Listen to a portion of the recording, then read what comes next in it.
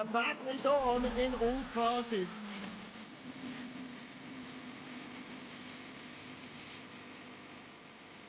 Three-way battle now for the lead in GTE. Green flag racing into the closing stages.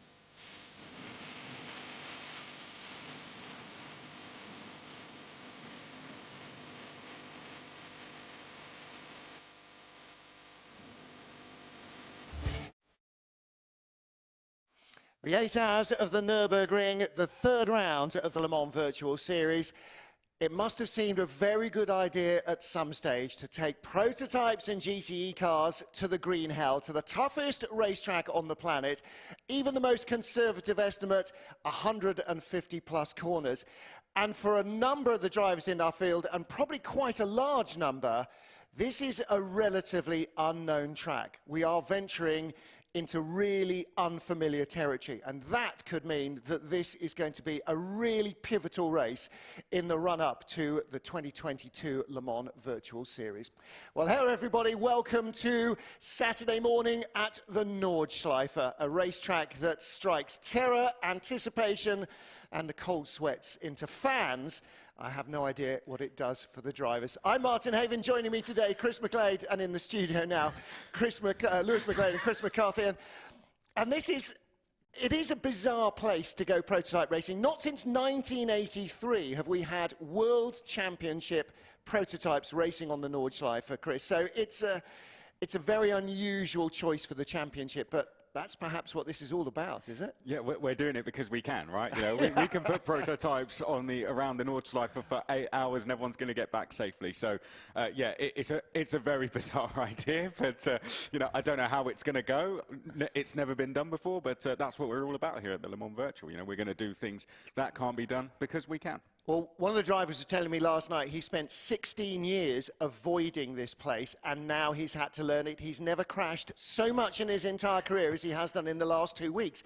And that gives you an idea of the scale of the difficulty. And actually, bizarrely, for the first time maybe, the professional racing drivers may be at much less of a disadvantage than their sim pro teammates, because if you've driven the actual track often enough to compete in the Nürburgring 24 hours, you've actually got a good mental imprint of what it's like. Whereas for a large number probably of the sim racers, they've had 2 weeks experience, and that ain't enough, Chris. I mean, you know, it takes so long just to do one lap. But we talk about this, you know, a stint for a prototype driver will be 5 laps. So you'll see each corner 5 times in an entire fuel stint. Yeah. Think how long it is before you've got 30 or 40 or 50 runs round the track. Yeah, that's days of practice. Everyone says, you know, with this circuit, you know less of it as you go round, because you do the first sector so many times, and then you crash and then you reset again, and then you crash and then you reset again. Well, if you're me, you do anyway. So yeah. I know the first sector very well. I really don't know the last one. I tend to get lost when I get to that point. So, yeah, it's a very difficult circuit. At times, you can find yourself getting lost. Imagine in the middle of a 1 hour, 2 hour stint. You know, it's going to be incredibly tough to do that every single lap and not make mistakes is going to be hugely challenging. This is going to be perhaps the biggest test we see all season.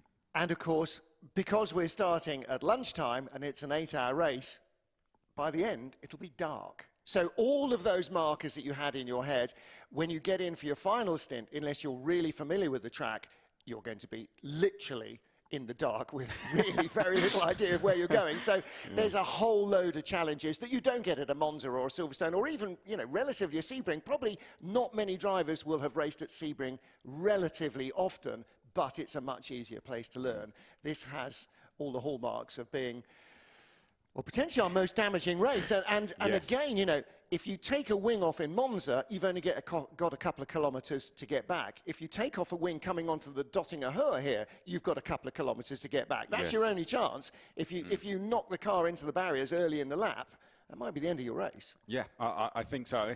If you're going to get sustainable damage coming through, say, Sabine Schmidt's curve, then you've got a long way to get back, and you might as well just retire from there, because it's going to take you that long to get back. And race control are in the position where they might be looking at cars that are badly damaged and saying, okay, please leave the game now because somebody else is going to hit you. So, Le Mans Virtual Series, if you saw the first couple of races at Monza and Spa, you've got a very good idea of what this is all about. The name probably gave you a clue, but just to clear up a few of the details and give you some of the landlines, let's join Lewis McGlade for a bit of an explainer about the Le Mans Virtual Series. Le Mans Virtual Series explained. The event will be run on the R-Factor 2 platform and includes a 38-car field, which will be up to more than 50 for the series finale, multi-class driving between Le Mans prototypes and GTEs. There'll be driver changes, dynamic weather and day-to-night transitions. The season would begin at the Temple of Speed with the 4 hours of Monza before we head to the Circuit de Spa-Francorchamps for round number 2, a 6-hour race, and then the 8 hours on the legendary Nordschleife. 500 miles, the only distanced race as we head to Sebring in North America, and then it's the big one, the 24-hour of Le Mans. The rules of the series include that each team must contain at least one professional driver, which will be up to 2 for Le Mans. Each driver will have to meet minimum and maximum driver times. Teams will work to create their own setups to optimise performance. Full simulation includes the use of fuel and tyres. Mechanical failures such as engine and brake failures will be included. Damage will affect the car but can be repaired in the pit stops, and stewards will oversee on-track action and will apply penalties if required.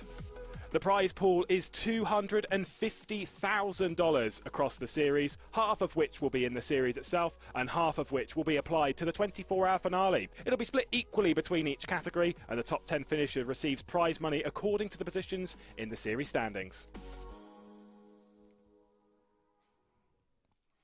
So that is the Le Mans Virtual Series. That's what we're looking at. We've had 2 races. We've been to Monza, we've been to Spa, the Nordschleife next, then Sebring, before Le Mans in January.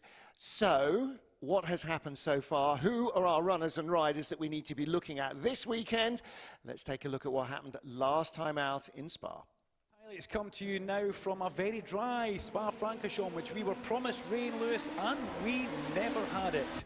The race started under beautiful sunny conditions, and it was Real Team Hydrogen that got away at the front. There was a bit of carnage on both classes at the very start, but it was all about the number 88. But then we saw this happen very early on. This was a bit of a wild manoeuvre, and that's where a penalty come from. It took out the juniors, as Chris McCarthy was calling them, throughout the course of this race. Lots of great side-by-side battles throughout the field, and that was a big moment in the race. The 70 car backwards into the tyre wall at Blanchimont, wheel off, race over, championship leader out of the race.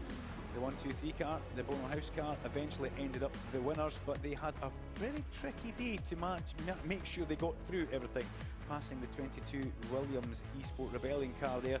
And then this was some of the things we saw happening at the top of Eau Rouge and Le Radion. That was a hold your breath moment going through Eau Rouge. That's not exactly what you want to have happen, and there was plenty hold your breath. The 55 BMW Team GB car slithering up the inside of one of the Wolves cars, and then this happened, and whoa! That was one of these manoeuvres which was a little bit, shall we say, too keen, and a bit of contact which was unneeded from the Rebellion car. Later on during the race, you could see the clouds starting to come over, but still the shadows are long, and then this happened going into Eau Rouge, into the tyre wall for the Yas car and the 56 Project 1 car. 2 races ended effectively there, and then with some big impact. Still myself and Lewis not sure what happened. Then we had the 88 car spinning, just missing the tyre wall.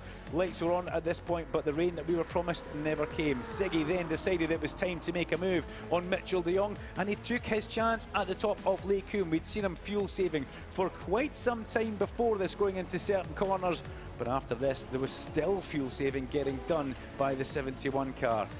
Across came the 1-2-3 car to take the checker flag. Bono House will be delighted with that one, and it was a double up for Team Redline. They come through to take number 71, the GTE race win as well. Here's our race results. The overall race classification seen Team Redline taking a victory from Floyd by Collis Burst Rebellion GPX Esports in 3rd place. R8G Esports getting some points on the board in 4th, and GPX Rebellion Williams down in 5th place. And BMW Team Redline obviously were into the GTE winner there, taking a very well deserved victory from the 91 and 92 Porsches, 21st and 22nd respectively.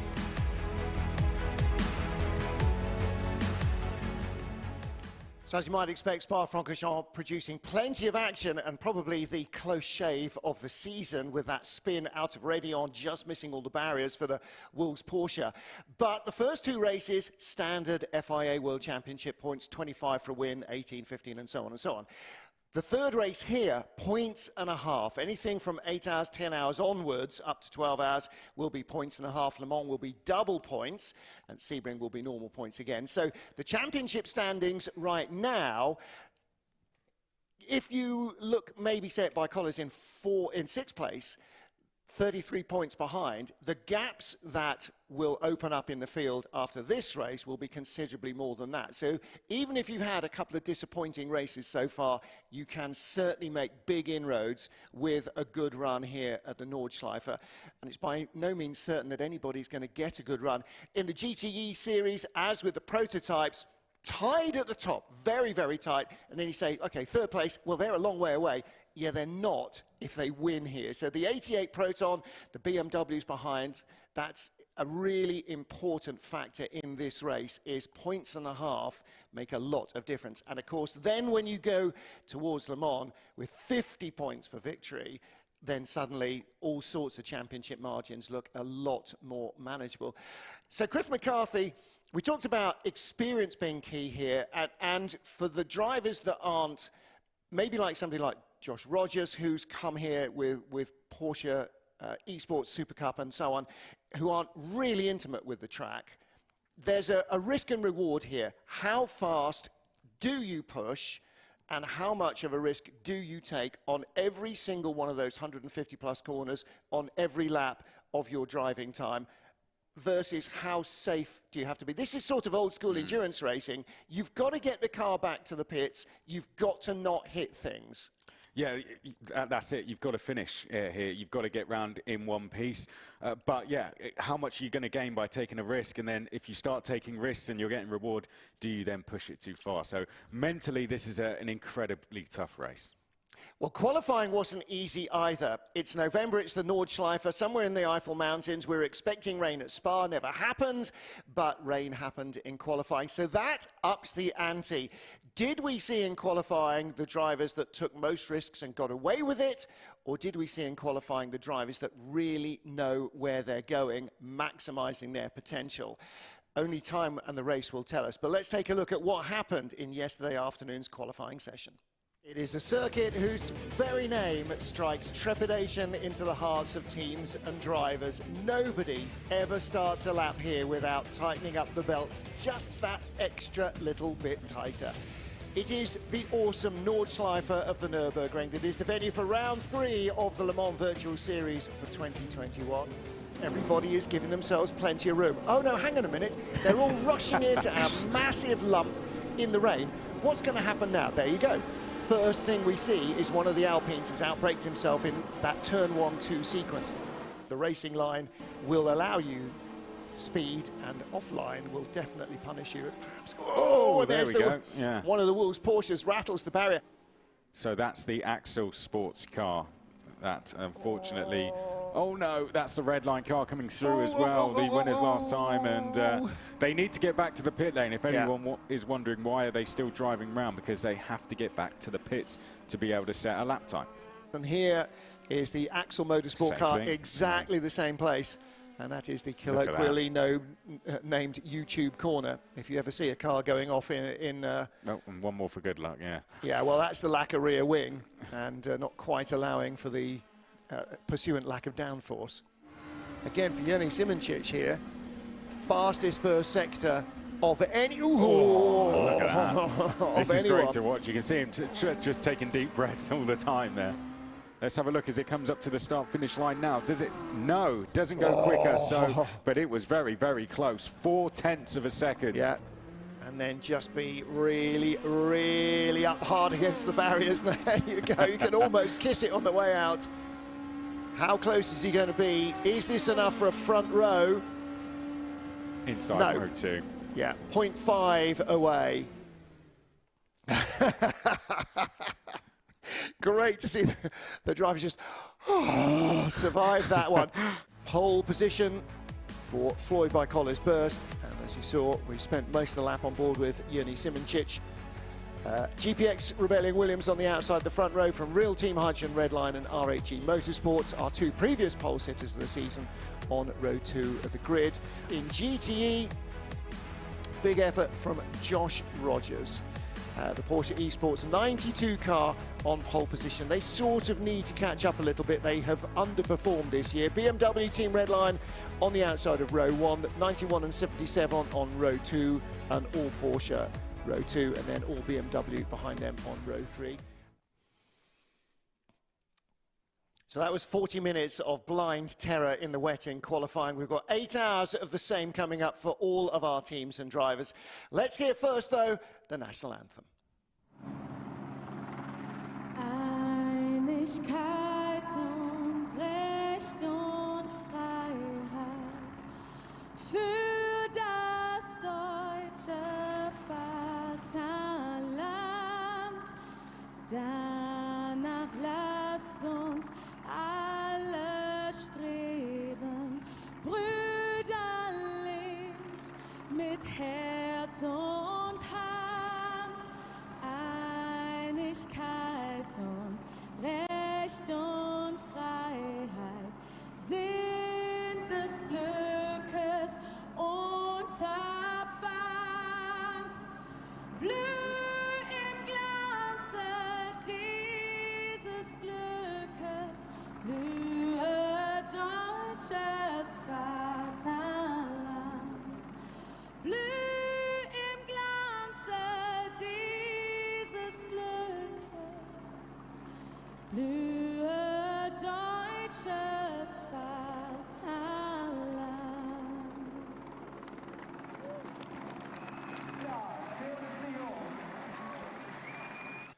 So cars out on the Nordschleife now, on their formation lap. We are close to the start of the 8 hours. We'll go straight off at 1 p.m. at Greenwich Mean Time. So we are nearly ready for the start.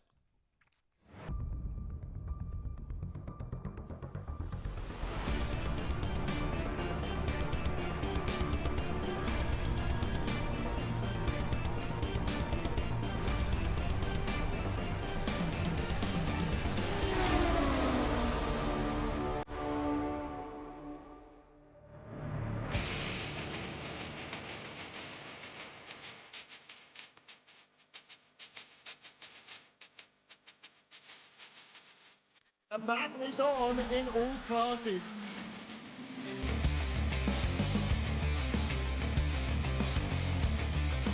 Three-way battle now for the lead in GTE. Green flag racing into the closing stages.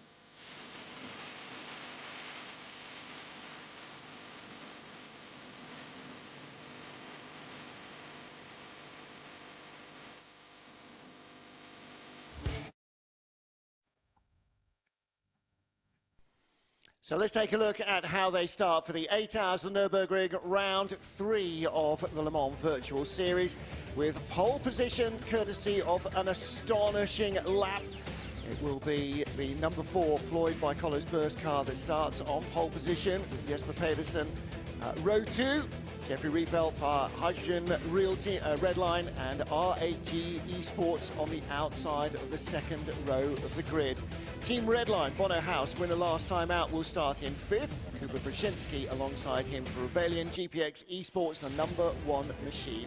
Then a second of the Bicolors cars, Michi Hoyer taking the start of the track he has never raced on, and RHG's Risto Capet alongside him. And this is where potentially on the grid we might see the accidents start to come. And a lot of the teams are starting some pro drivers, but a lot of them will be keeping them and maybe even single stinting their pros, dropping them in amongst the pro sim racers through the length of the race. There's plenty of options for strategy in the 8-hour race. So this is how the prototype cars lined up.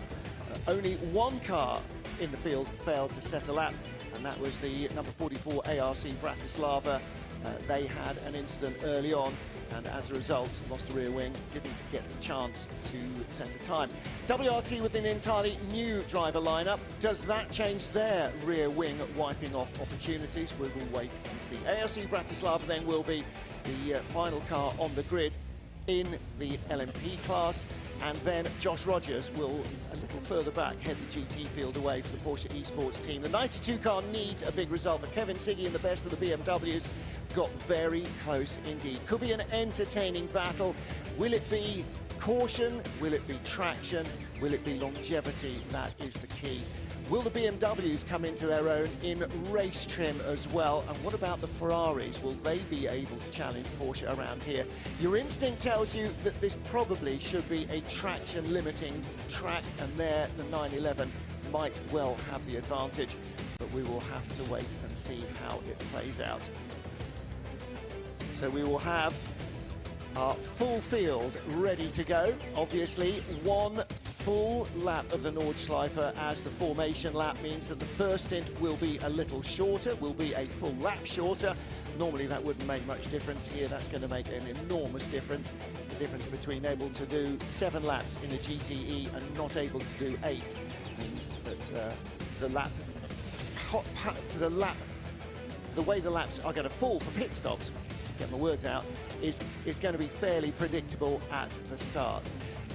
Less predictable maybe is the weather. The forecast suggests that it should be dry, but then the forecast suggested that perhaps it ought to rain at Spa, and it never quite got round to it. 16 degrees, not bad for this time of year, and a 90% humidity, so hopefully the rain will stay away.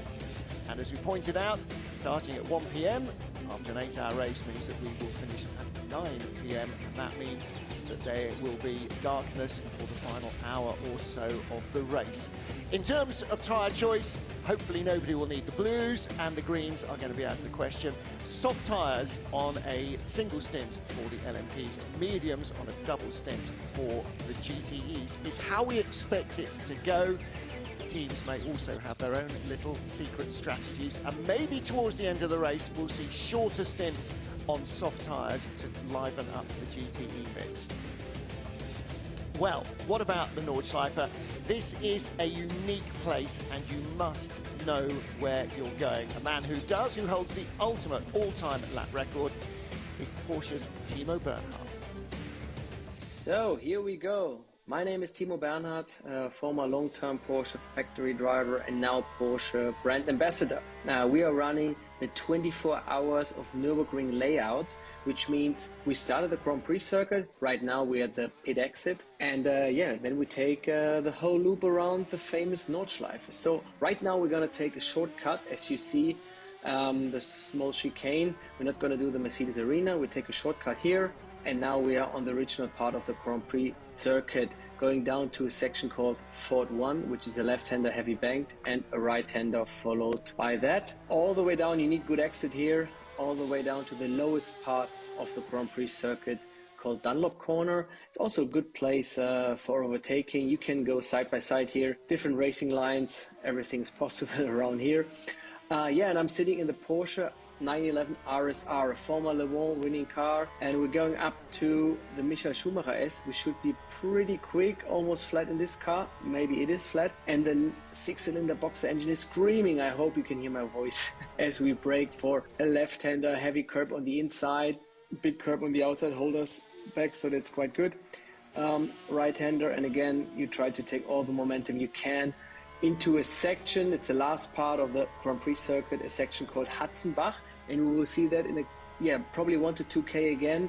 There will be also a section called Hatzenbach, which is the first part of the Nordschleife. As we enter the quick chicane section here, before we brake, not going to turn right onto the start finish, we're going to turn left, passing the famous T13 grandstand, which is pretty full today, and then now the left-hander onto Hatzenbach, the first section of the famous Nordschleife. A quick right-hander followed by a little bit tighter right-hander, which is almost flat, but obviously very quick. As we see now, it's completely narrow, it's no runoff, so no time for errors whatsoever as we enter. And so this section is still called Hatzenbach, famous chicane. Here you take some curb. This corner probably not perfect, but going into the Hocheichen. This left-hander going down in the compression should be flat. Again, take all the momentum you can. Passing the Quiddelbacher Höhe over the bridge. It's flat in the dry, in the wet it really depends. There's some puddles around there. On the Flugplatz, so with a big crest and a double right-hander, which is very, very quick, and going down, all the left-hander going down, approaching the Schwedenkreuz, which is again a very steep hill, very, very big crest. You try to stay right and not move onto the quick left-hander, very, very quick corner, no time for error. So braking hard to Arenberg, probably second or third gear, depends a little bit on gear ratio. Outside you can take some curb, don't take the inside curb. Generally the curbs around here are pretty high, so they're more like the 80s, from the 80s, so don't take them everywhere. Vauxhall, very steep into the compression, should be flat, some bottoming, big curb on the left-hander, and now entering Adenauer Force, which is a couple of corners which are closing. This one is the tightest section, or one of the tightest sections of this famous track. So outside you can take some curb, accelerating up the gears, try to hit your shifting spots, and then approaching Metzgesfelder, ultra quick left-hander, which, yeah, you don't want to move too much. On the exit there's no curb, you saw I touched a little bit the grass, not so good. Left, right, braking on a steep downhill part into Kallenhardt, which is quite tight, can be slippery in the rain as well. In a quick left and right, no curbs. You saw, yeah, I had some trouble on the rear. A triple right-hander. You want to take the apex on the middle curb, accelerating out of there, braking to the slowest part of this famous track called Wehrseifen.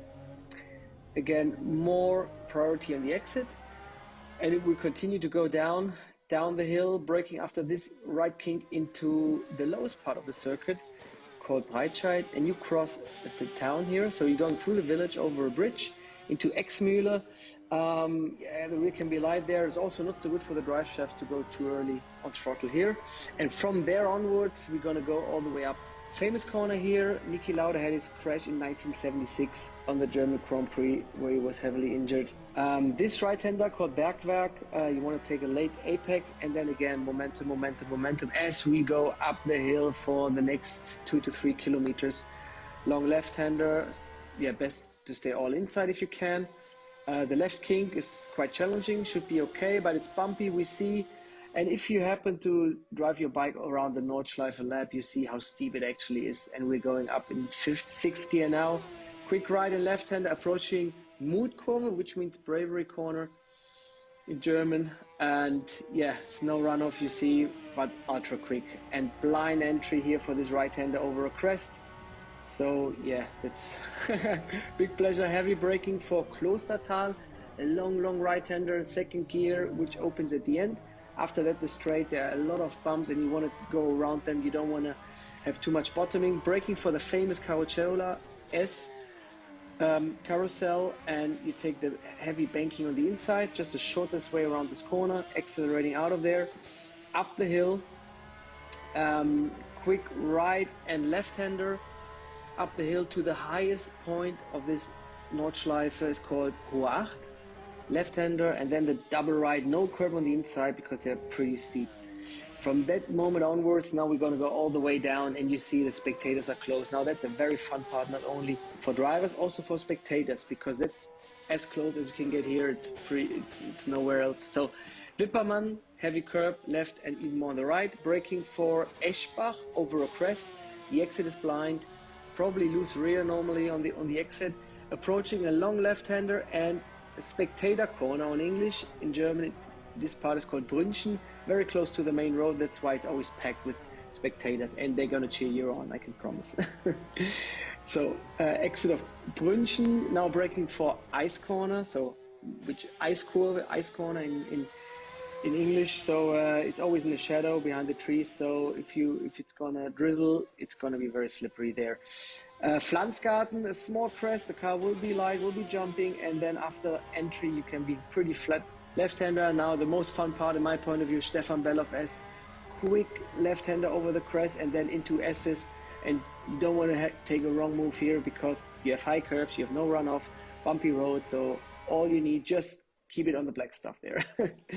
Long right-hander, ultra quick, braking for a left-hander again, yeah, high curb, inside outside, a little bit too much curb on my end. Braking for the small carousel called Schwalbenschwanz, again the shortest line, just take the heavy banking on the inside and then go through the gears as you approach the last double right-hander. Again, no curb on the inside, and then early on throttle. The last right-hander can be flat. I have a small lift here as I want to take all the momentum out onto the famous long Döttinger Höhe, which is, yeah, you see the end. It's far away up the hill, I would say. And yeah, you just sit here. When you're in a fight during a race, you have a lot of slipstream. You try to get every inch of slipstream you can get just to get past your opponents or just stay with them. And you have a long time thinking about how you want to approach the left kink under the bridge. In the dry, it's not a problem. In the fight, it can be a problem. There are people that go side by side here. It's pretty tricky in the wet. It can be also some hydroplaning. Up the hill, left, right-hander, super quick brake, and then you brake into a left-hander and last chicane. Hohenrhein, curb on the inside, no curb on the left, but early throttle as you want to take every momentum out there onto the front straight. Yeah, there was one lap on the 24-hour layout of the Nürburgring Nordschleife. It was a pleasure, and I wish everybody good luck in the virtual Le Mans Racing Series race. All the best. So Timo Bernhard doesn't just drive a good lap, he drives a good sim lap and talks a good way around it as well. As you can see, our field on their way round from the Caracciolo Carousel. And this is into one of the toughest sections, Wippermann Brunchum Ice Curve. This is where all of the airborne shots are taken, where the cars are more like rallycross than racing cars. And Chris, when you're driving even on a sim, this is frighteningly fast, isn't it? It is. You know, it's very quick. And you know, when it's dark later in the race, that's going to be an even tougher section, isn't it? I mean, everything's tough, but it's going to be hugely terrifying. But traffic is going to be a key thing as well. That we saw this in the Cup race yesterday. Even when there were cars that had damage, it took cars a long time to get by. So when we're in a section like this, if you're in one of the prototypes and you're behind a GT car, or you're behind a car carrying damage, you can lose minutes very quickly. Yeah, very easy. And that is maybe going to be the key to this race. We talked about it at the beginning, survival. It's not about the ultimate lap time, it's about making sure you are there.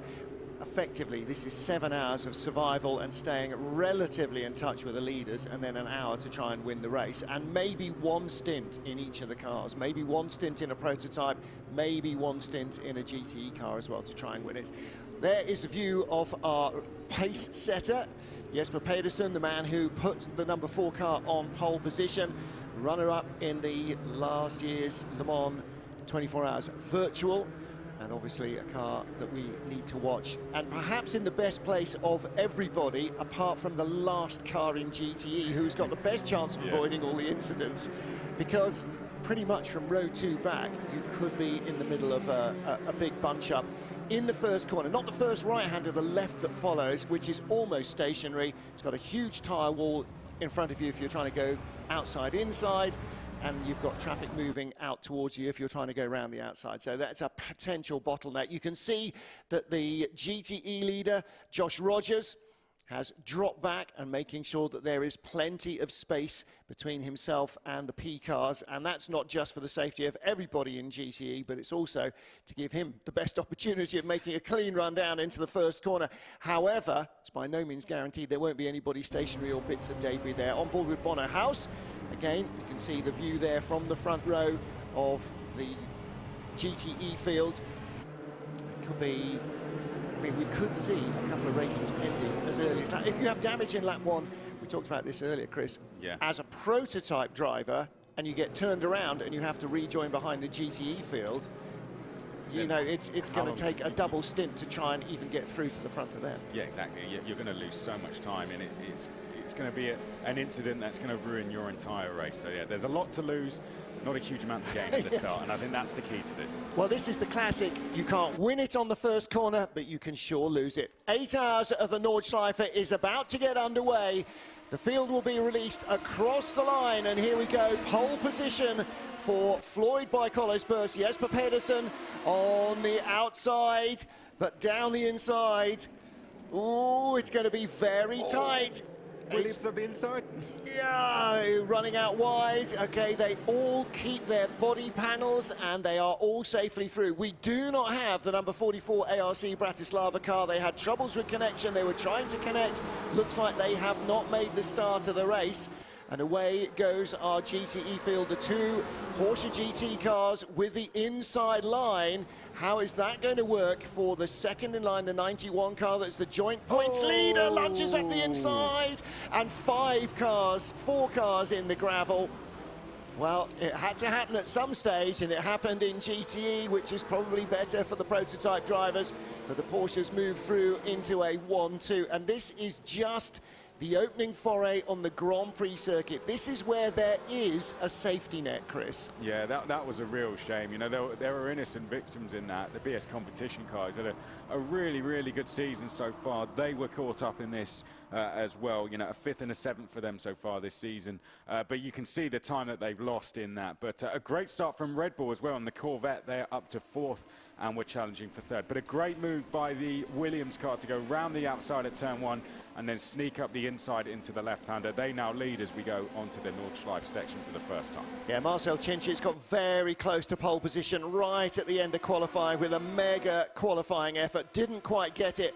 But again now, we talked a little bit as well before we came on air about setup. Ideally, you want a car that is forgiving everywhere, as forgiving as possible, and if that means you give away a couple of kilometers an hour in terms of top speed, or even 4 or even 5, there's much more to this track than top speed on Dottingerhöhe. You've got to be able to get to Dottingerhöhe for a start. Yeah, just to say the other cars caught up were BMW Team GB, Jack Keithley, the Tesla R8G car, who, you know, they've just not had the result that their pace has shown. That was the weight of your fiver on them to be winners. They were my ones to watch. Took them off into the gravel. Yes, you know, the junior team, as I like to say, and the Ferrari team, of course, FDA Esports.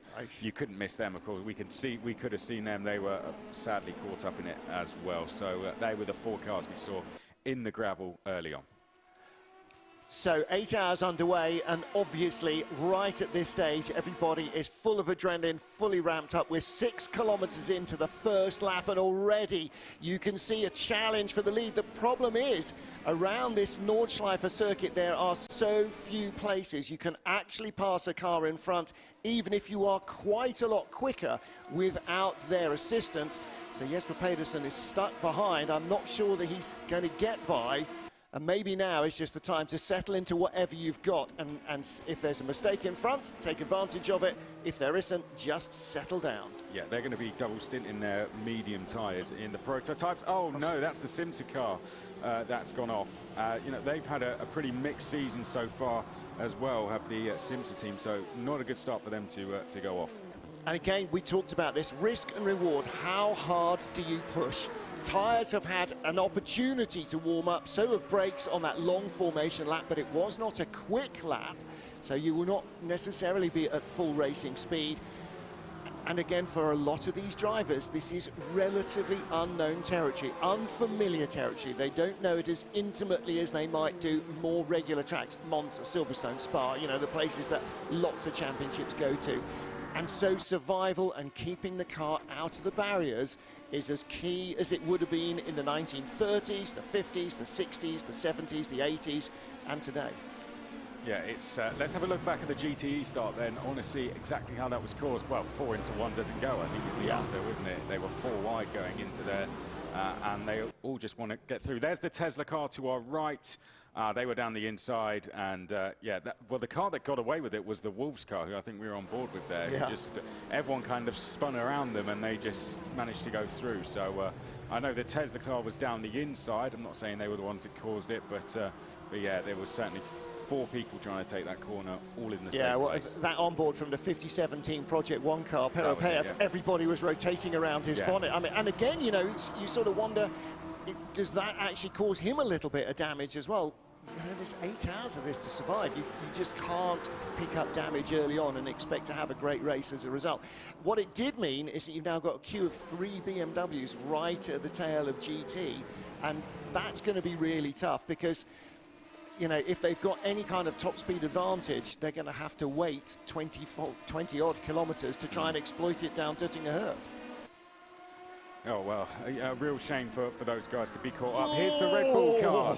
Well, they've had a good start to this race, and side by side, I don't know if they're all going to survive this one, but Red Bull, in the end, sensibly back out of that one.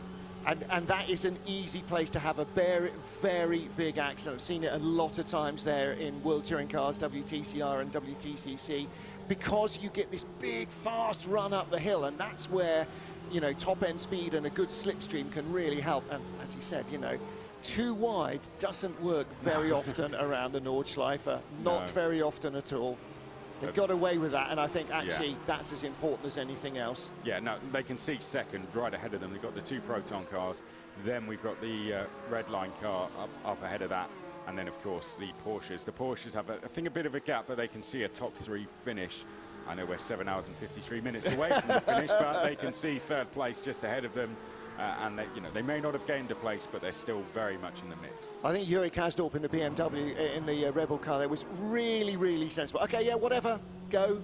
I'm not having an accident on your account. And, you know, and that's... Wow.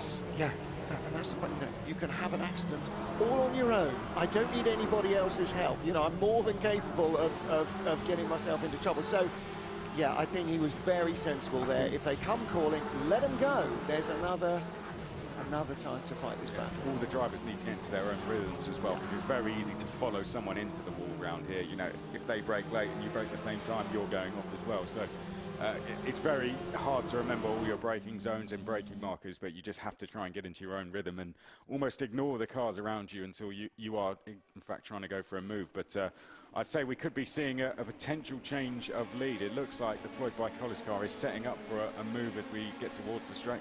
Yeah, and you know, we'll probably see a few cars pulling out of the slipstream down Dottinger Hertz, like 2.5 kilometres of absolutely flat-out motoring.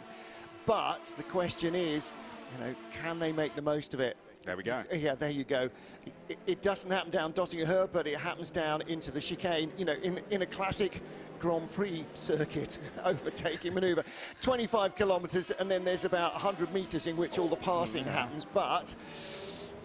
There's the Proton, the 56 car, just right up underneath the Ferrari. And again, the danger here is when you're at really high speed, when you get to the end of Dottinger Hertz, if you've got somebody right behind you, when you're trying to get onto the braking or coming through the fast sweeping left and right at the end, if they're taking away the air off the rear wing, then suddenly your car doesn't behave the way you expect it to, and that can bring you a whole world of hurt as well.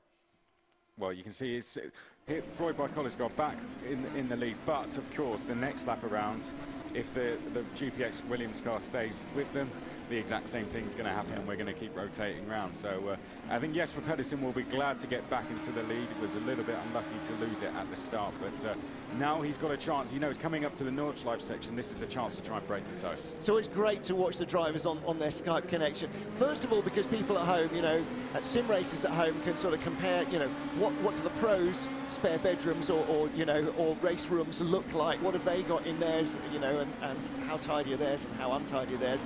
But also just to watch the facial expressions. You know, they has a little quick chat on the radio with the engineers, and then it's like egging himself on, come on. Yeah. Just on the Grand Prix circuit, just to psych himself up to go out onto the Nordschleife, because in these, especially in the prototypes, it is so ridiculously fast.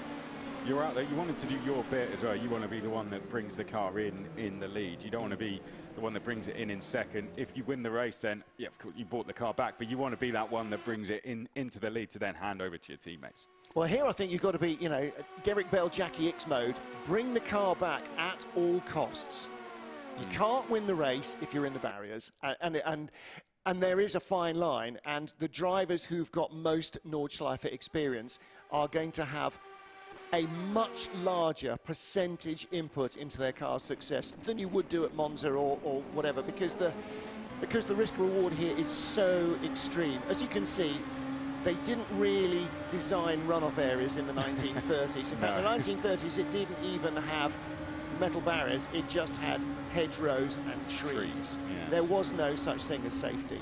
And so when you put in a 2021 car, then there is no margin for error. This is effectively a 25-kilometre street circuit like Monaco. You go off, it's going to hurt. Yeah. you or the car, or possibly both. Yeah, and it could be terminal because you know, if you lose a wheel, you're out. Basically, there's no recovery vehicle that's going to come pick you up and take you back round. No, you are out the race, and you're going to be watching the next 7 hours because you know, we saw 6 cars retire at Spa. Yeah, we saw plenty going off up Bradion, lose a wheel, and they are out. We saw their real-time car crash through Blanchimont, and they were out. They lost the rear wheel. You know, we saw that there. So you know, when we come to the Nordschleife, all you have to, if you've never seen it before, look around. This is how it is for 24 kilometres. You know, yeah, it's we're going to see a few incidents surely. Great view there of Marcel Cincic racing as well, and you can see from the poster behind him who his childhood racing hero was. And it actually made me think, you know, Senna was always into his cars. He loved road cars. He flew remote control helicopters because they were difficult to master.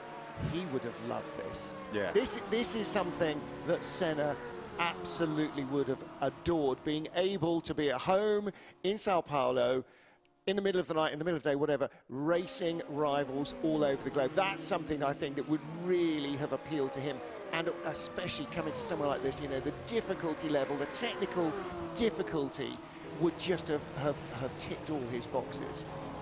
You know, I think so. Yeah, and you know, you can see that really cerebral drivers like that, or you know, somebody like a Lewis Hamilton, this sort of thing really appeals. You know, the modern generation of driver, of course, grow up using sims for their day-to-day job, and so the conversion to racing sims during lockdown wasn't particularly onerous, but for pure involvement and mental stimulation, I think, you know, drivers of almost any era would have really enjoyed being able to do this. Yeah, it's no longer a surprise now when you see professional drivers racing in esports. It's just the norm now. It's you know, it's almost weird when you don't see them, when you hear that they don't do it. So you know, because they absolutely love it. They love racing. Oh, I can race again on Tuesday around Le Mans. Yeah, yes, please. You know, so you know, it's just something that they all love doing. Yeah, yes, the pandemic, of course, made that even bigger. But you know, yeah, the appeal was always there, I think.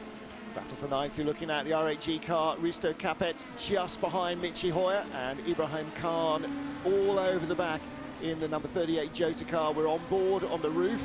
There's Hoyer just a couple of cars in front, and there are no really major gaps opening up in the field. First to second is 1.2 seconds, second to third just 1.9, so everybody within a second or so of the car in front. Now, because of the formation lap, we're expecting it to be a 4-lap stint in the opening stint for the P cars. So this is their second of 4 laps. So effectively halfway through the opening stint, and you're only on lap 2. You know, it's almost like a go-kart race or something. Yeah. Oh, yeah, indoor go-kart. Yeah, this is Proton. Is it trying to go around the outside of Redline? This is very, very sketchy. Hopefully they both appear. They do. That is a very, very good move from the Proton car there to go around the outside. That is a switch for 4th place. Very good driving. That car was very, very quick at Spa. Was unfortunate really not to pick up the win. The Redline car behind it just played a dream strategy, but a really, really good move there from Proton to go into 4th place. Yeah, Kevin Siggy didn't have a bad run in qualifying, but he's just losing a little bit of ground at the moment. And again, you sort of wonder, okay, is this their long-term plan? Just don't take any risks early on. In fact, don't take any risks in the first 7 hours, and just be in a position, you know, you're always going to be there or thereabouts with the leaders. So just make sure that the car is in one piece. Hand it over in serviceable condition. You don't want to spend time in the pit lane repairing damage. You don't want to be hitting the barriers hard enough to take you out of the race. And again, the Jota car in real trouble there. Jota and Fordzilla, wasn't it, going side by side through a part of the track that wasn't designed to go side by side through there. Fordzilla will now be able to get back on the attack. I don't know where anywhere was around the GP, but we're on board with Fordzilla, who are going to look to the outside here of Jota. Well, that was Nuno Pinto in the Fordzilla car, towing right up behind this queue of 3, down Döttinger Höhe, and then into Tiergarten and Antonius Bucher. The final elements closing right in and having a run, you know, down to the first corner. So we just picked it up with contact in the very last corner of the Nordschleife as they came onto the Grand Prix circuit past the pits. So that, you know, that 2.5 kilometres of flat out motoring from the mini carousel all the way down to the big stops at the end of the Nordschleife, he just towed right up behind. So he's now all over the back of the 38 Jota car. So Khan and Punto. And that means Khan's dropping away a little bit from Risto Capit there in the black car. And that means that Risto is now able to sort of look a little bit more with envious eyes towards the yellow and black car in front of him, of Michi Hoyer. So having had that pressure of Ibrahim Khan released, now he can start to sort of settle down a little bit, get out onto the Nordschleife, and then try and tow up behind the car in front of him. And, you know, we're going to see battles like that over the 8 hours between cars in both of our classes without cease.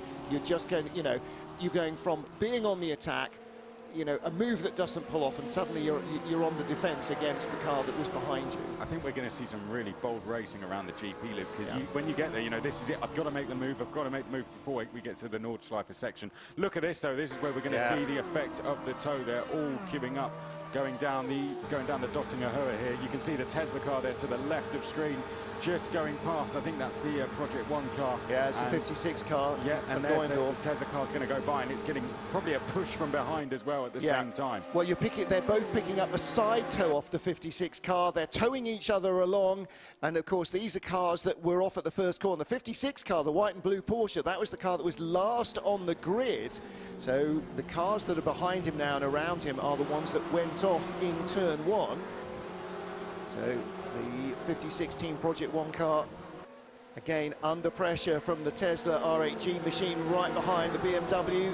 Is he going to have a look down into turn one? If he doesn't, he'll regret it. If he does, he might regret it, but he's having he's sending it down the inside. And the problem there is you can make the move on the inside, but then the driver who was on your left gets the tighter run around the left-hander that follows and comes back at you, and that's exactly what happened. Good racing all around there. You know, Absolutely.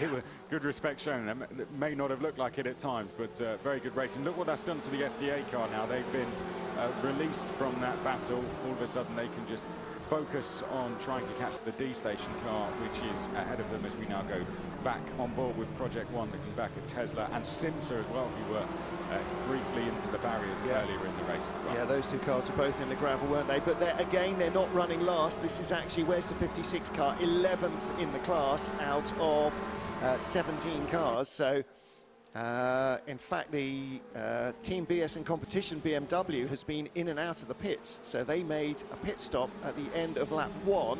So clearly they did have damage. And so their second lap is, quote, the out lap. It's a lap, you know, but it does point out that it does point out that the 89 car, which is last, has been in and out of the pit. So in the Simsa car, Lithuanian driver Gustas Grinbergas at the back of this little group. Now is he going to have an opportunity where he didn't get close enough to have a stab on the Grand Prix circuit? So now on the rest of the Nordschleife, that's not going to happen either. They've just gone through the curve named after Sabine Schmitz, the late Sabine Schmitz. So that's the first left-hander on the Nordschleife before you really get into the meat of Hatzenbach. And it was interesting actually to hear Timo Bernhardt. I've never heard the last part of the Grand Prix circuit called the Hatzenbach, but I definitely bow to his knowledge. So Hatzenbach has always been the first few corners on the Nordschleife, but clearly also in reference to the fact that that is the nearest part of the Nordschleife to the last couple of corners on the Grand Prix circuit. Clearly the Grand Prix circuit is also, that's the Hatzenbach section as well.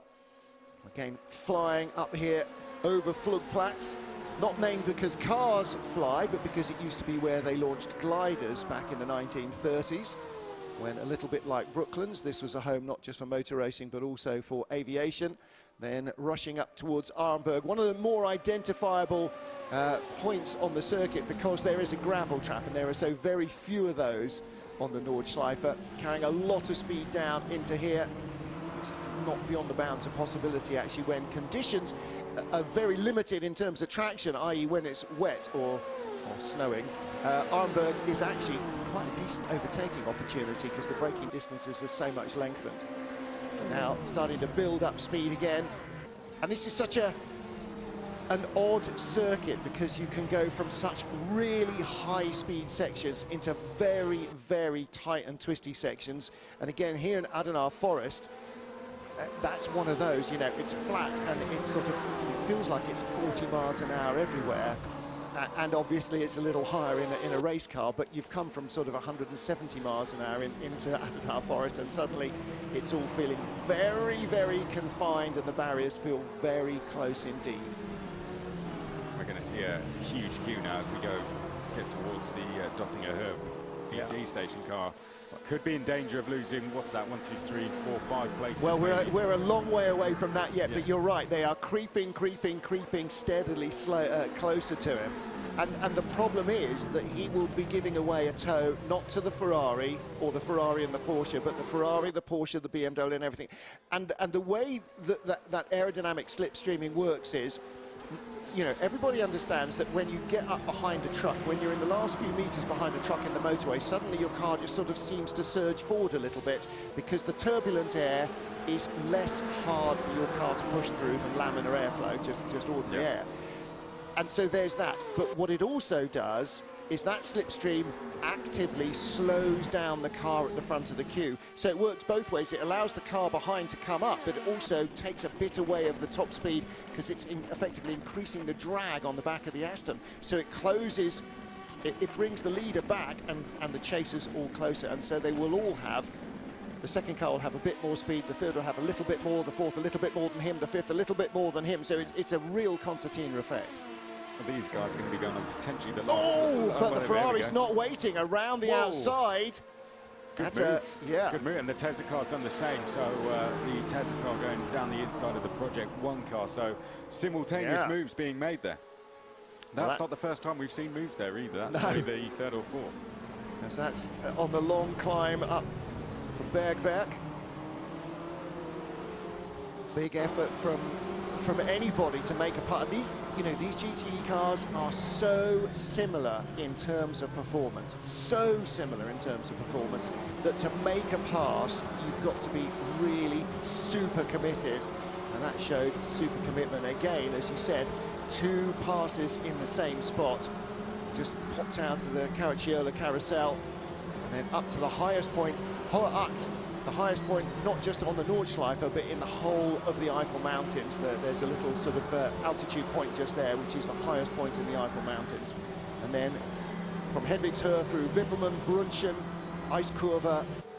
I mean, this is where all the crowds are camping and spectating, because it is the most spectacular place to go and watch around this circuit, and there are lots of spectacular places to go and watch. Yeah, this is a great section, isn't it? Downhill right and back uphill again. And it's just terrifying, and everything is off camber. And, you know, Timo Bernhard talked a lot about earlier on, particularly in Adenar, talked about the height of the curbs, and the curbs are very 1980s sort of racing circuit in a lot of places. There are a few flat curbs in the really difficult bits, but a lot of the curbs are basically just going to push you way offline or way across the track. So they are to be avoided. You can't just ride these curbs with impunity. That's a real tricky part of driving this circuit, is you can clip a curb very easy. If you did that around Monza, it might not be so bad, but you do that around here, it'll flick you into a barrier which is just a couple of feet away, and then that's you out the race potentially. So, yeah, mentally it's just such a hard circuit to drive. But the D station car dealing with the pressure fairly well, but you can see the Ferrari has gained a little bit of a gap now as they come through the mini carousel. So the Ferrari knows that section's so crucial, because look where they're up to now. Here's the right-hander that's going to take us onto the Dottinger Herb. You need to gain a gap through there, and now the Ferrari can take a very deep breath. Looking in the mirrors, they've broken the toe, but the D station, it seems only a matter of time now before they're going to lose a place. Yeah, Kasper Stolz has pulled out 2.5, nearly 3 seconds since he got by the Aston Martin. So Tomo Biashi in the D station Aston, the 777 car, black and green. Again, you know, he's dead in the water here, isn't he? Because everybody's towing up behind him. And again, like when you come out of Eau Rouge and over Rédillon up the Kemmel Straight, it's not if you can pass, it's how early you pass to not allow them to have a way back. And I think the Project 1 car is going to get hung out to dry here. The BMWs are nose to tail, and the two of them are going quicker than either of those two cars they've just passed were on their own. So the D-Station car dropped by all four cars that were behind it, exactly as you suggested earlier on in the lap. That was very good driving from BMW, because they pushed the Project 1 car, who they're now side by side with, past D-Station, and then pushed Tesla past the Project 1 car, so they were everyone's best friends. But Jack Keithley back down the inside in the red, white and blue Team GB BMW. The Porsche had a better run out of the final corner across the start-finish line and down into turn 1. Jack Keithley has fought back. He's gone outside-inside, or inside-outside, and retaken the place. So Keithley back up into what is 11th place in GTE. So those cars were delayed, but again, you know, it's not a sprint race. It's not time to panic. If you're in the gravel in the first lap, then obviously there's a lot of shouting going on in you know, in your head. But yeah, reverse, carry on. You've lost a few seconds, that's all. You know, it's not terminal.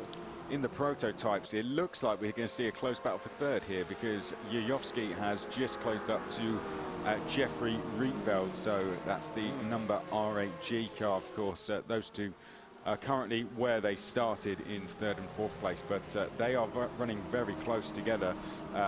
Jesper Pedersen has a gap of over 3 seconds now to Marcel Chinchik, who's in second. Then it is pretty close behind. After that is 6 tenths to Rietveld, and then a further 8 tenths to Yuyovsky. So the battle for second still very, very close. And here they are. Exactly, there they are. Now, we talked a little bit again before we came on air about how long it's going to be for P cars are in traffic. Actually, it's almost the other way around. We've had a second pit caller at the end of lap 2.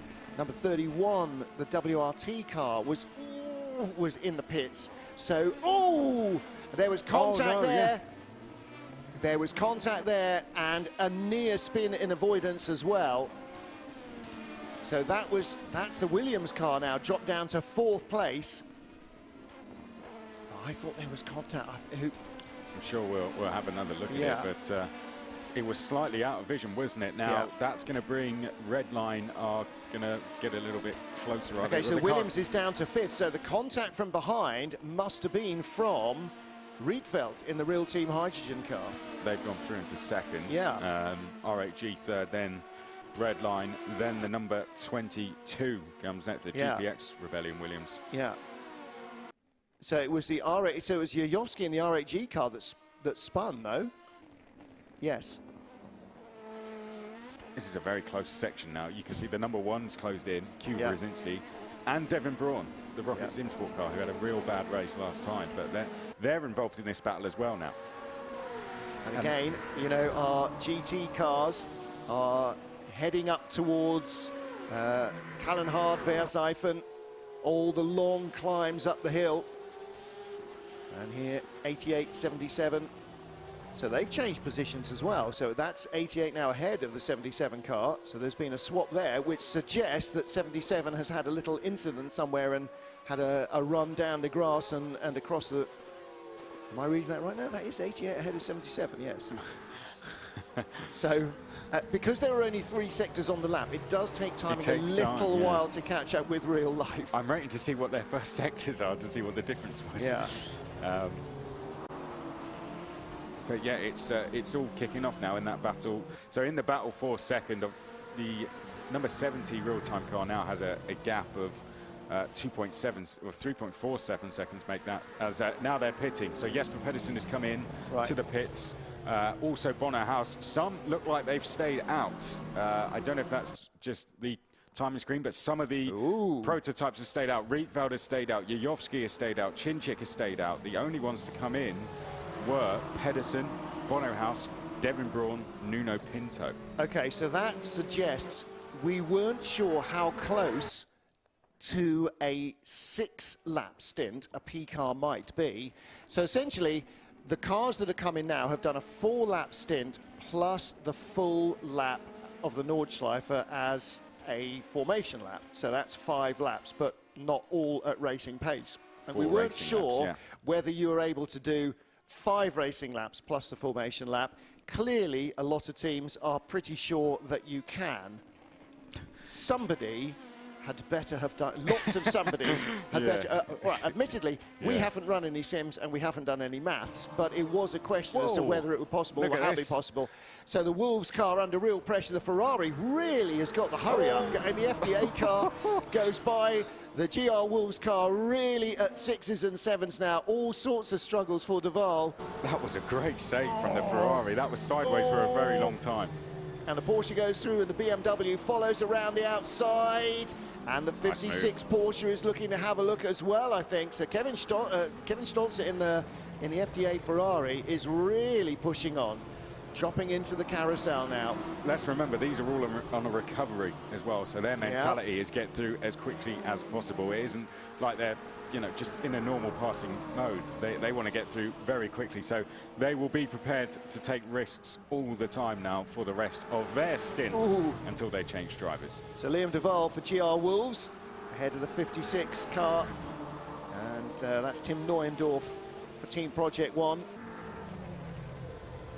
It should be a battle of equals, really. The two Porsches, the BMWs and the Ferrari, though, really getting the hurry up, aren't they? If they hadn't had that incident, I wonder how far Josh Rogers would be ahead now. Here's what happened. So that was the Williams. So the Williams lost it. It wasn't contact. It was just riding the curbs. We picked it up a little later.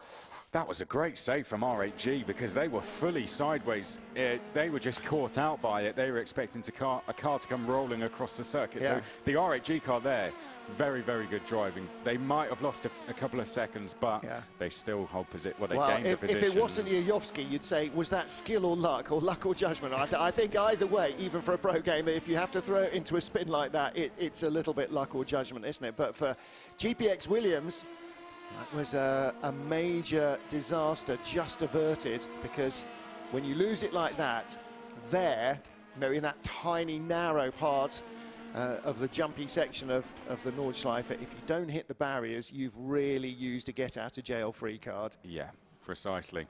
For both of them, actually, that's as big a near miss as that spin in Spa that avoided everything. Yeah. The Porsche on its own, that, you know, you don't get many of those.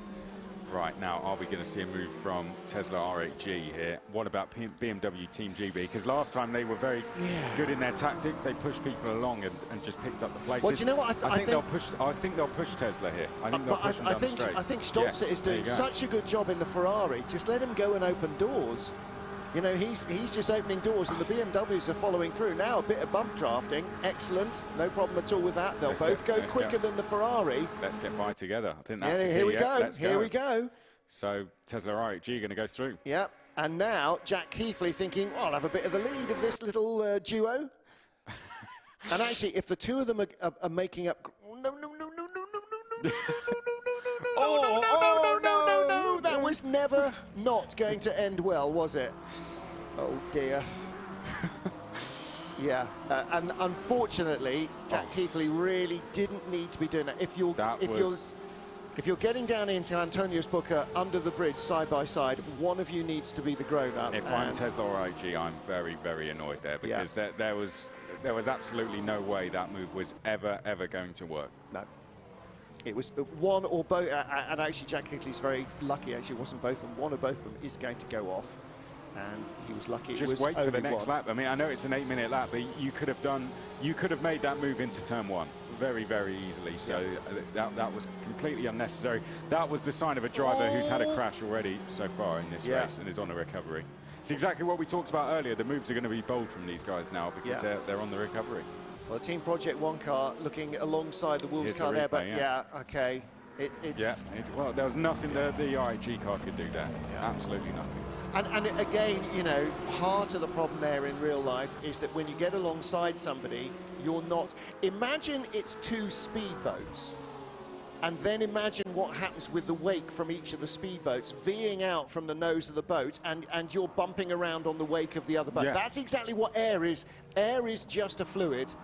Just one you can't see. So that's why they talk, you know, fluid dynamics. That's airflow as much as water flow. And so when you're side by side like that, the cars are bobbling around in each other's turbulence, being sucked together and pushed apart.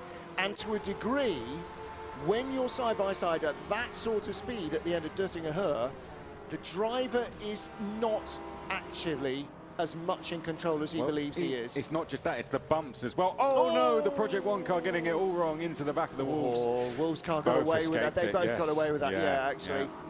Yeah. So, but it's the bumps of the circuit, isn't it? That what too. caused that there was they hit a bump and the front of the car turned across and it just collected the Tesla RHE car.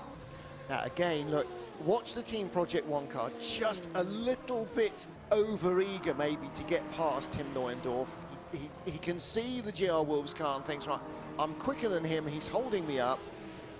But the biggest part of your armoury here is maybe not your speed. We're sort of taking that as a given. It's your patience. You've just got to be patient. You can't try and force it everywhere. You've got to know where you can pass. And again, a lot of that comes from experience. And the problem with when you're learning a track like this, you'll learn it in isolation largely. You won't learn it by doing races. No. And so you're learning it without other traffic. And it's like qualifying. Qualifying teaches you how to go quickly on your own. It doesn't teach you where you can overtake. Yeah, wow. That was a good pass. It was. Good Very well pass. Yeah, very good. Out of Flugplatz and on the way down to Arnberg. That was, yeah. Nicely Schweden, Kreuz. I mean, and that's, you're properly honking on there. You are motoring. Leaders in the pits. Yes. So the rest of the prototypes all in. Race control will probably be looking at that last incident that we saw along. We can already see them. Look at the right screen. Yep. You can see they're looking at that incident. There's the contact. If you're looking at the right screen, there goes the Tesla RHG car round. The protest would have come in already from them, and BMW Team GB will be under investigation, no doubt. In the corridor of uncertainty. looking at the way it works. So yeah, that whole field stopped. So a dozen of our prototypes, in fact, we're going to see also our other pit callers come in as well. So 14 of our prototypes decided that they could do a formation lap plus 5. Yeah. 7 decided they couldn't or didn't want to do plus 5 and did 4 laps and then fueled. Now that means they may have started with a little less fuel on board to try and get a little bit better track position, and we'll see how that pays out. Did the early stoppers all rise to the top? Let's find out. Sort of looks like they might have done. And the other thing then is we talked about the length of the race not falling perfectly either for prototypes or for GTEs in terms of numbers of complete stints. So at some stage, you're going to have to do short stints. Also, with regard to driver times, the minimum drive time for any driver is 90 minutes. And that doesn't divide evenly in stints either in a prototype or in a GTE car. So again, you're looking at that, whether you've started a pro or when you're going to put your pro in and how you think it's going to work. So there will be differing strategies, not just can we do 5 laps on fuel. It's, do we want to do 5 laps on fuel, or do we want to stop earlier and come out where there are far fewer cars around us? Yeah. And there, you know, that's all part of it. You're looking here at battle for 13th place, but they are the only 2 cars that they can see.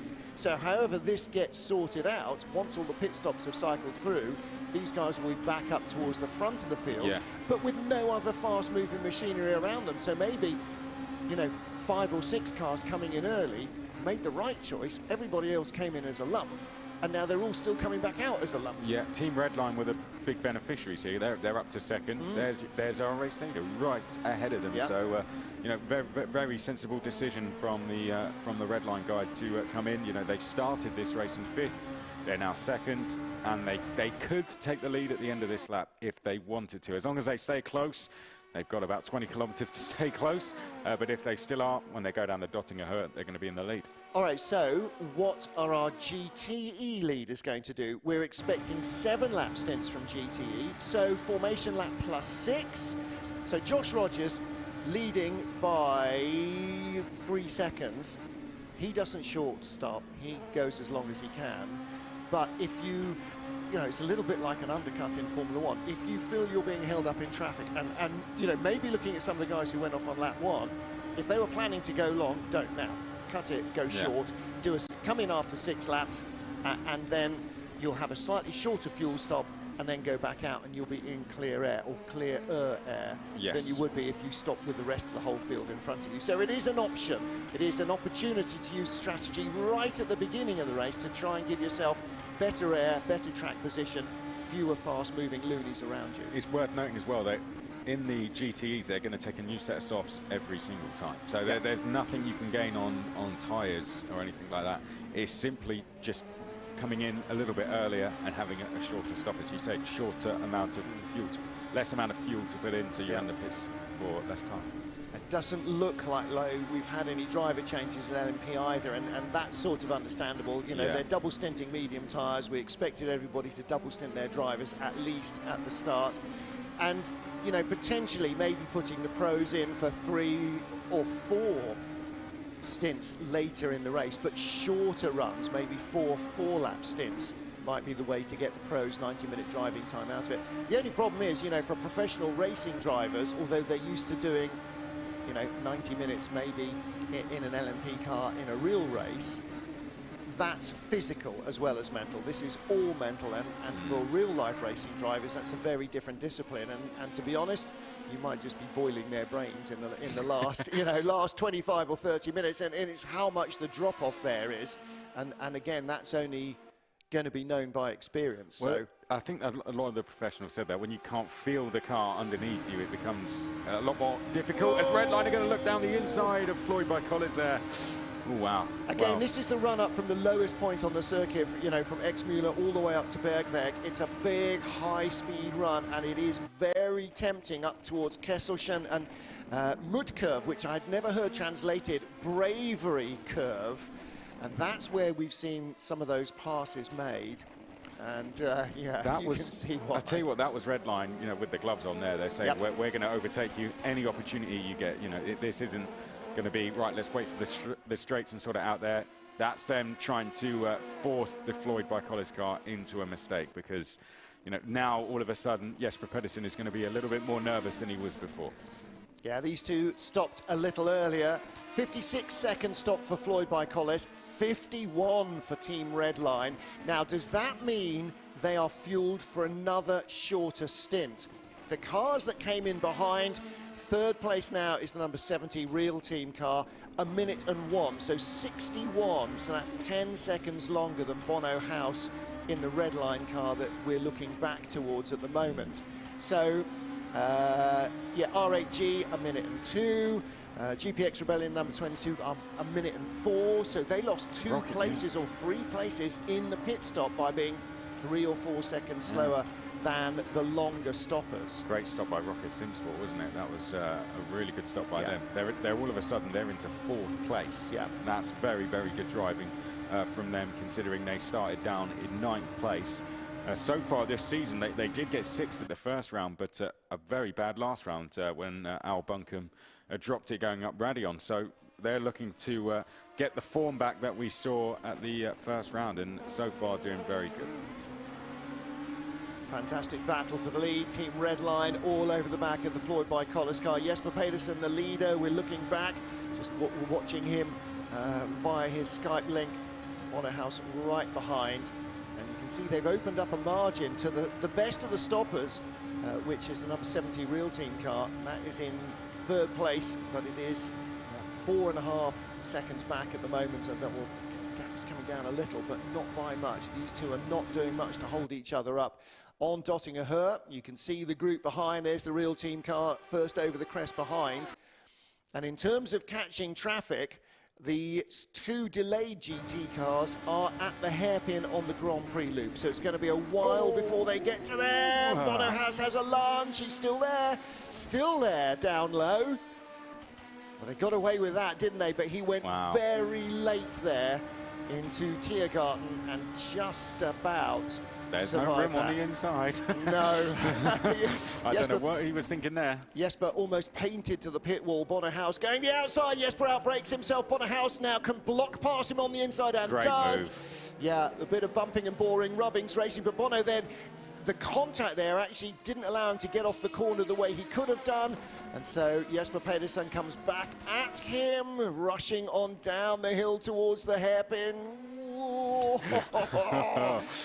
All of this playing into the hand of the real team car behind. Yeah, spectacular stuff, but it will be a very slow first sector for both of these drivers. Best lap for the Floyd by Colles car that's now dropped back into second, by the way, 7 minutes 7.5. Bono House's best lap, 7 minutes 9.1. The question is, how did he catch the leader? The answer is in the pits. They gained a couple of seconds plus on the Floyd by Colles burst car in the pit lane. So is that a combination of in-lap, out-lap? Is that a combination of in-lap, out-lap and less fuel going in because they're going to do a shorter second stint? Well, again, Pedersen in the yellow and black car just out-braked himself down there into turn one. Looked like Bono House had the advantage but could not get the traction off the corner. In the end, he is our leader heading out towards the Sabine Schmitz curve here and into the Nordschleife. A mistake there as well, so I think a bit of frustration coming out from Jesper Pedersen there. Made a mistake coming up towards the end of the GP loop and just loses a couple of tenths. Just has to try and settle down now. 22 GPX Rebellion Williams car that spun has made a second pit stop. So Marcel Cincic, who was in the top 3, a second stop for them, and that will drop them right to the tail of the field, probably behind Josh Purwine in the Axel Sports car that's running 19th. That's the last running car in LMP. So Jesper Pedersen now watching Bono House, so unfortunately for him, just starting to inch away. So Cincic back in again. Yeah. That's only a lap after they'd already stopped. So does that mean they've had a... Well, he's come in through the back door of the pits, I think. They had an off somewhere? somewhere? No, he could have completed a lap, couldn't he? And maybe he's just got damaged. Maybe they didn't get things done in the pit stop that they needed to get done. Because he's gone back out of the pits now. Might have, so how long? Brushed a barrier on the way around somewhere. Yeah. Picked up some well, damage. we saw him with that spin earlier on, so maybe he's just going, okay, I just can't drive it on these tyres any longer. 2 minute 38 pit stop. That's second a very, stop. very long pit stop. That's a major error issue for the car. So it may well have been damage repairs. Yeah. Again, maybe our team monitoring the social media will have a little bit more on that. I'm sure that will come out. Josh Rogers still leading in GTE. Comfortable margin at the moment ahead of Mitchell de Jong. So 92-91, the 2 Porsche Esport GT team cars, first and second. And then we're looking here at the Rocket Sport car closing in on 3rd place.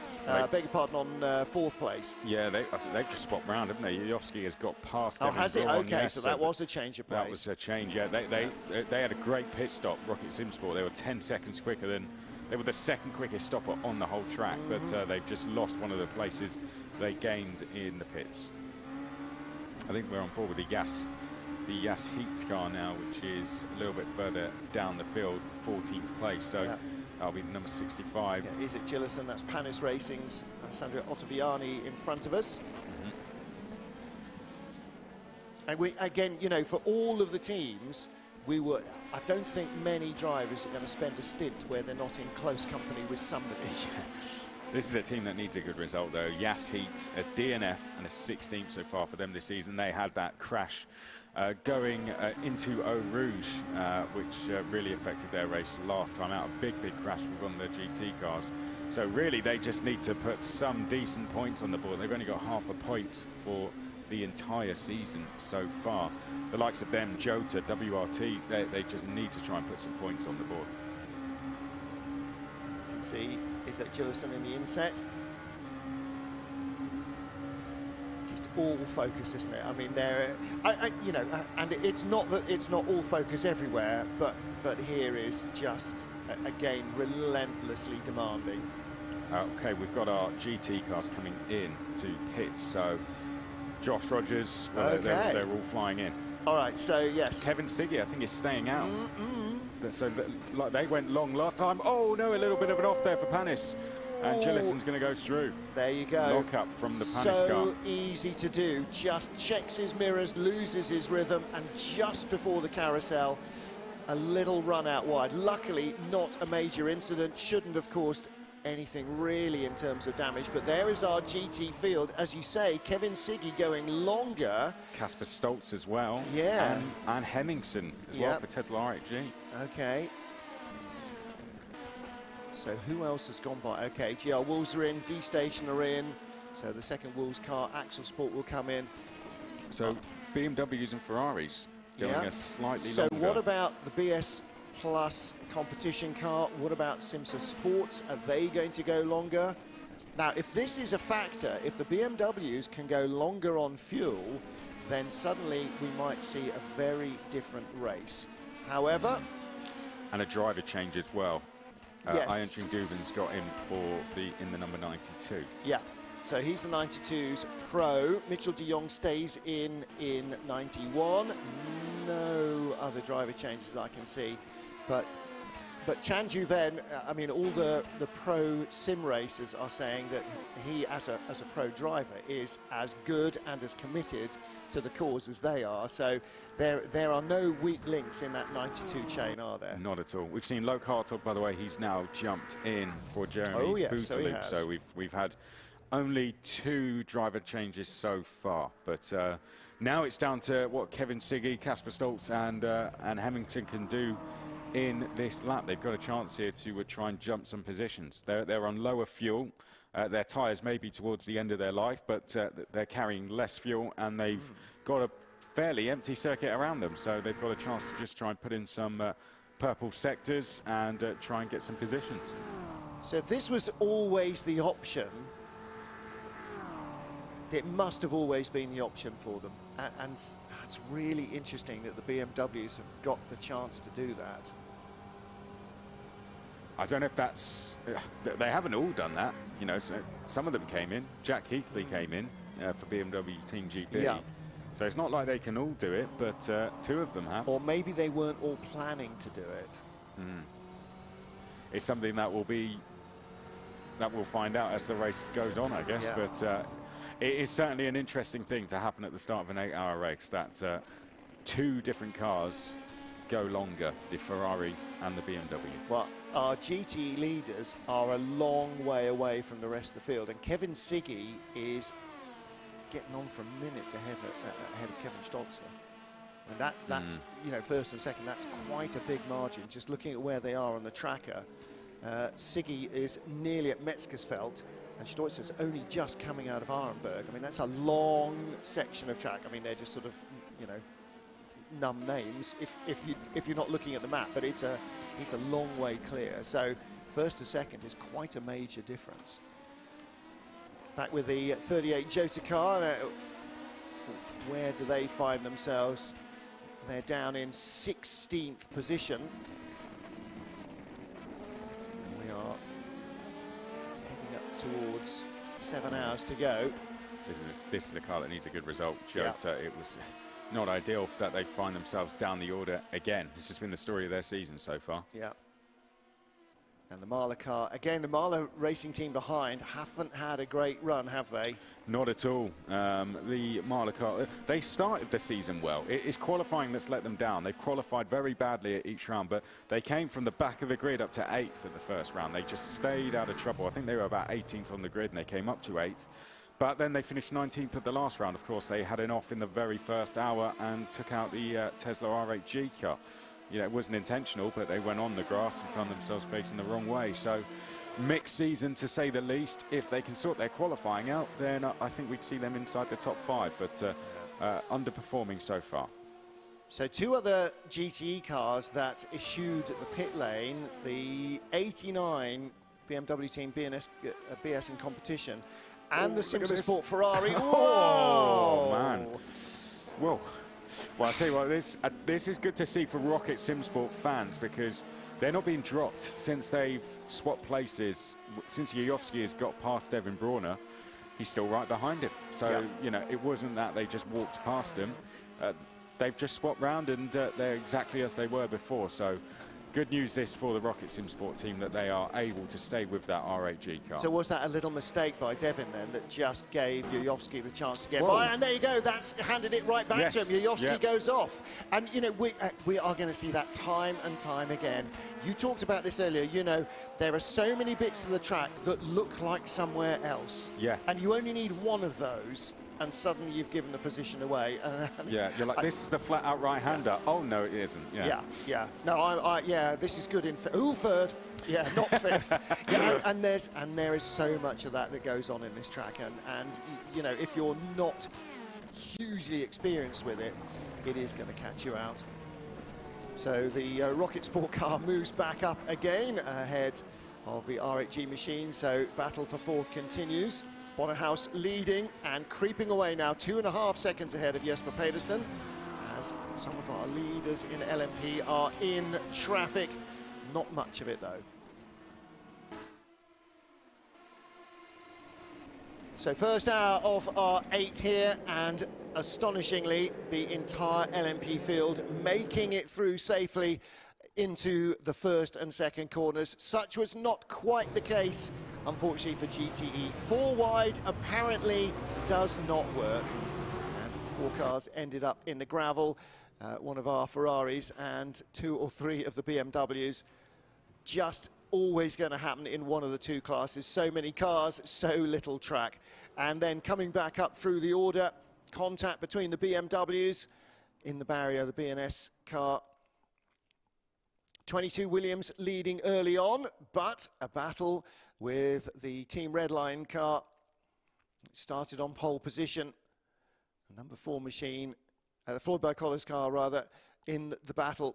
Williams initially had the advantage, but then too fast over the curbs. The real team car that was at that stage in second, just avoiding disaster. So too the R8G Esports number 8 machine, which spun in avoidance.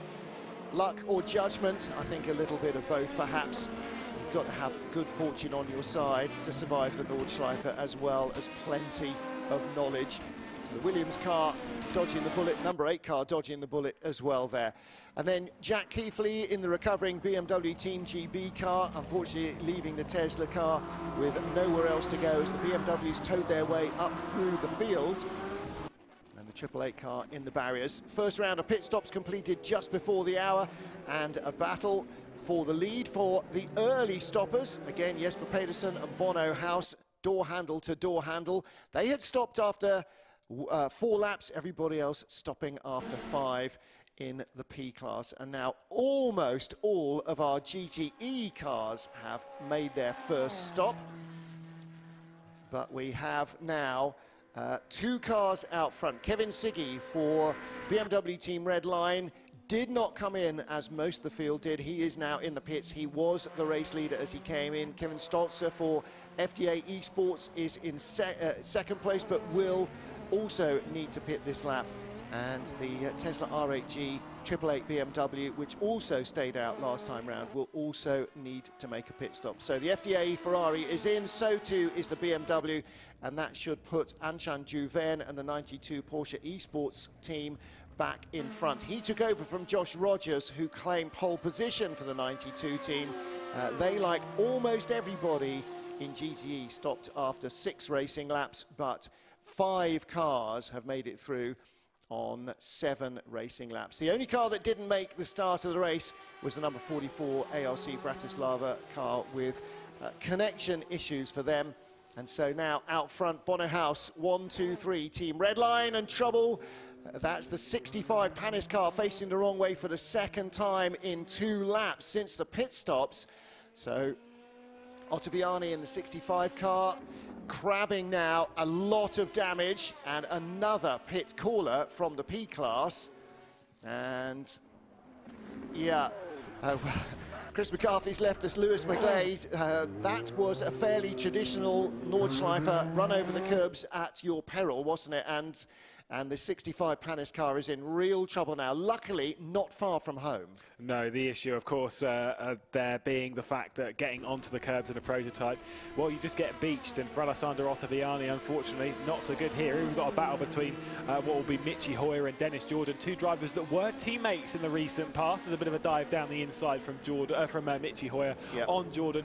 Not really fought too hard. Plenty of respect between those two. Well, and also you've got to survive. You know, if somebody's coming, sending it down the inside, you've got to think of the remaining 7 hours of the race and not the remaining 7 metres of the braking zone. So really important. Now, Bonner House, Team Redline, the race leader in the pits.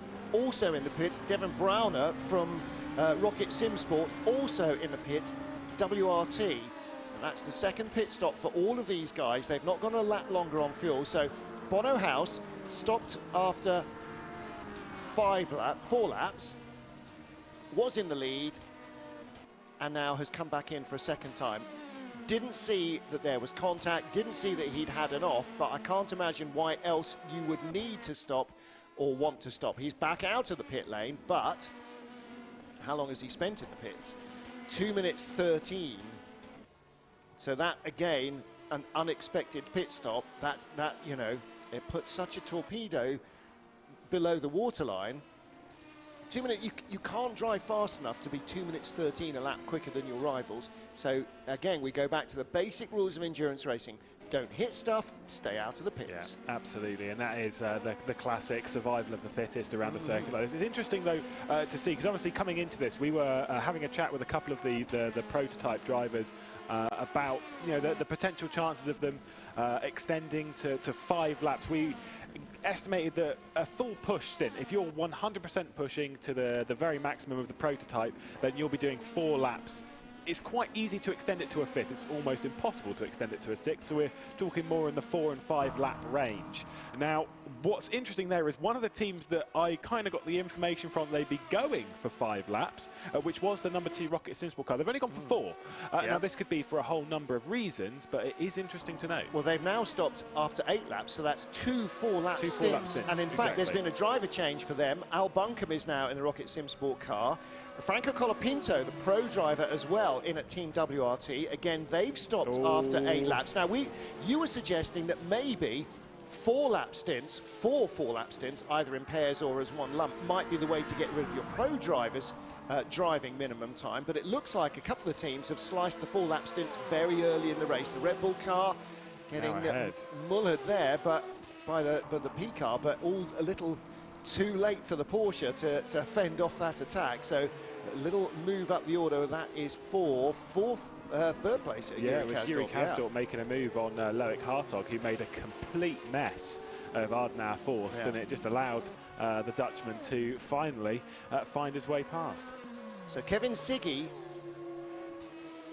just stopped last time round, but that worked well for BMW Team Red Bull. That car in 3rd place still. So Chan Juven for Porsche Esport, the 92 car leads 88 Proton competition up to 2nd. So the 91 car that was 2nd, Mitchell de Jong, has made a 2nd pit stop, and that car is now down 7th place in GTE. So why has that made a 2nd pit stop? Again, shouldn't need to be in for any reason whatsoever. P-cars now starting to come through our GT leaders, and this is where it's going to get very difficult, not just for the drivers of the prototypes, but also for the drivers of the GTs, because you don't want to go offline. You can't go offline here. There is nowhere else to be. If you're offline, you're going to be in the barriers, and if an LMP car comes past you and forces you offline, you've got to make sure that it happens on your terms and your terms alone, and you've got to be super selfish. I don't care how much I'm holding him up. I'm not going to end my race in the barriers because of him. Drive through for the 57 for causing a collision with Yuri Kasdorp in the Red Bull car. So drive through for the Team Project 1 57 Porsche. That's Pero Payev at the wheel of that car. I think we saw that, but Yuri Kasdorp has survived. He's in 4th place. I wonder if that was right at the start of the race. There's the 57 car, Peropayev. So So at the moment, that car in 6th place and all over the back of the 77 Porsche in front. Look, Hartog in the Proton competition car. Really all over the back of him, isn't he? This is a very tight battle. He's desperate to try and get by, but actually he needs to just perhaps rein it in a little. If he's got a drive through, he's going to need to serve it at the end of this lap. There's no point holding on for longer. You can't do it when you're pitting anyway, so at some stage he's going to have to get on with it and do that. May as well do it now. The 91 car is right behind Mitchell de Jong, and that car out of the pits after a second stop. We didn't see a penalty for them, and don't know why Tesla RHG have just done their first stop, but do not know why the 91 car was in the pits. It wasn't for a driver change. We didn't see an incident, but you think it can't have been. It can't have been anything other really than damage. Yeah. I mean, this is the whole thing, is that we're expecting unexpected pit stops. As much as that sounds a bit odd to say, we are expecting. Are we that kind of predicting stuff. the unpredictable? Exactly. Yeah. It is going to happen to Yes. some of these teams at least once. Look at this from Erhan Yovsky. This is why we're seeing the likelihood of this happening in the prototype category, because you can see how close this all is. Excuse me, that is not Erhan Yovsky. That is the other prototype. That's Risto Capit behind the wheel, because of course you've got Michi Hoyer and Dennis Jordan directly behind that, along Bilato in the race clutch Alpine car, who recently got past Isaac Gillison as well for the Yazheat car. There's Michi Hoyer just getting past Peopev, driver who he's battled with in some GTs in the fairly recent past, and then also clearing his way past Loic Hartog. For the prototypes, I mean, as there we go, Lartalus into the barrier. That was the race clutch Alpine hard into the barrier with contact with Pev at Gaudenkopf, and away he goes. We'll need to take another look at that. Big damage on both cars, at least they're close to home. Well, when we rode on board, there's the 91 Porsche just losing a spot in traffic. When we rode on board, I was about to point out that the rear view camera gives you a really good indication of who's behind, but it's being able to actually see the onboard camera. So back with this all Porsche battle. 91-57. Mitchell de Jong just getting by the 57 Team Project 1 car. And the other Project 1 car way down the order now. Where's the 56 car gone? It's right at the tail of the field, Tim Neuendorf. But this car will join it, 57. If he doesn't serve a drive-through now, I'm not quite sure when he thinks he's going to. Into the pits he comes. Unless it'll be painful. As much as it's not quite like the pit lane we had a few weeks ago when we had the endurance pits at Spa, this is still painful. It's about 25 seconds from entry to exit. Could see also in the pit lane there, that was Jesper Pedersen for the Floyd by Colles Burst Esports car. That is expected. It's a 5-lap stint from them, so they are into the pit lane. Does hand the lead over to Jeffrey Rietveld, who was obviously behind the wheel of the Real Team Hydrogen red line car when it retired back at Spa. They did a 5-lap first stint, fantastic first stint from the number 70, so they're leading at the moment. Same Erhan Yovsky, Keith Brzezinski, 5-lap first stint. It'll be a 5-lap this stint as well, so they'll be into the pit lane potentially at the end of this lap. But it's always nice. It's nice and easy to be like, oh, they'll be in the pit at the end of this lap. You don't really think that is 7 minutes away. Yeah, Nuno Pinto in the pit lane as well for Team Fordzilla. That's their second stop. Now, where will that put them back out? Rietveld leading for Real Team Hydrogen. Yovsky second for R8G. Third is Brzezinski in Rebellion GPX Esport car. But where is... okay, Will Stevens has taken over the Panis racing car that came in with all that damage. Let's go back. I have to scroll through a few bits and pieces to find out exactly what that cost them in the pit lane.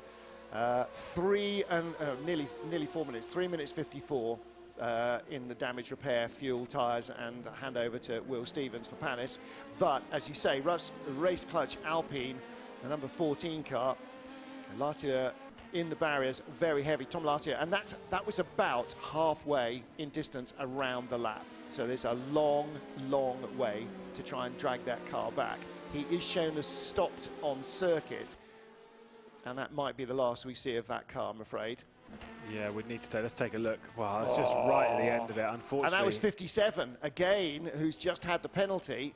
I'm not sure if that was the 57 of Pev turning back. I mean, I kind of get the feeling that Well, it was the 57 car was the launch pad, if you like. Yeah. But, yeah, the Panis car had to get by.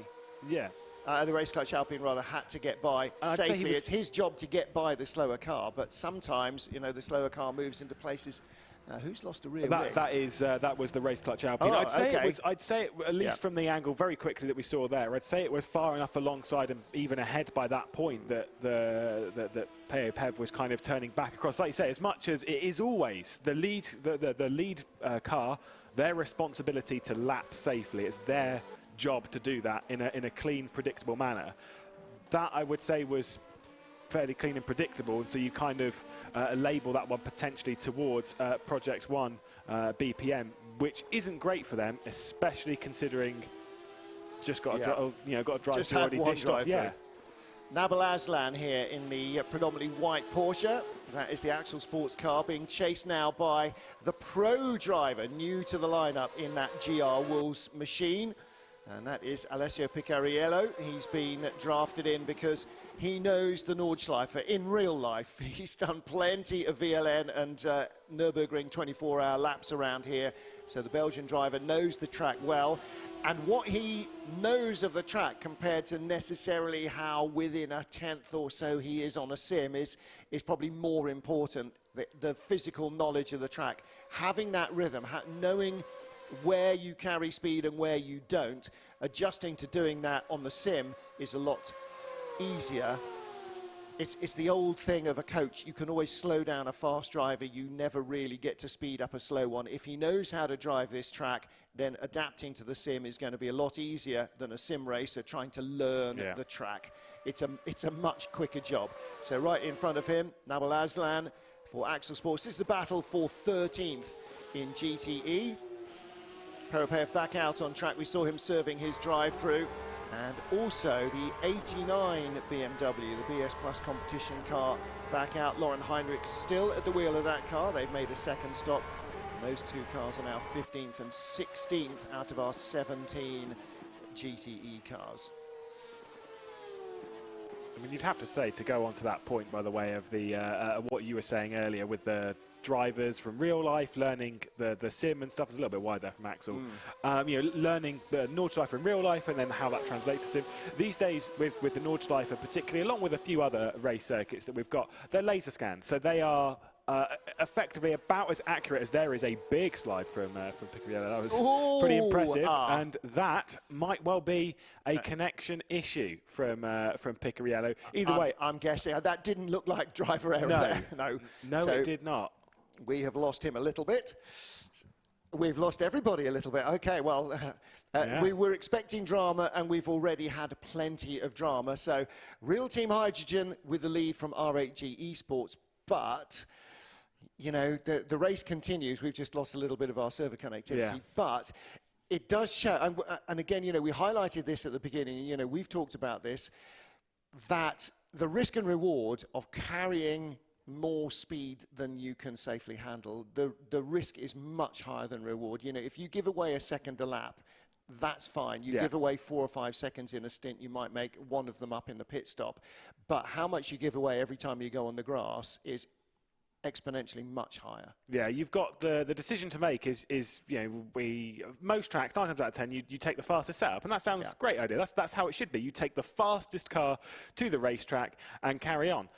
That's not how it works around the Nordschleife. You don't just take the fastest car, you take the safest, the most comfortable, the most predictable, because we all know this with fast cars in motorsport, is they're dancing. You know, they're all on the rear end, they're pushing through the corner, and the rear end is kind of doing all of your steering, and it's dramatic.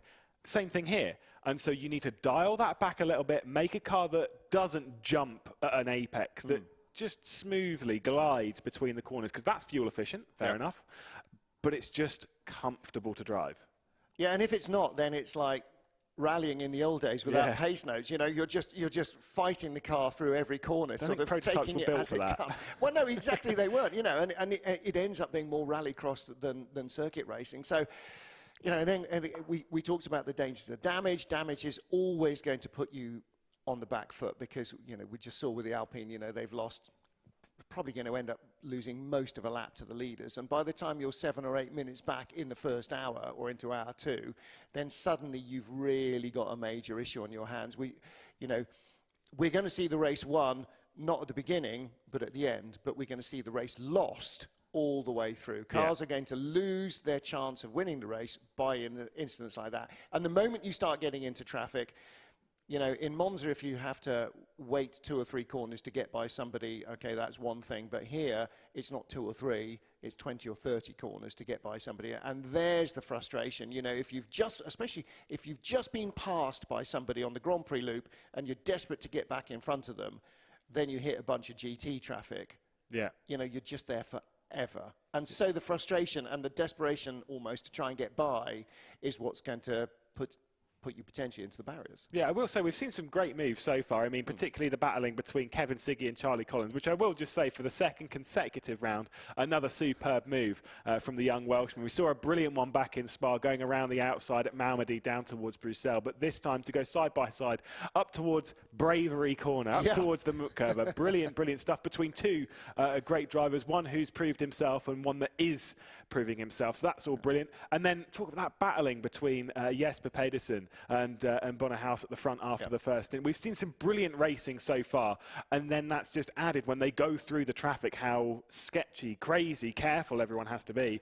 But they're not being careful. Not to me, my eye. It is kind of touring car racing, but with prototypes. I mean, and particularly, you know, we talked about Pedersen Bonnehaus. You know, that was full-on touring car, leaning on each other, door handle to door handle, down into turn 1 and 2 for the lead of the race. And prototypes generally tend not to get away with that, either in real life or in sim racing. So, you know, they're okay, great to see, but for the longevity of the car, you really hope that actually all that contact was, you know, a nice side-by-side slap that does as little damage as possible. What you don't then want is somebody now going down Dottinger with the car, you know, with the steering all to cock, because suddenly that makes it very tricky.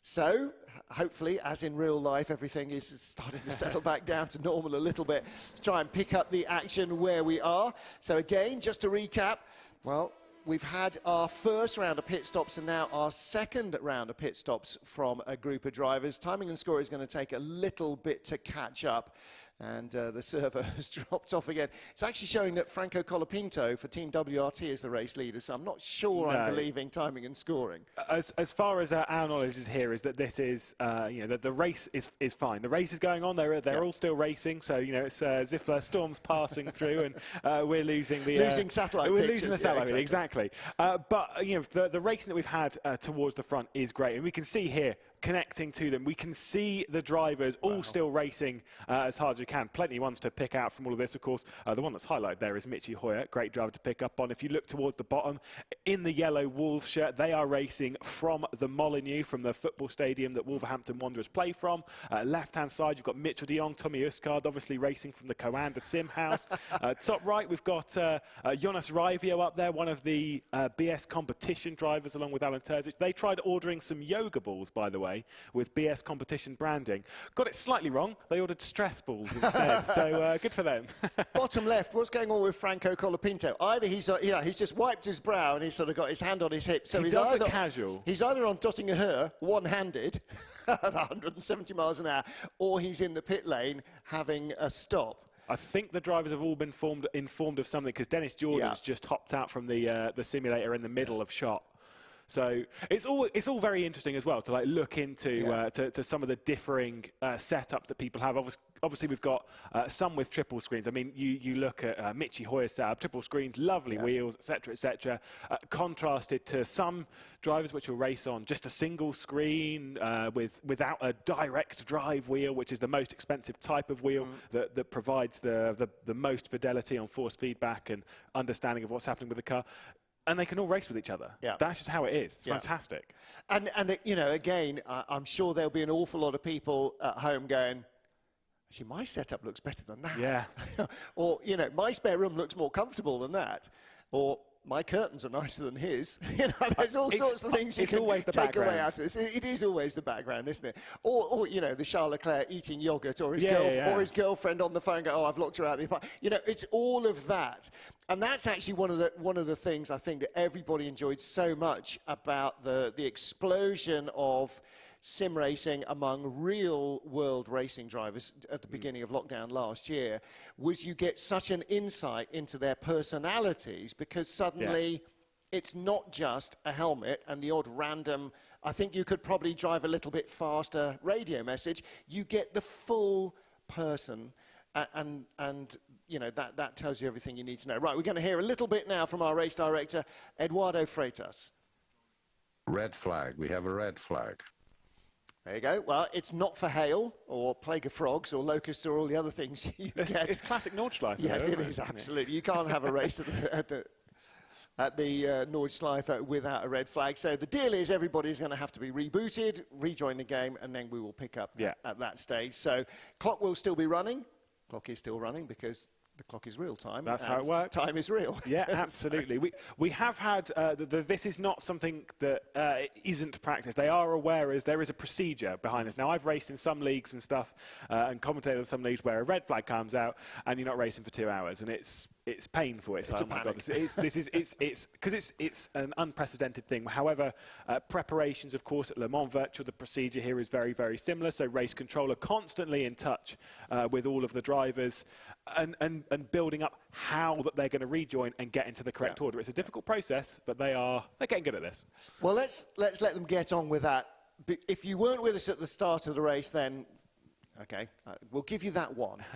But before we started racing, we got a great track guide. He's the man who set the fastest ever lap around the Nordschleife in Porsche's 919 hybrid with all, full Evo, full fat everything, no holding back. Timo Bernhardt not only drives a great lap in a real world car, but also apparently in a sim car. Let's take a look, and Timo Bernhardt can tell us the secrets of the Nordschleife.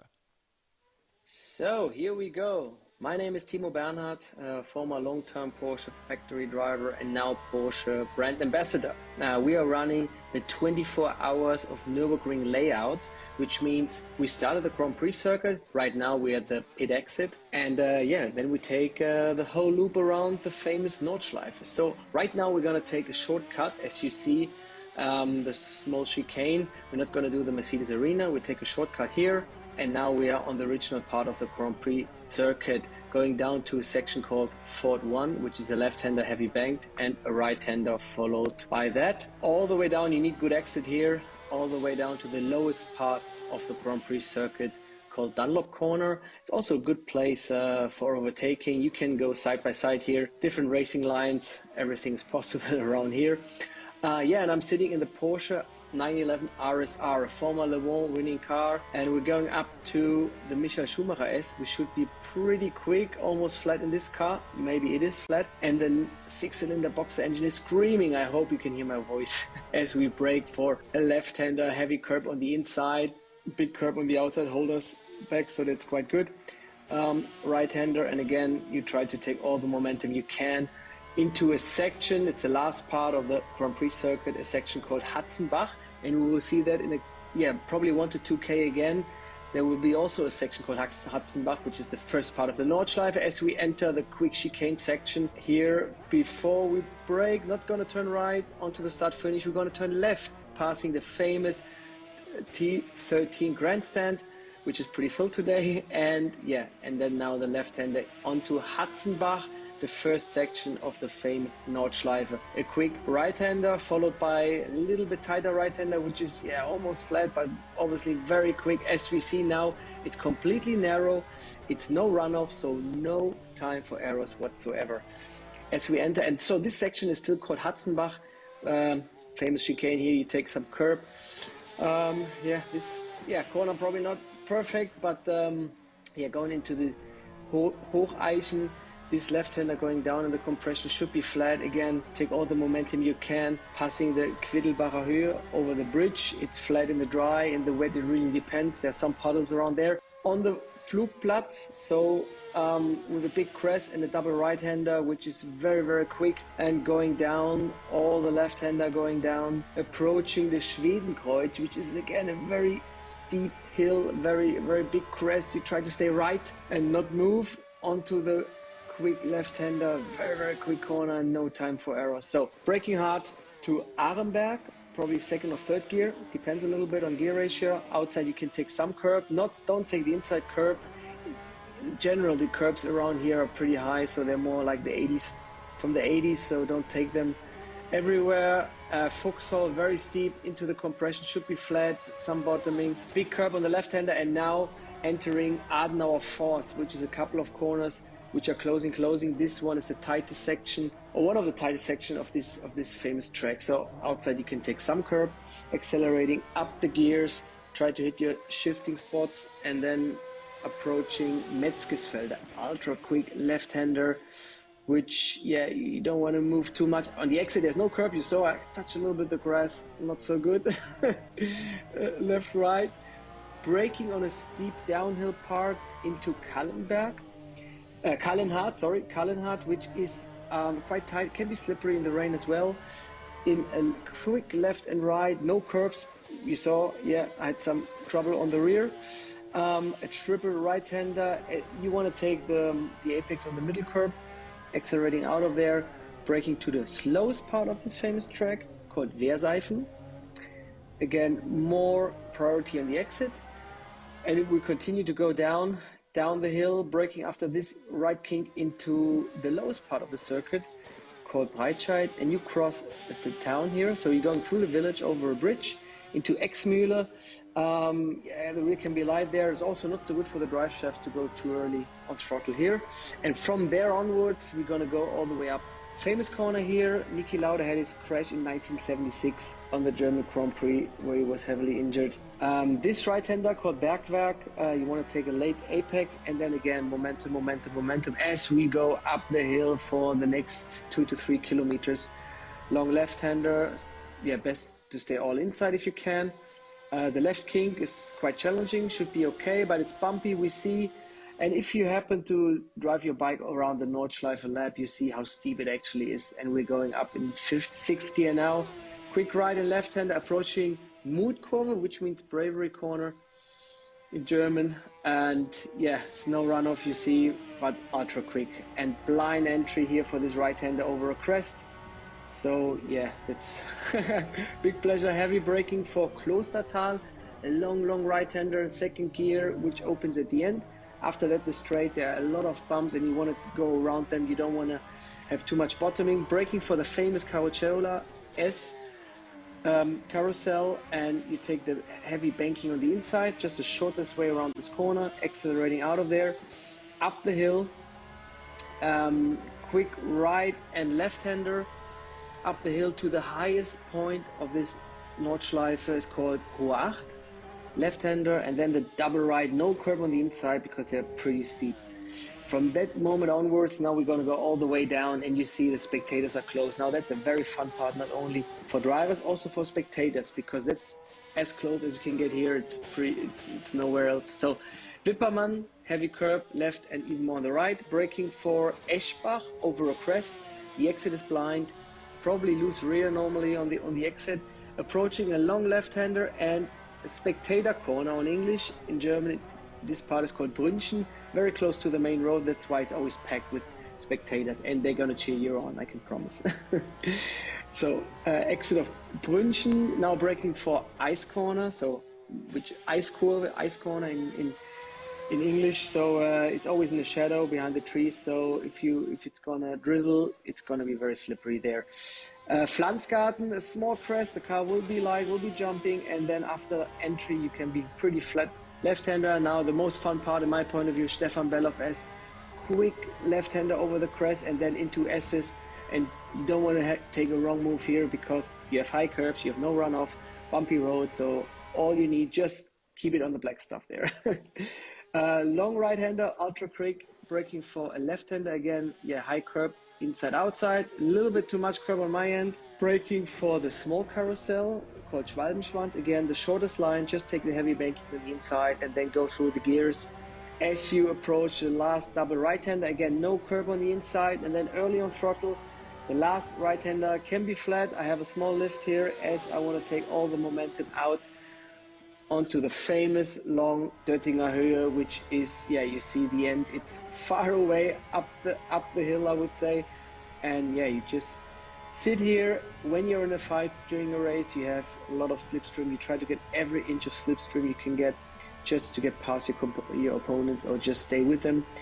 And you have a long time thinking about how you want to approach the left kink under the bridge. In the dry, it's not a problem. In the fight, it can be a problem. There are people that go side by side here. It's pretty tricky in the wet. It can be also some hydroplaning. Up the hill, left, right-hander, super quick break. And then you break into a left-hander and last chicane. Hohenrhein, curb on the inside. No curb on the left, but early throttle as you want to take every momentum out there onto the front straight. Yeah, there was one lap on the 24-hour layout of the Nürburgring Nordschleife. It was a pleasure, and I wish everybody good luck in the virtual Le Mans Racing Series race. All the best. What a great lap from Tino Bernhard. You can sit and, actually, you can sit and watch that loads and loads and pick up some hints and tips. He definitely knows how to drive his way around this track. So we're currently under red flag in the 8 hours of the Nordschleife, round 3 of the Le Mans Virtual Series. And as everybody gets re-gridded, the plan is that they will be started off again in order as of the end of the last completed lap before the red flag was thrown, which is the 8th lap of the race. So anything that happened on lap 9, in theory, will be counted back to wherever they were at the end of lap 8. So if you made a pass on lap 9, or if you lost a place, then you should get it back. If you had an incident, hopefully you should not have to pay for that. And Lewis, all the cars will be sort of as they were. You can also make a driver change as well. So race controller said any driver can restart the race in the car. And okay, that's maybe slightly different from how it would be in real life, but you know, that's the way it is. So red flag at the moment, and essentially getting everybody reconnected to the server as you would at the start of a normal race, and that's what we're going through at the moment. Yeah, there's obviously from that, because of how the pit stops have been, we're not sure. There's some big losers, big winners, of course. On our list, we've got the number 4 leading at the moment from the number 70 in the prototype category. Big losers in this category. We've got the number 1, 2, 3 Team Redline car, Bono House behind the wheel. Yep. They are, according to our timing, 13th on the grid at the moment, and the Rocket Sport car, which did great strategy behind the wheel, was Devin Browner through the first couple of stints. Al Bunker behind the wheel, no fault of Al. It's just how that is gone. They're down in 14th as well, so some big chops and changes. Well, Al Bunker had taken over the Rocket Sport car. Franco Colapinto had taken over at Team WRT. Marcel Cincic had made a second stop as well for GPX Rebellion after they had that big spin from the lead of the race. But those cars have all made a second stop, and nobody else in the prototype field had. Yeah. So it was actually their second stop that had dropped them back rather than red flag.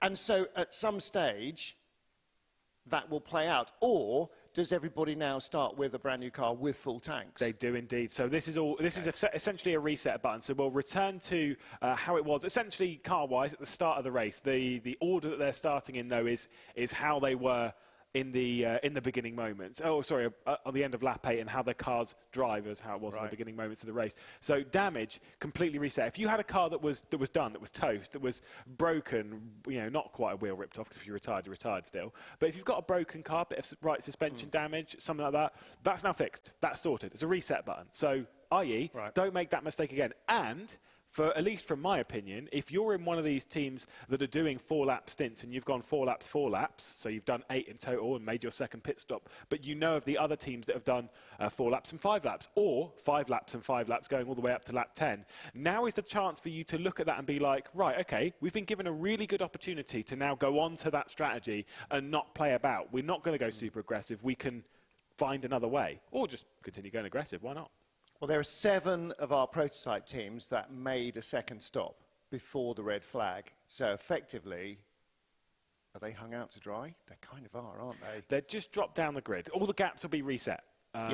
So they're down the grid. So it's like they qualified poorly. It's rough. It is bad for them, but that's how it goes. You know, some win, some lose. You know, that's just how this works. You know, so same as red flag procedure in real life. It's going to be great for some people and terrible for others. That's just part of it. That's part of the sport. The thing is, though, is that this has happened early in the race. We've got 6.5 hours, 6 hours, 15 minutes, however long it's going to be when we get going again. That is more than enough time to respond, to get back up the order, to work your way into contention, especially around here. We know what this track's like. An hour would be good enough. Yeah, absolutely right. And again, Actually, I think we all lost a quid. We all said that there'd be at least one retirement an hour. We're an hour in. Yeah, we're all right. You know, okay. No, No, because... we're still on target. Yeah, we're doing really well at the moment, though. Well, in theory, the race clutch Alpine car probably wasn't going any further after that big shunt, but they now should be back in the race. And so actually, yeah, we've been sort of, our money's been stolen by the red flag. So, yeah. But we did anticipate more damage retirements than in any other race, and we haven't seen one yet. So, so actually, so far, we've been over stressing maybe the fact that damage could happen. However, what we haven't seen a very great deal of is pro racing drivers driving yet. Yeah. So, without wishing to be detrimental in any way to pro racing drivers' abilities behind the wheel of a sim racer, they're not quite as experienced. Well, I don't know, some of them might be more experienced. And maybe as well with the teams, you're not necessarily seeing all of the drivers with least experience of the Nordschleife in the cars yet. So again, that we may still have that to sort of play out. And we've spent very little time in the opening hour of the race with P cars in traffic with GT cars. And again, see, now we're going to reset the entire field, so it'll be like a whole new start. And so again, we'll go for another hour effectively with LMP cars in a clump and GT cars in a clump. All right, they'll still knock each other off, but you won't necessarily have those big speed differentials that we saw when the LMP2 cars were trying to come through in the middle of the GT field. So, again, we'll get that clear racing at the front of the field. What happened with Bonner House? Why on earth he made a second stop? Burning fuel, clearly. Yeah, but They're doing the exact opposite than what they did at Spa. Because obviously, if anyone can remember back to Spa a month ago, when the two red line cars won, it was the 1, 2, 3, of course, in the prototype category, and then it was the 71 in the GTE category. They didn't dominate the race. They just sort of backed off. They just ran their own strategy. They saved fuel. They got all the way through, though, and they strategized their way into a race win. This feels like they're doing the complete opposite, and they're just going on the attack. Hell for leather and devil take the hindmost. Well, you know, there's so many different ways to race at the Nordschleife, but all of them require a degree of caution and a very huge amount of skill. And luck doesn't hurt either. We will get set to go racing again as soon as possible. Meanwhile, a quick word from our sponsors.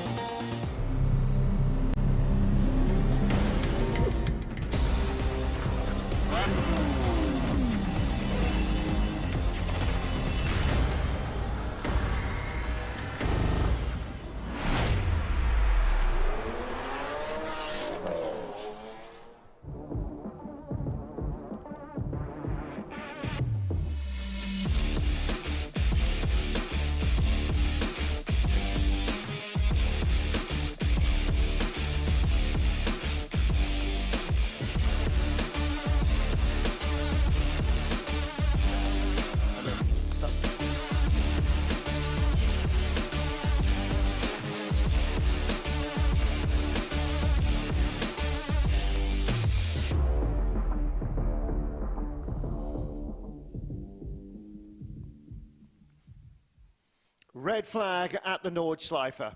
Okay, it's a race at the Nordschleife. Of course, there's a red flag. We haven't had hail or snow. We haven't had frogs. We haven't had too much in the way of weather, but we have had a technical issue, and so we are currently re-gridding our cars. And the deal is there were 8 completed laps when the red flags flew, and we will start with the cars in the order they were at the end of lap 8. Some winners, some losers, but everybody who still ran at that stage, which is everybody in our entire field, will have their car completely restored to spanking brand new showroom condition, full tank of fuel, chance to swap in or out drivers, and actually maybe quite a number of our prototype teams will do that because they were sort of almost getting to the window where you were looking at some driver changes. Some had already happened. But as always is the case, Lewis McGlade, somebody's going to lose out, but they're not going to be half a lap back or 3/4 of a lap back or 7/10 of a lap back. They'll only be as if they'd qualified poorly.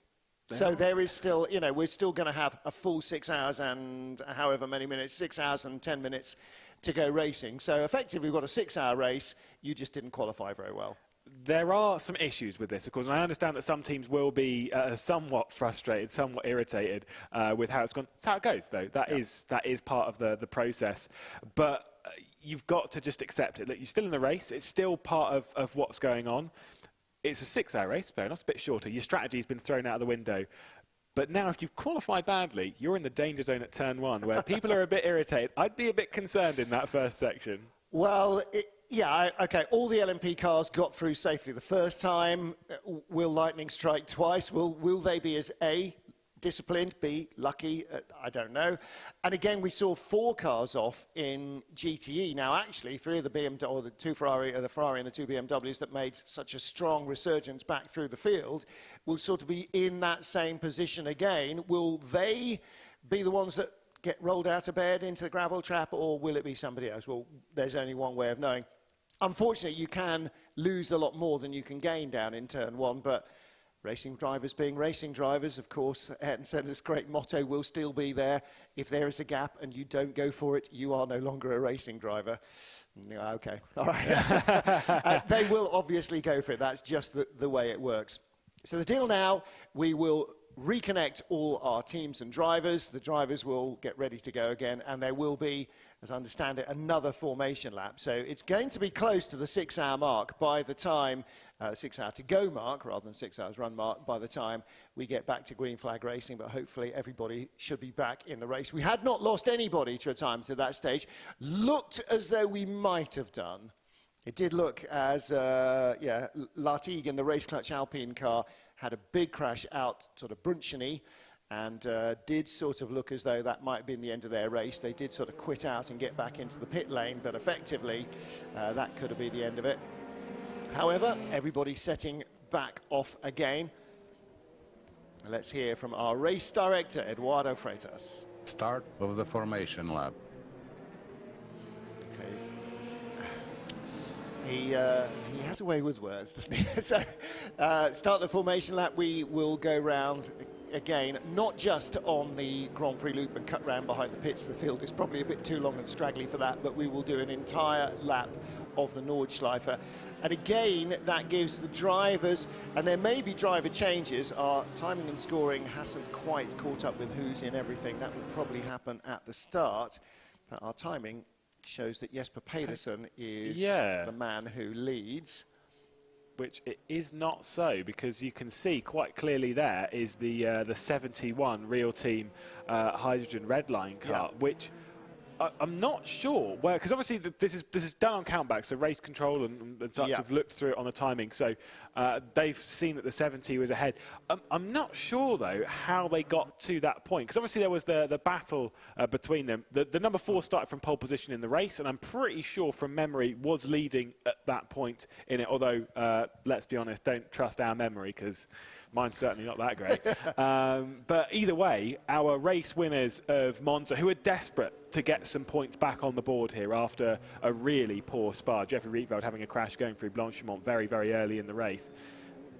I mean, they've essentially been given a golden ticket here. Just to point out, by the way, you're looking at the second of these cars. Yeah, that's the number 70 Real Team. The car in front is an LMP3 car, the same that raced in the Le Mans Cup that raced yesterday. So that is effectively our safety car, our pace car. And what a great job for a safety car driver. Here's your safety car. It's not a Porsche or a Mercedes. It's an LMP3 car.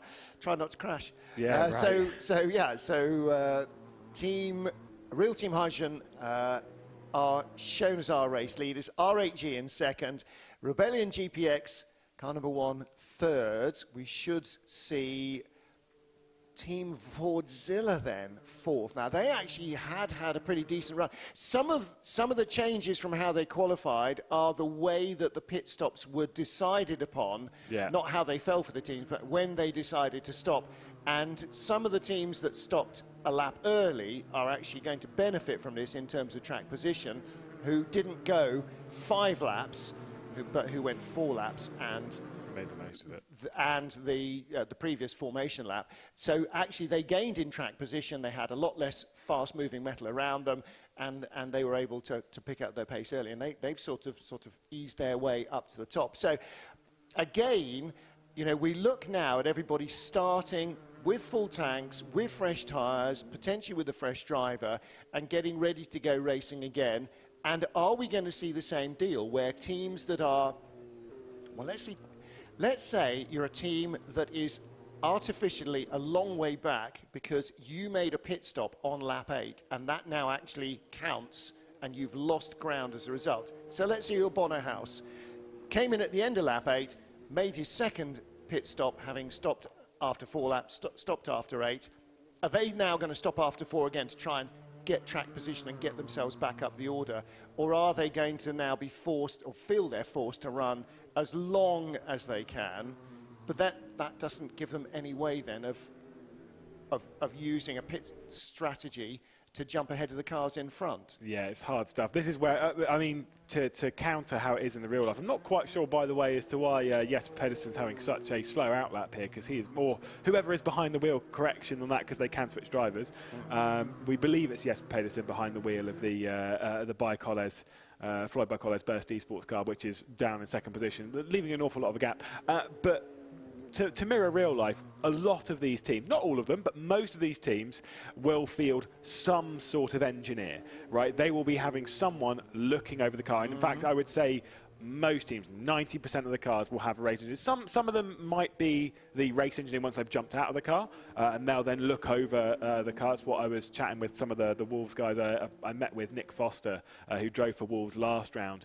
And he was telling me that he was doing the race engineering for them and then jumped in for the final stint. He crashed. We won't go into that too much. But this is where the race engineers make their money and show their worth to the team, because this is not easy to be able to juggle this, to spin all these plates, to tell the drivers, right, we're going to figure out a completely new strategy, counter to what we've been running in practice, and basically start again.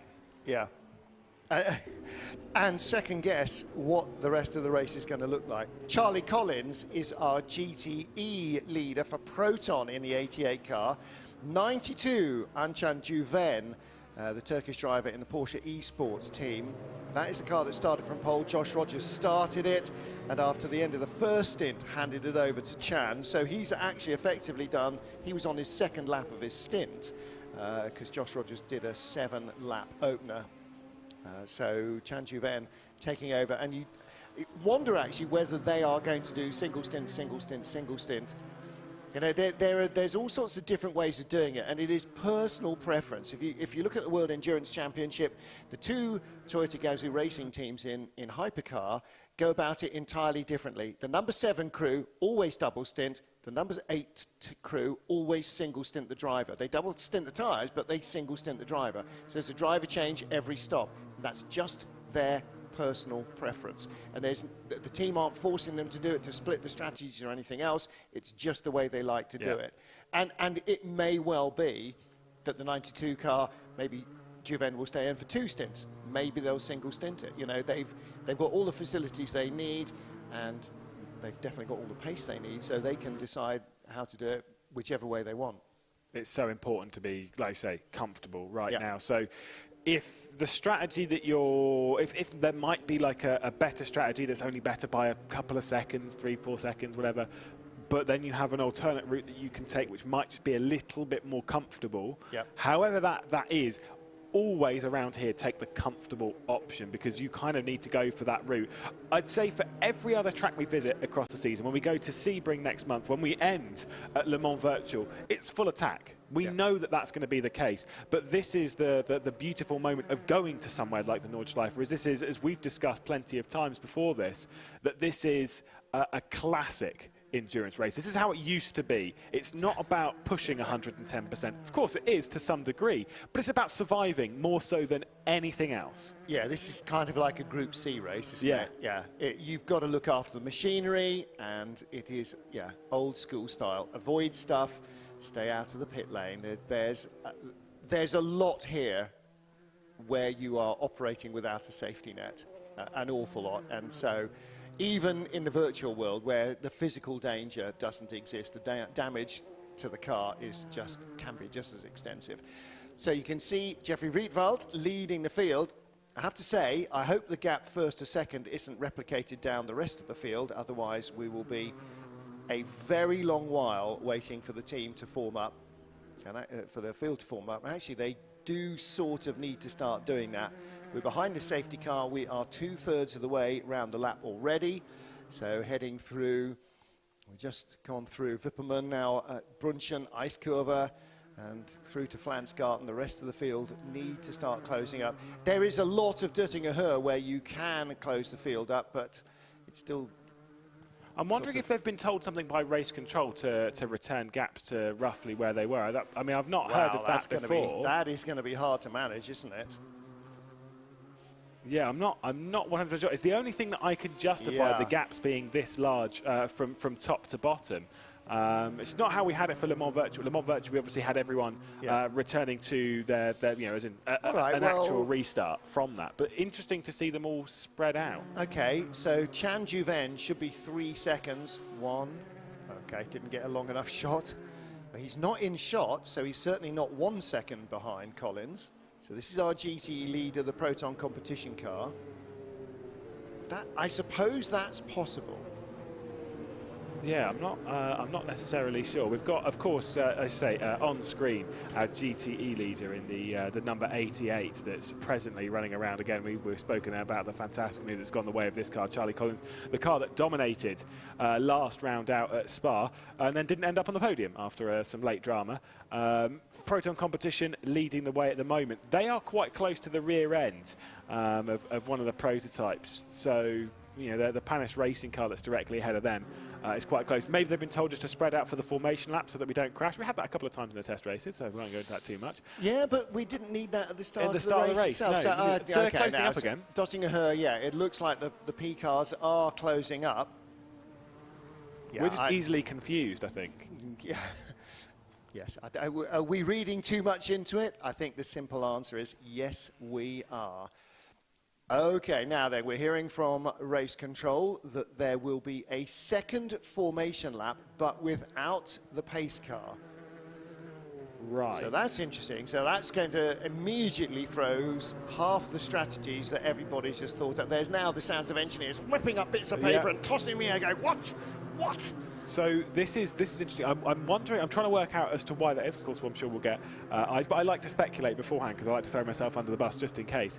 It might be if they've spotted that the order's wrong rather than resetting the server. If there is something in that vein, they can't change the order now because if they do, it will classify it as a jump start. Whilst they can remove the jump start, sometimes that's not necessarily the case. The tightest way of doing it. It might be easier for them to do a second formation lap, and then because that would be a manual formation lap rather than an automated in-game formation lap. So they could adjust the order to see fit, or however they would please. So we'd need to double check on that one, but either way, we will remain at this kind of speed for another lap, which does mean that by the time that you've jumped out, we'll still be going quite slow. And then we've got to try and work out everything that's happened in the last hour, which has not been that much in the last sort of 20, 30 minutes. But before that, of course, with that enormous crash for the Race Clutch Alpine and drama like that, we've had our fair share. Yes, and still 6 hours to go. What was our over-under of how many cars are going to finish? Somewhere between 25 and 29? I think I did 28. Yeah, you went 25. I think you're fine. Did I? Yes, I think I changed my opinion after looking at the results of the previous races. We had 6 retirements in each of the previous races, and I was like, well, that's, yeah, but that's 1 an hour. So you'd expect at least 8 here, at and least more 8. Because it's the Nordschleife, but maybe actually because there are fewer genuine overtaking opportunities in each of the laps, maybe, and many fewer laps. Yeah. maybe there's less opportunity to have a shunt. Well, there's been no shunts in the last 20-30 minutes, so at least that's that ticked off. That's true. That is true. That's definitely ruining our form book, I'm afraid. Yeah, exactly. Well, no, maybe it will just build up to a really dramatic restart to this race, Yes, and then we'll have 8 or 9 out in one go, and then we'll be really looking, then we'll be quids in. Yeah. Yeah, exactly. We'll have to wait and see on that one. Could it be that all starters are classified as finishers at the end of an 8-hour race at the Nordschleife? Well, okay, so I've spoke about this before on some other series. You know, we were commentating on a championship of open wheelers, the Formula Sim Racing World Championship, and which quite a lot of the competitors, by the way, on this grid have taken part and won the World Championship, including our pole sitter from yesterday, Jene Simicic, being a 3-time world champion over there. And we were discussing this. We did 2 races back to back, one at the Hungaroring and one at the Hockenheimring. And so at the Hungaroring, everyone was very well behaved because they respected the circuit. They were like, yeah, this is okay, I got this. We had no retirements from the Hungaroring.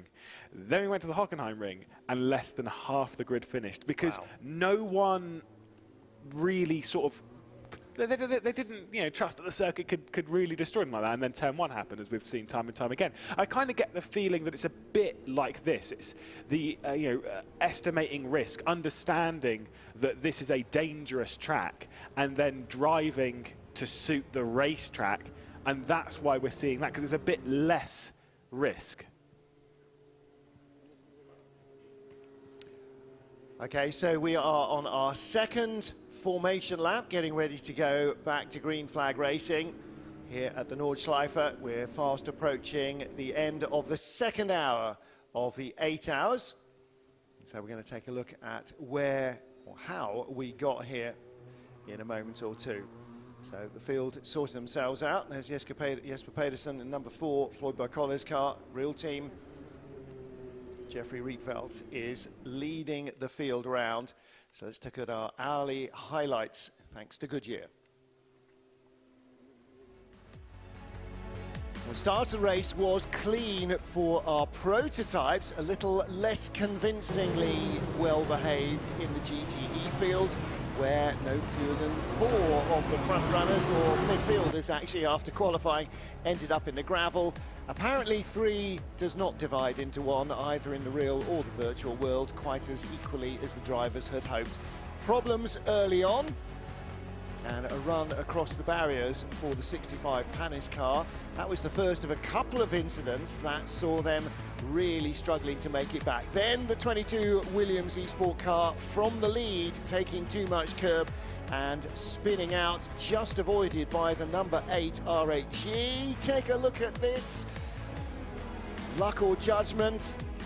50-50 call there, I think, for both of those. They escaped without drama. The RHG car moved up to second, the Williams car dropped down to 4th. And then at the end of this first hour and into the second hour, a big moment in traffic going by the 57 for the Alpine. A major accident almost saw that car being forced to retire from the race, but the red flag saved them. The field has been reset to positions after the end of hour 8, hour 2 even. No, lap 8. Oh dear, it's making my head hurt already. So being rejoined by Chris McCarthy. Go and take a break. I think it is time. I think I've peaked too soon. Martin Haven will leave us then first 2 hours into the race and go and get a good seat for what is going to be the restart of the race. We have had a red flag situation. We are now getting ready to go racing once more. So the safety car has now peeled in. The lead car has now become the pace car, and we will find ourselves going live again very, very shortly. Lewis McGlade remains with us. Well, Lewis, it's well, you haven't seen a huge amount so far, but you've had plenty to talk about at least. But What are you expecting from the restart? We're getting closer to it now. So from an honest point of view, based on how the start of the race was, particularly in the prototype category, let's speak of that when we did that earlier. I'm hoping that we get more of the same, because the start that we had for the prototype category was a bit elbows out, was a bit aggressive, as you expect at turn 1 and 2 here at the Nürburgring Nordschleife, but it was fine. It was absolutely okay. Everyone got through fine. We did have that 4-way sort of crash and tussle. Technically, it was more 5-way crash and tussle in GTE. Of course, the BMW Team GB car was round with the Tesla RHE car, AF Corsa and BS competition. I think it was one of the Wolves or Butler Powell Motorsport cars that was also in the middle of all of that. It was crazy at turn 1 in the GTEs. I actually kind of feel that we might see it a bit cleaner, because everyone's now thinking, right, I've had a few laps under my belt, let's dust that off. I'm just a bit more worried about those that have been messed over by the red flag. The likes of Bunnerhaus, the likes of Devin Brown or Al Buncombe in that car now, and the number 2 Rocket Sim Sport and Team Redline. Those are the ones that are going to be miffed and irritated and need to get on with this. Exactly. Mentally, if you've had problems in this race, which, as you mentioned, the GTEs and that first corner incident, or the other incidents that we have seen, you've been thrown a lifeline here.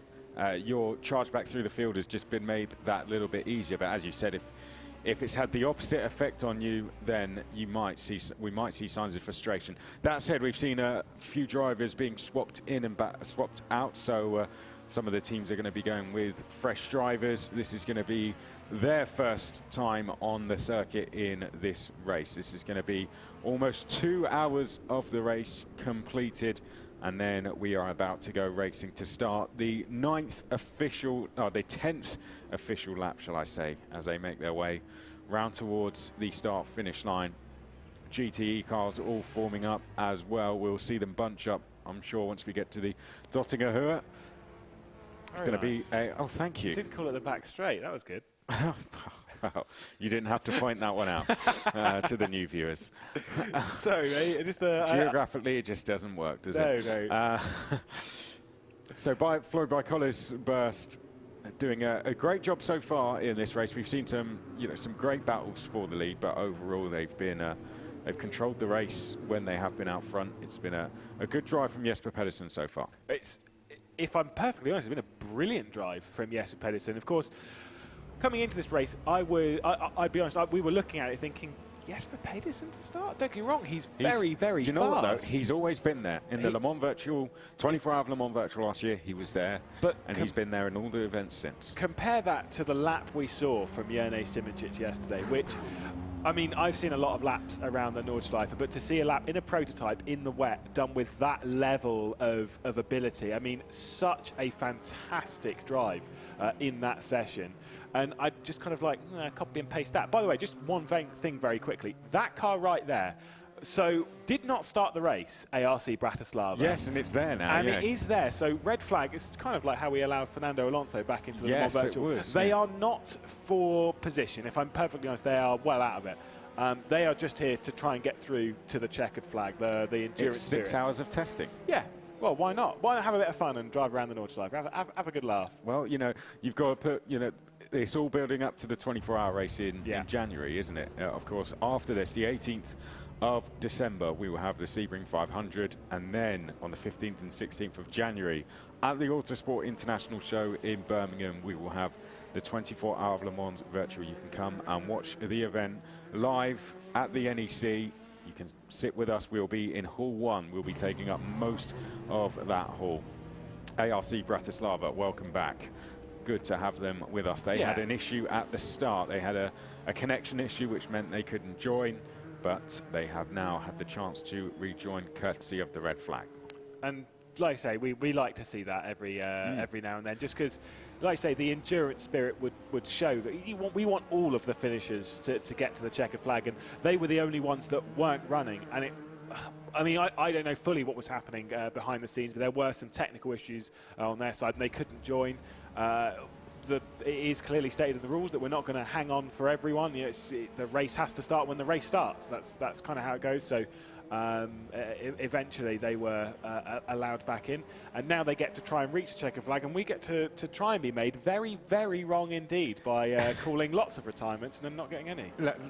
we've got some teams here doing very well so far, though. Some shout-outs. Team Fordzilla doing a good job right up there inside the points. They've had a mixed season so far. They've been in and around the top 10. They're very much inside it now. Yas Heat, again, a best result of 16th so far this season. They are currently inside the top 10. The Alpine guys also in the mix as well. Here we can see the aforementioned Jone Simoncic. So he is behind the wheel. It does so say Jesper Pedersen, but he has jumped back in. That will all Simoncic. update itself, I'm sure, when we cross the line. But Jone Simoncic is back behind the wheel. And if you haven't seen that lap that he did yesterday, go on our social medias and check it out. It is, I don't think the whole thing is there, but the only bit you really needed to see was there. It was an absolutely fantastic lap which we witnessed live yesterday when we had this exact angle, and you can see right now Jone Simoncic looks very relaxed. That might change by the time we get to the start-finish straight, because he is going to be under all sorts of pressure going in towards turn at number 1. This is not what he expected to happen when he came into this event. He did not expect that 2 hours into the race he was going to be jumping in the car and would have all the cars behind him to deal with going into turn 1. Yeah, you can tell he's relaxed because he's actually started blinking. So at least there is that. The order that we have now. So there we go. That was what I was wondering what was going to happen. So the number 4 we have on our timesheets as leading. Now they have returned to the lead ahead of the 70. So now I think that it was just the last little bit, the switches round. I think this is now correct. So it is the number 4 leading from the 70, from the 8, from the 1. From the 966, who, as we said, they've been thrown back into it just through a bit of, to be honest, good strategy and then a bit of good fortune as well. You need it sometimes. RHG next, Alpha Industries by Collars after that, then Red Bull Racing, Yas Heat, Race Clutch Alpine, Redline, Marla, GPX Rebellion, Rocket Simsport, Team WRT, Jota, Axel and Panis after that. Those are the orders for the prototypes. We are about to go racing once more at the Nordschleife. We are making our way round towards the run, towards the start-finish line, and we will be back underway and racing after a red flag period. The hours of Nordschleife is back underway as we make our way up towards the start-finish line. Floyd by Collis Burst will lead us, but they will have the pressure from Jeffrey Rietveld as the green flag is now waved, and immediately the real team hydrogen car looking to the right-hand side of our screen there. The R8G car in third under pressure as well as round the outside. Real team hydrogen take the race lead away from Floyd by Collis. Proton Competition will lead the way in the GTE class. Almost an instant, yes, WRT and Jota, I think that was making contact. What about in the background? Do the GTE class drivers get through safely? They do. BMW Team GB and Tesla R8G were briefly side by side, but they have stayed in the positions they started, and we have everyone through in one piece. And of course, didn't actually think about this, the Butler Power car that's at the back of the grid, which obviously had a 2-minute penalty. Yes, they've got that back for free now, yeah. Yeah, exactly. So they're all right. They're doing fine. Either way, great stuff from the real team hydrogen Redline car that has taken the lead. Just a nice little move down the inside. I think Jone Simoncic took a little bit too much of the curb on the right-hand side at turn 1 and just relinquished that lead. Quite similar, though, to how we kind of saw the start of the race, as there was connection issues and unfortunately lost them once more. But either way, got to say, for Jone Simoncic, I wouldn't be worried if I was in his boots, because Jesper Pedersen also lost the lead at turn 1 and also able to get back onto him. It's almost as if that first corner isn't the play. You don't want to be on pole, because you're on the outside. So he was hoping for a second. That's why he dropped back. He was like, no, go on. It seems like that's almost the worst place to be. But of course, we'll keep you updated with what is happening there. I'm sure they are still going round. But a great start from the real team hydrogen car. But Floyd by Collis is exactly what happened at the first start. They lost the lead, but then they got it straight back again after the first lap. Yeah, absolutely. I mean, like I say, it's the frantic starts that we've been having. It was much calmer in GTE because they'd all spread out, so there was at least that. But they are, you can see currently on your screen what is going on. Well, you can see, I think, right in the middle, there's someone completely wrestling with the steering wheel there. That'd be Mitchell de Jong. Yeah, so Mitchell de Jong, there we can see Bono's racing still. So there are still some moving around, because you can see Loic Hartog there at the bottom of the screen. He is still driving. Bono House, of course, still driving. Look at Jone Simoncic, top left, of course.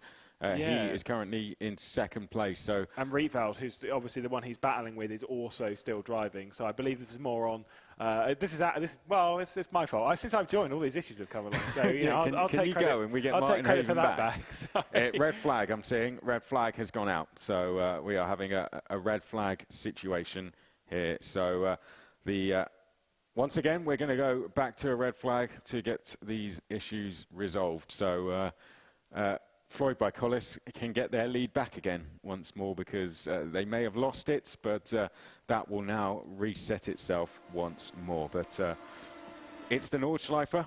The red flags do come fairly often. Sometimes we don't even race for about 7 or 8 hours at this circuit. That we've had races that the whole evening it was called off due to the rain and the conditions that you tend to get there. These things happen. Yeah, yes, they do. Let's talk a little bit about where we are in terms of the season. After this, the Sebring 500. That, of course, will then add more points and will take us one step closer to that 24 Hour of Le Mans. That's the good thing about this championship. I think you could look at all those tracks. They bring a completely different challenge, don't they? Absolutely. Sebring next. That's not like Monza, Spa or Nordschleife. They're all very, very different. And that's kind of what you want with a calendar, is you don't want to just go to your Grand Prix circuits, racing at Monza, racing at Spa, racing at Silverstone, ticking all the names off of tracks that you kind of recognise and know from every other championship under the sun. Trying to take on other challenges, trying to force our drivers to see which is the best team across the world. And it's not just about, like you say, on those circuits.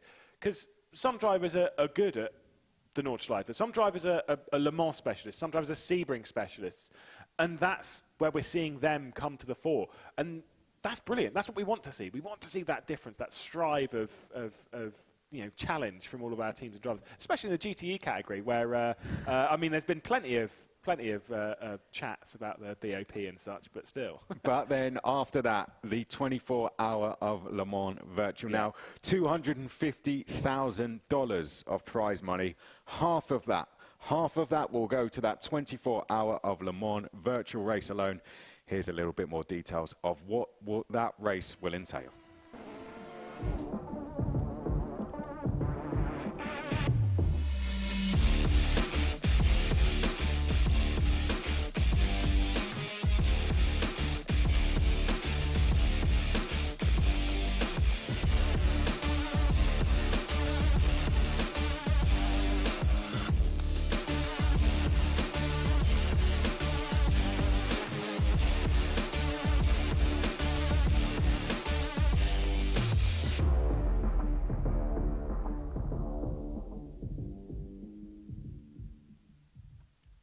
Well, you've got to be there to join us in January. I'm already getting excited thinking about it. That's going to be absolutely fantastic. I mean, the Le Mans Virtual last year was amazing. We broke multiple records, particularly with the viewing figures. It was a great atmosphere, even with just us in the studio in Paris. Imagine what that atmosphere is going to be like when we have thousands of you there watching with us, live spectating, as well as watching online. Yeah, absolutely. I mean, I'm super excited. Again, we spoke last year of Le Mans Virtual being this culmination of years of work, of things coming together, and that was the event that was like the masterpiece of all of it. It happened obviously through convenience of what happened in the world, the tragic moments of 2020. But now moving forward, it's become a proper thing, and heading into 2022, that is going to be a proper master like that. I'm so looking forward to it. It's going to be an absolutely fascinating event. The entry list for it is going to drop the day after the Sebring 500 as well. So we're going to have the 18th of December Sebring 500. On the 19th, we're going to find out the 50+ teams that are going to be racing in the 24 Hour of Le Mans Virtual. Now, since the last time we went racing for Spa, Crystal Scour has been catching up with some of the drivers. Here's what happened when she spoke to Michi Hoyer. My name is Michi Hoyer. I'm a 29-year-old German, and I'm racing for Burst Esports, and literally been into sim racing for over 15 years now, so actually 16 years. And well, into the competitive area, I just joined 5-6 years ago into the international competitive area. And what got you into the sport? It was a quite fun story actually, because I've been a massive Formula 1 fan since ever, and my first game was an F1 2000 title. Mm-hmm. And back then you played with keyboard, you had a little gamepad, and then you got your first wheel and so on. And then my best friend in school, he got a Logitech G25 back then, which was brand new on the market. And back in the day, that had a demo version of R Factor 1. And then he was like, you need to get that game. Like, it's feeling so good. It's feeling so real. And well, here we are. And what has been your most memorable race so far? The Le Mans 24 hours virtual last year. Like, whenever I'm going to retire or step down or whatever, that will be the race I will remember forever. Like, it has been a childhood dream for me to end up racing with the guys you see in TV, like, you know, being recognized by the big guys, being recognized by the celebrities of racing, so to say. So in your opinion, do you believe that sim racing is a real sport, and why or why not? It's quite interesting. Like in Germany, we got an agency currently fighting for esports to be considered a sport, to be like an Olympic discipline. And you know, sim racing is a bit different than gaming. Like, I don't know if clicking a mouse 300 times in a minute can be considered sport because of just that movement. But then if you look into our sim racing rigs, what we actually got, like, we got load cell brakes where you put 60, 70, 80 kilogram or even higher, like on a hydraulic system, it's up to 150 kilograms, I think, you put in for a maximum braking. The direct drive wheels most of the pro guys have, like, it can be so strong that when you crash on the wall, it would be able to physically break your wrists. And obviously when fighting the wheel and when driving a sim car, there's a lot of forces you need to, you know, have good arms with. You need to have a lot of stamina, I think, because it supports the not only operating the pedals and so on, but also stamina supports the level of concentration and the duration of concentration, what you'd be able to keep up for a longer period of time. So, I mean, it's quite a big similarity to real sports, isn't it? Crystal Scour there talking with Michi Hoyer. There you can see all of our competitors. They're all still there, getting ready to go for the restart. We are under a red flag situation here at the Nordschleife at the moment. It's almost as if we're there for real. But we've got plenty more interviews coming from Crystal throughout the broadcast, so stay tuned for those. That was Michi Hoyer she was speaking to. Now, another one of the things we've got coming up throughout the broadcast is we're giving away a free Thrustmaster T24-8. If you're watching over on Twitch, go to the Traction GG Twitch. They're going to be throwing questions at you throughout the race. You are taking part and earning points just by watching on the Twitch stream, but you can earn more points with the more questions you ask, the more questions you answer, the more comments you put in. There's a live leaderboard to the right as well, so the more you're in there, the more you get involved, the more points you will score. And at the end of that, the winner's going to get a Thrustmaster T24-8 for free. Yeah. How about that? Yeah, absolutely. Do you have one? If not, why aren't you watching on Twitch? See, I've got a T300, and I've had it for a while. I got it from. Well, that's a higher number. It is a high number. It's of course the T300 is an older model. The T248 is their brand new wheel. It's designed to be an entry level wheel for those trying to get into sim racing for the first time. Heard Michi Hoyer saying on there about a Logitech G25. That was sort of like the go-to wheel of, you know, 5-10 years ago, of like joining sim racing. That was where you go to. The T248 is going for that market. It's exactly what it's for. And if you're not in sim racing, if you're not really giving it a go, I mean, most of us started playing on a controller of any description, and some still continue to race on a controller. We won't go into that too much.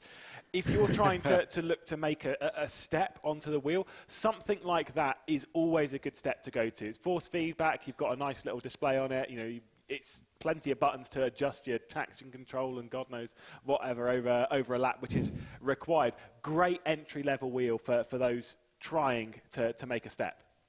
Well, of course, Thrustmaster are just one of our partners. You see him up behind us. We thank all of the partners. Look at that. Look at that Porsche. Absolutely. I'm going to take that back with me at some point. I think after Sebring. I just don't really want to build it. But if you can build one, I'll take it. But thanks to Thrustmaster and all of our partners. We talked a little bit about the wheel they're giving away. Here's a little look more at their products.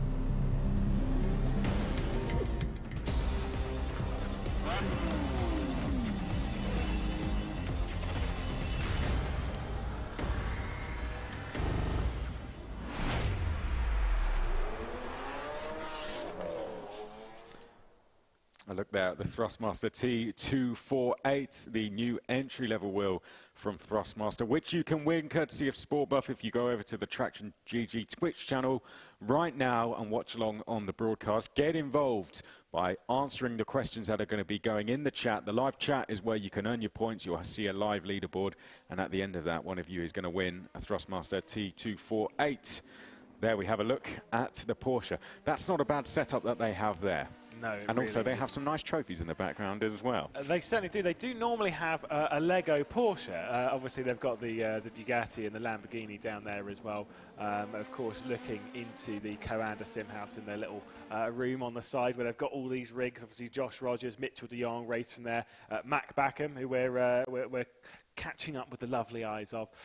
There's plenty of drivers that race from the Coanda House. Not all of them, though. The likes of Charlie Collins, Dane Warren, they don't race from the Coanda House. They race elsewhere. But the idea is that they can race from that point, and you're out of the car, you can already immediately converse with an engineer. You can do the whole like, oh, it was doing this through the corner, and I'm like, oh, I know what that means now. Cool, fantastic. The amount that they can communicate, it's a bit easier. And also, it's just cool, isn't it? What a party piece. Yeah, I think it's just has that team atmosphere, doesn't it? You know, you can G each other up a little bit. If one of you's had a bit of a bad stint, then you can immediately be speaking to your teammates. You can go through some data, like you said, and you can be there watching your teammates live as things are going on. If something goes wrong, then you can get it fixed very, very quickly. Definitely don't hit your There's teammate. no panic stations or anything like that, is there? Definitely don't hit your teammate. No, I mean, don't hit your teammate. I mean, you can speak to your teammate, well, you don't want to hit them, you know, on track or off track. Could you imagine if you hit them on track and then it's like, right, as soon as you get out of the rig, it's like, hello. Oh, whoops.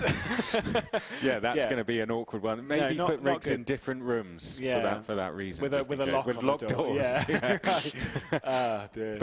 But yeah, you know, that's just a look at that's someone too frightened to get behind the wheel right there.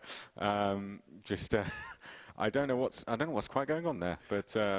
Yeah, that's waiting to get into an empty rig, unless there's an invisible man in the rig. I don't know. The wheel is certainly not moving. So there's a couple of rigs there, though. There is another one behind where, because I believe this is, we're looking at Yusuke Tomobayashi, who we caught up with a little bit during qualifying. Saw the onboard towards the end for the D station. Right, here we go. And now going to jump into the rig. So the invisible man must have jumped out. Maybe he's jumped into the other rig. There we go. In the background.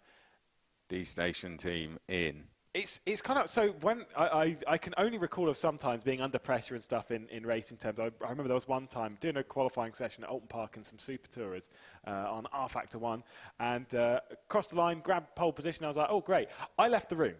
There was 5 minutes left in the session. I was like, no, I need to go. I need to get out. I need to get away from everyone. I need to breathe and be by myself and then focus on the race ahead. It's hard work. Well, the drivers may be getting inside the rigs, getting ready for the restart, but Crystal Scour was catching up with some of them on the build-up to the race. Let's go and hear from some of them now. So my name is Josh Perwin. I'm 19 years old. I drive for Axel Sports, and I've been sim racing for about 4 years now. And I just love racing. I do racing all the time, and esports allows me to do racing where real motorsport costs too much money. Firstly, my name is Nakib Aslan. I'm 21 years old this year from Malaysia. I race for Axel Sports, and I also am a Toyota Gazoo Racing Malaysia rookie driver. Amazing. And how long have you been racing for? I honestly only started professional sim racing last year when the whole pandemic happened. Wow, so you're very fresh to it. Yeah, very new to it actually. Do you believe that sim racing is considered a real sport? Why or why not?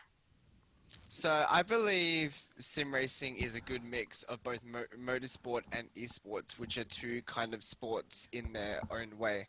So like, for example, you've got, you know, your normal sports, and then you've got motorsport, which is still a sport, just a different kind of sport. While esports is a different kind of sport, but it's also a sport. And sim racing is good because it's kind of a combination of two sports in one.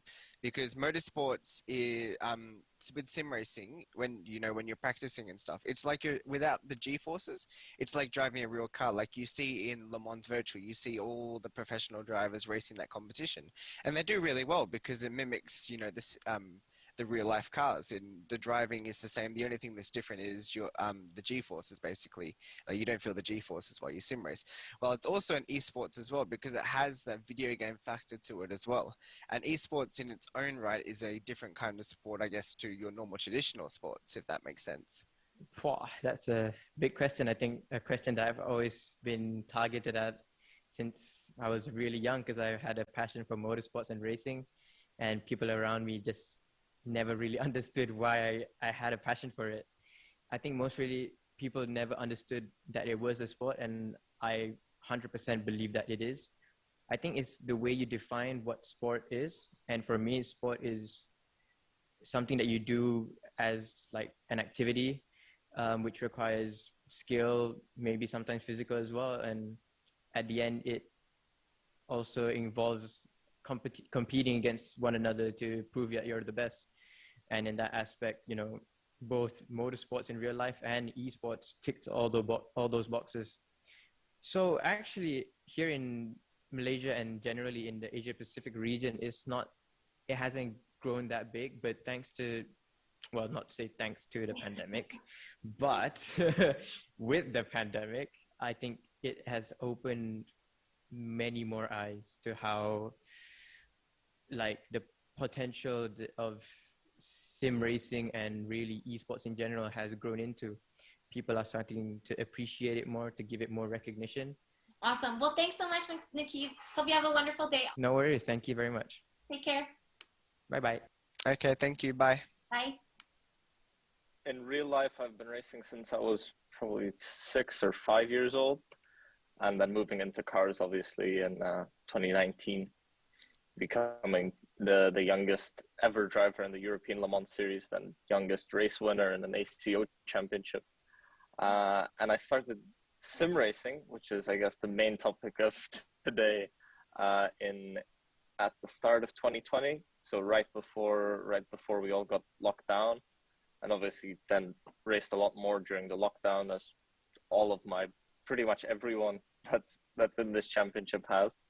I currently race with Simsa Esports, a UAE-based team, and we do iRacing, R Factor, and pretty much everything that's sim racing. We do that. Since you said that you've done real driving as well, can you compare the two? So sim racing to driving, what would you say is the biggest difference? I think, as everybody knows, the biggest difference is that seat feel.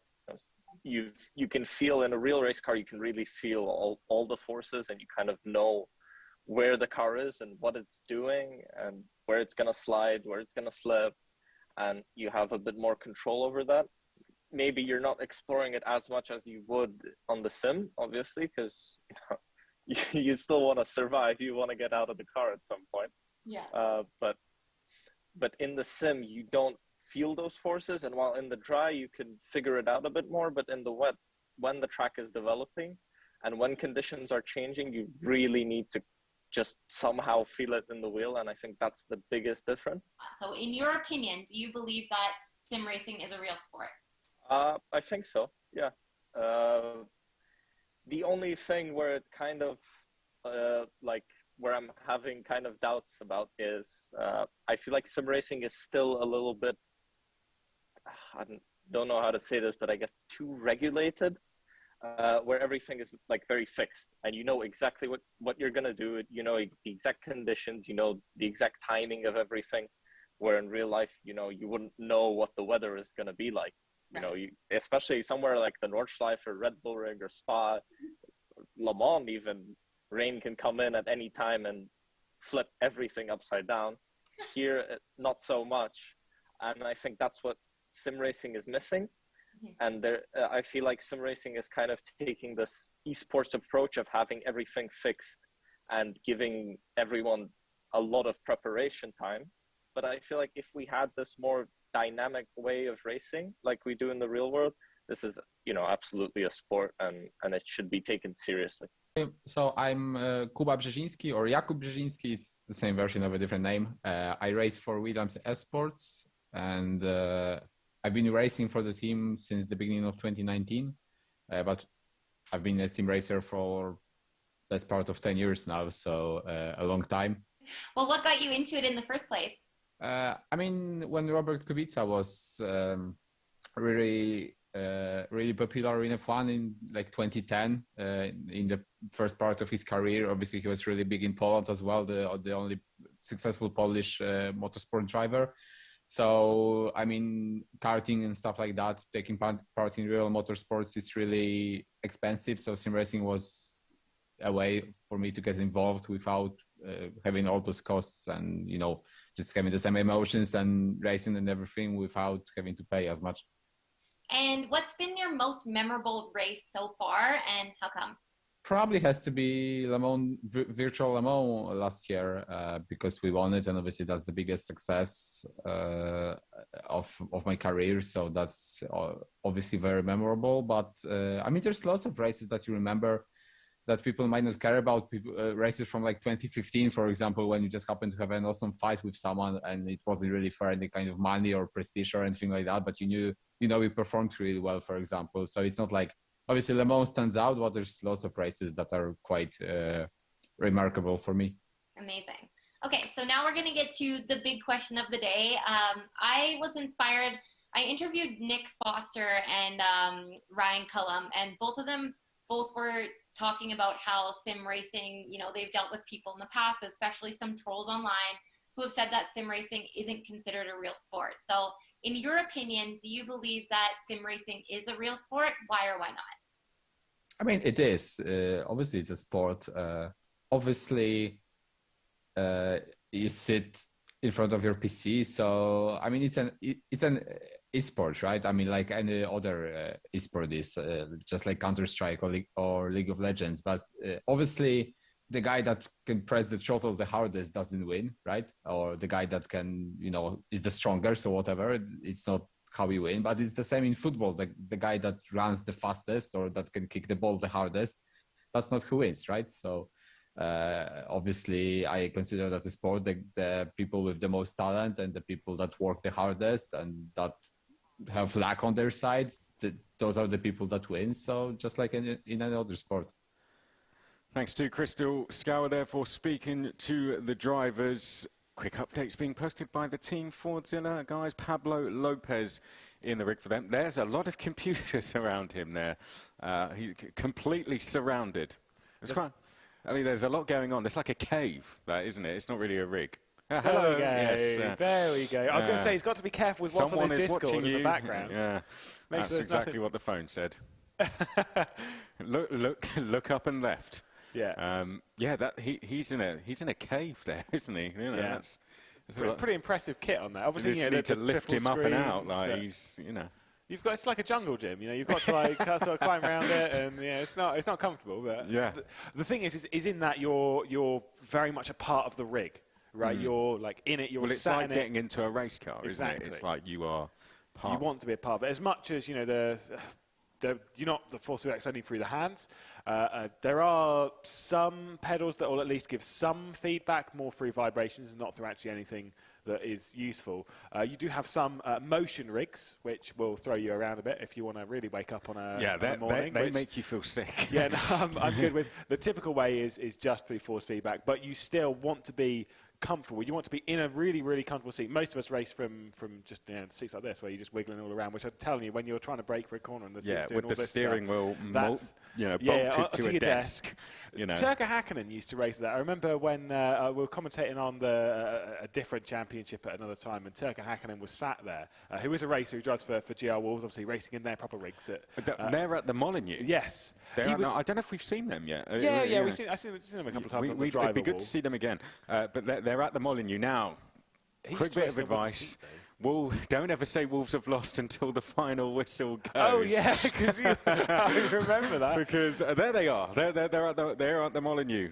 I see some cheering from a man with no head. In the background.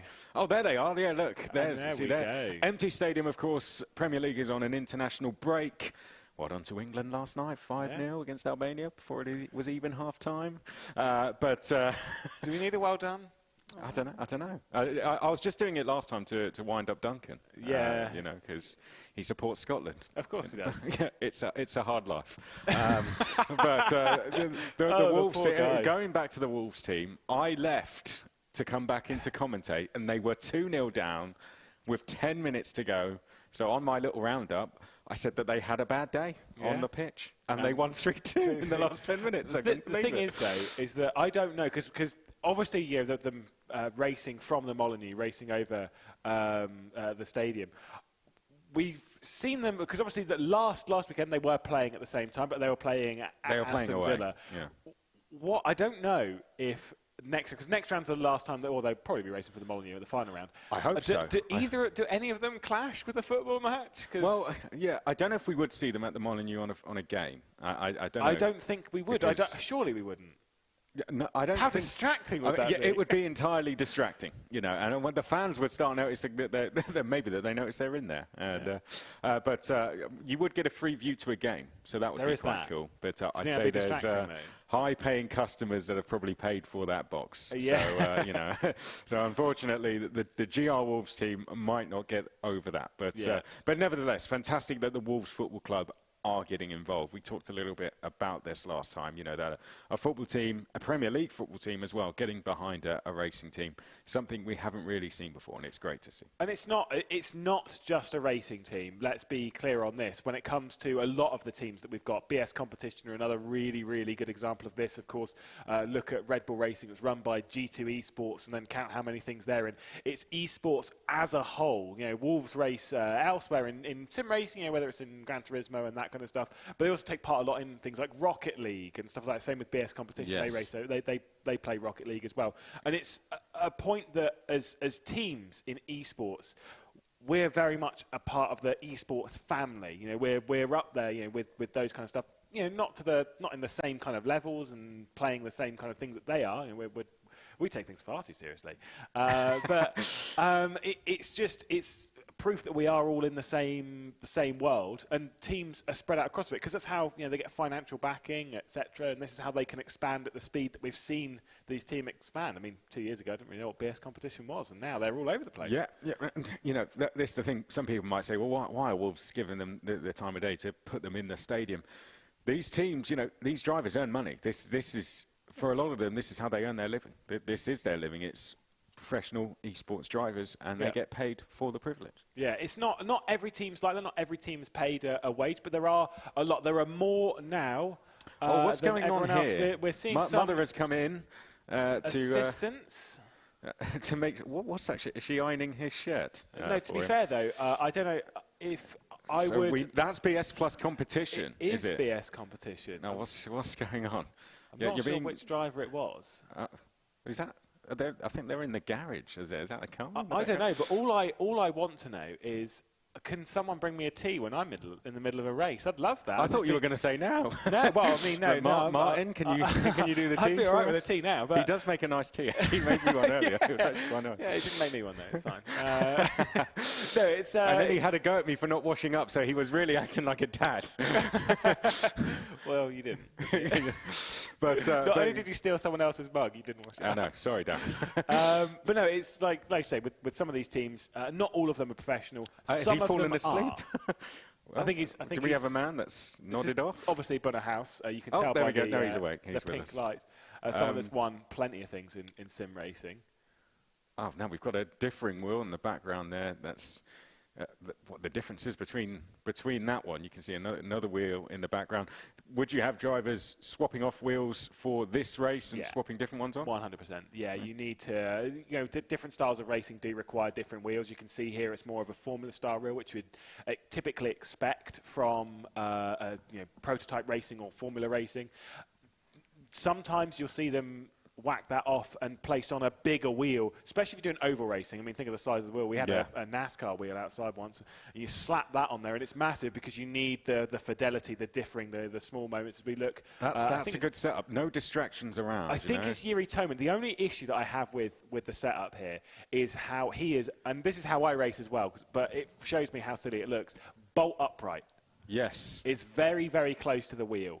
Is sat up, is kind of as close as possible. Now, you can also see, based on how close he is to the screen and based on how tight that space is, single monitor as well. No triple screens, don't even really think it's going to be an ultra-wide. So, racing, essentially, with a not overly complicated setup.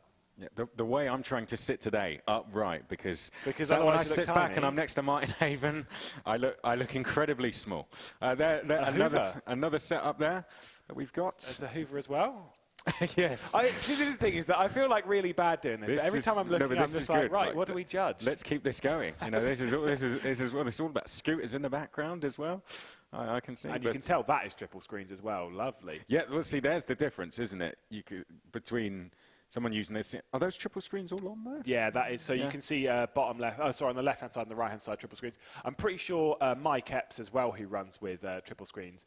But they've got some of these people with the triple screens. Of course, you've got the edges of the monitors that run around. Obviously, you know, you've got 3 screens that are quite close together, and you can get. There we go. Nice noses on camera. Hello. There is Mike Epps. There's there Mr. we go. Mike Epps. Classic. Former touring car racer, of course. Yes. You know, he made it all the way to the top. Knew Mike Epps from karting, actually, very quick in karting, so it was good to see when he made his way up to the top on a small budget as well. It has to be said, you know, Mike Epps isn't someone that was carrying a load of money with him. He got there kind of all on his own, really, and I think has been forced to take to, you know, he took sim racing mainly because he didn't really have the budget to keep going in something like touring cars. He just didn't have the money to do it. But very capable driver. And in sim racing as well. You can see as well he's racing in a Zanshow tops because he's racing for the Jota team, which is run by Zanshow. We've got Nuno Pinto on screen. Yeah, of course, a driver who we know is quite fast. Did lead GT Pro in Season 3 at one point until an unfortunate disconnection at Silverstone whilst leading the race. Gave the win over to Casper Stolz, who's raced for AF Corsa this season as well. Unfortunately, after that point, didn't go so well, but still a talented, quality driver for Team Fordzilla. I was actually chatting to one of the Fordzilla drivers a couple of nights ago, which was Gianmarco Fiducci, who just finished runner-up Will in a Stevens championship that we see? Yeah, I think so. Yeah, it is. That's Will Stevens. Of course, he got all the way up, didn't he? Will Stevens, very, very good in single-seater racing, and he's done just about everything since then, hasn't he? He's a very busy driver. You've got to race, you know. Why not? If you've gone to Formula 1 at some point, you've got to race in everything else underneath. Now, Will Stevens was the person I believed I interviewed, the first ever driver I really interviewed, and I got the team wrong that he was with, and he was only in Formula 1 at the time, so you know it wasn't a big deal in front of an audience at the Autosport show, which is where we'll be in January. Oh wow, what a nice there you plug. go. Now that's the sign of someone who does stuff in motorsport. Collection of passes in the background, track passes, and great also stuff. very focused as well. That's more relaxed. That's a project. That's Louis Delatraz, of course. You can tell by the amount of helmets he's got in the background. Championship. Yes, you know, Louis Delatraz. Yeah. Very unfortunate for him, of course, this year. But Louis Delatraz, incredibly talented driver. Yeah, really, really is. And also one who's talented in sim racing as well, as we kind of found out Le Mans Virtual last year when they won it. And that was the thing, wasn't it? We thought he was going to win the virtual and then go and win it for real, and it just didn't quite happen. As Martin says, you know, the Le Mans picked their winner. You know, the Le Mans picks you as a winner. You sadly don't pick it for yourself. But yeah, they can see the collection of crash helmets in the background. Sat very casually, I have to say. You need to be. I thought that was part of the seat for a while, but no, that's him. That's part of him. You need to be casual and comfortable at this point. You need to take it like with a pinch of salt. And because this is stressful for the drivers. This genuinely is really stressful. Because you're like, right, when are we going racing? I need to go racing. You know, like, I'm ready to go. I'm ready to go in the day. And they start getting agitated. And you'd kind of expect it. I mean, that's how it is. This is the thing. You're not bold. Okay, someone's trying to show us a sign there. What does that say? I don't. Chilling. Boom. It's backwards. That helps. It's backwards. Classic. Yeah. Someone, that deck chair is set up incredibly close. I mean, there we go. That's someone who's spectating right next to him. Not impressed as we come back to this driver here. Yeah. But yes, they are. But when you're in a race car, this is the difference. You're bolted into the car. And if you're out of it, you know, you're off into the garage immediately. Hello, I better start driving now. Someone's actually watching me. I think that was what happened there. Yeah, absolutely. Someone's behind him. Look, that's because we have cars now leaving. So, and already contact already between the BMWs. It's not the first time we've actually seen BS Competition and BMW Team GB make contact. They've become very good friends, haven't they? Yeah, they have made contact already in this race. Now, I'm going to assume that Floyd by Collis will be the car that leads us, because It's a red flag, so we go back a lap. So we basically reset to where we were. I do believe so. Any changes in positions are effectively never happened. Do you think they want to lead, though, based on what we've seen on the last No, two restarts? no. I think they were like, no, I'll take We second. haven't had a race start where the leader has held position. Yeah, which obviously in both classes, I think what will that's happen. the case as well. You know what will happen is that Jene Simičić will be like, no, I'll start second. I'll start second. He had the lead. He had the lead. And it's like, and then the leader will lead the lap. It's always how it goes. And then all of a sudden, Erhan Yuyovski's in the lead because the other two couldn't figure out who wants to be ahead. I have had that. There was a race that we did once with Eric Strana, who now who works for the FIA as some esports consultant. Met him a little while ago at the Sim Expo. Either way, I just wheel spinning, don't worry. Yeah. But we raced once, and we were racing for the lead, and it was like, teammates like, no, you lead. We cost ourselves 7.5 seconds and nearly lost the race. Like, wow. That's why you don't mess about like that. Yes, do not mess about, because I've seen it in, particularly, I know this is completely different, but in karting, when you do a one-off event, you don't want to start second, you want to be third, and there's always, coming up to the line, people playing games with each other. It happens in racing all the time. But that's where you can overthink a race, and because of it, you can lose a race in the process. Yeah. So, just get on with your own race. Don't worry too much about what's going on around you. Unless you're actually smart. Yeah, well, look at who you're talking to. Well, that's certainly... Looking myself in the mirror, I'm like, well, no, we are Here's not in a Team good place. Redline. Great strategy for them so far. They're, of course, behind the Porsches so far. And this is the battle that we saw last time. It was BMW Team Redline versus both Porsches. The Proton, though, will be out for redemption at this race because they've just been so incredibly quick. 1.5 points here as well. So 38 for a win, 27 for second, 23 for third, 18 for fourth, 15 for fifth. And then we work our way down in threes. 2 points if you're 10th and 1 for finishing. No points if you do not finish the race. So you have to finish the race. And so if you're Proton, who are third, they may be a few points behind, but if they win here and the others lose a couple of places to them, they could be leaving as the championship leaders. Yeah, and they're a team that definitely can win here. I mean, co-anda their 4 cars between the 2 Proton competition cars and between the 2 Porsche Esports cars. At some point earlier in the race, after the first in the first stint, they were leading 1, 2, 3, and 4. Now the Porsche is, I don't know, there's much argument from the drivers. It's the fastest car. Now, I'm going to be very careful talking about BOP because I know this is where you shoot yourself in the foot. Whoa. It is arguably the fastest car, but it does drink fuel. It really does, which means that the other cars are slightly better on that, and that's where they come to the fore. We saw that in the very first Exactly. spin. The BMWs and the Ferrari went longer. But you still can't say that as fact, otherwise we do get in trouble. But either way... We're just simply going off what we saw there Exactly. earlier, and that was that the BMWs and the Ferraris were able to go longer on fuel. And that will bring them into the race later on. To be honest, especially when the race is slightly shorter. If we're talking about only having, obviously with it being a bit of a reset from this point, 5 hours, 14 minutes. This is now a 5-hour race. Yeah, and that might actually play even more into their favour if they can go a little bit longer. It's a little bit more awkward that we're starting 5 hours and 13. They're kind of like, oh, could we not just 4 hours, 45? You can't, that'd make it easier. You can't gain a lap round here because it's so big. It's 25 kilometres. But you save a lot of time in the pit lane. But that's the difference, isn't it? You're not going to gain laps or which we had at Spa, where they would gain stops, so they would do less stops. That's not the case. It's more that you're going to save time in the pits. And if you save, I don't know, 5 to 10 seconds in the pit stops, and we're doing multiple pit stops throughout the race, we're going to do, there's 13.5 stints that would have been for prototypes, 9 for GTEs as well. Jack Keithley. Okay, I'm going to stop in my tracks there. Those curtains and that wallpaper. Is action, man. I don't know what is going on there. Jack Keithley. He is a very talented driver. It's Jack Keithley. That's how you know you don't like that. You really don't like his curtains and his wallpaper. Because you go, well, he's a very good driver, and he's a very nice man as well. He was actually the first time that when we went racing, when I met you for the first time at the Nürburgring, he was my teammate that day. I cost him the win, but we won't go into that team. Did you ask him what the curtains were all about? I didn't. However, I'm now regretting that because I think I would have not teamed up with him if I'm perfectly honest. Definitely a Nordschleife specialist, though, one to watch out for in the race. If very we good not driver, see his webcam again, well, though, that would be great. I tell you what, he's been working his way back through the field very well since the first lap for BMW Team GB. So, ARC Bratislava, of course, they didn't start the race because of connection issues.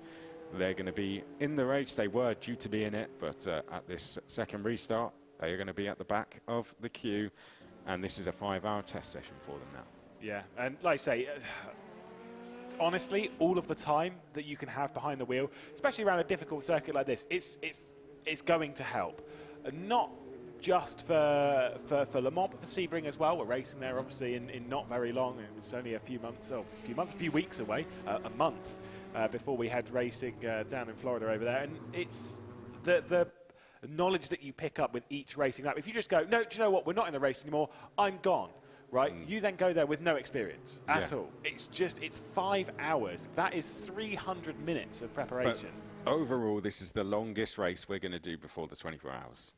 You know, we've had the 4 hours of Monza, we've had the 6 hours of Spa, the Sebring 500, but then, of course, that's nothing compared to the 24 hours, but this is the closest you will get to the 24 hours. Yeah, absolutely, and it's why the teams wanted this as a test to run through the entire 8 hours. We're not having that. However, we are still having to be focused on the race for the 8 hours. Precisely. And so, in that sense, having the curveballs, having the curveballs is very, very difficult indeed.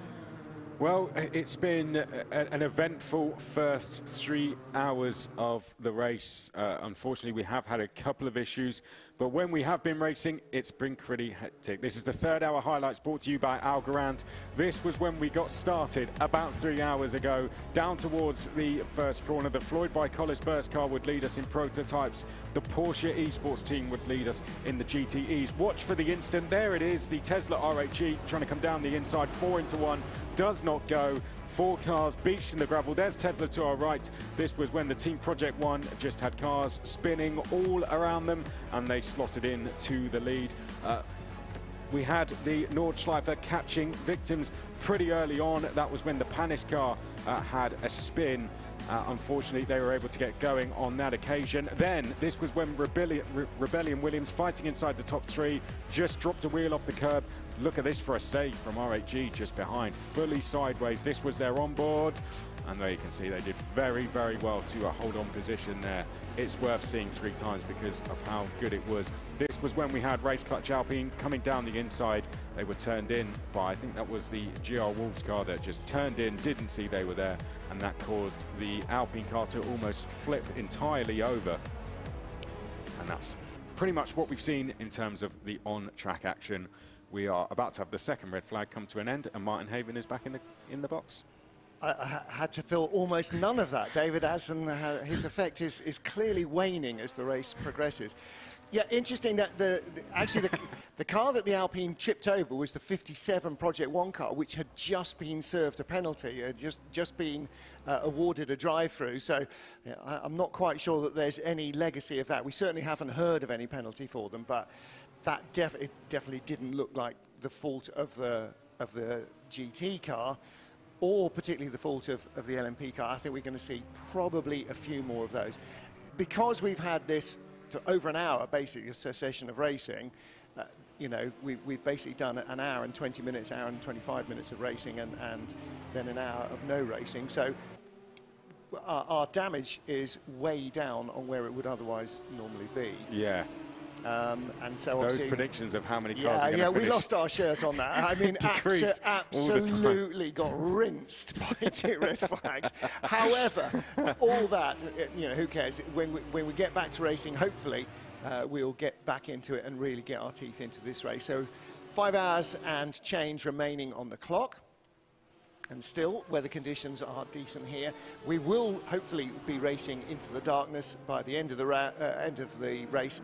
And so whoever's in for the final stint or two, I mean, that's really where you don't want to drop somebody in for the final stint. No. To go from racing in the daylight to suddenly the track's dark is a very disorientating thing. We talked about the pro drivers needing to get their stints out of the way before it goes dark. The window for that is decreasing all the time, isn't it? And well, they that's have to do. They right. have to do. I don't know what the minimum and maximum times will do, but I'm sure the minimum times stay the same, right? You have to do the 90 minutes. See, for Ben Rossiter Turner, suddenly, okay.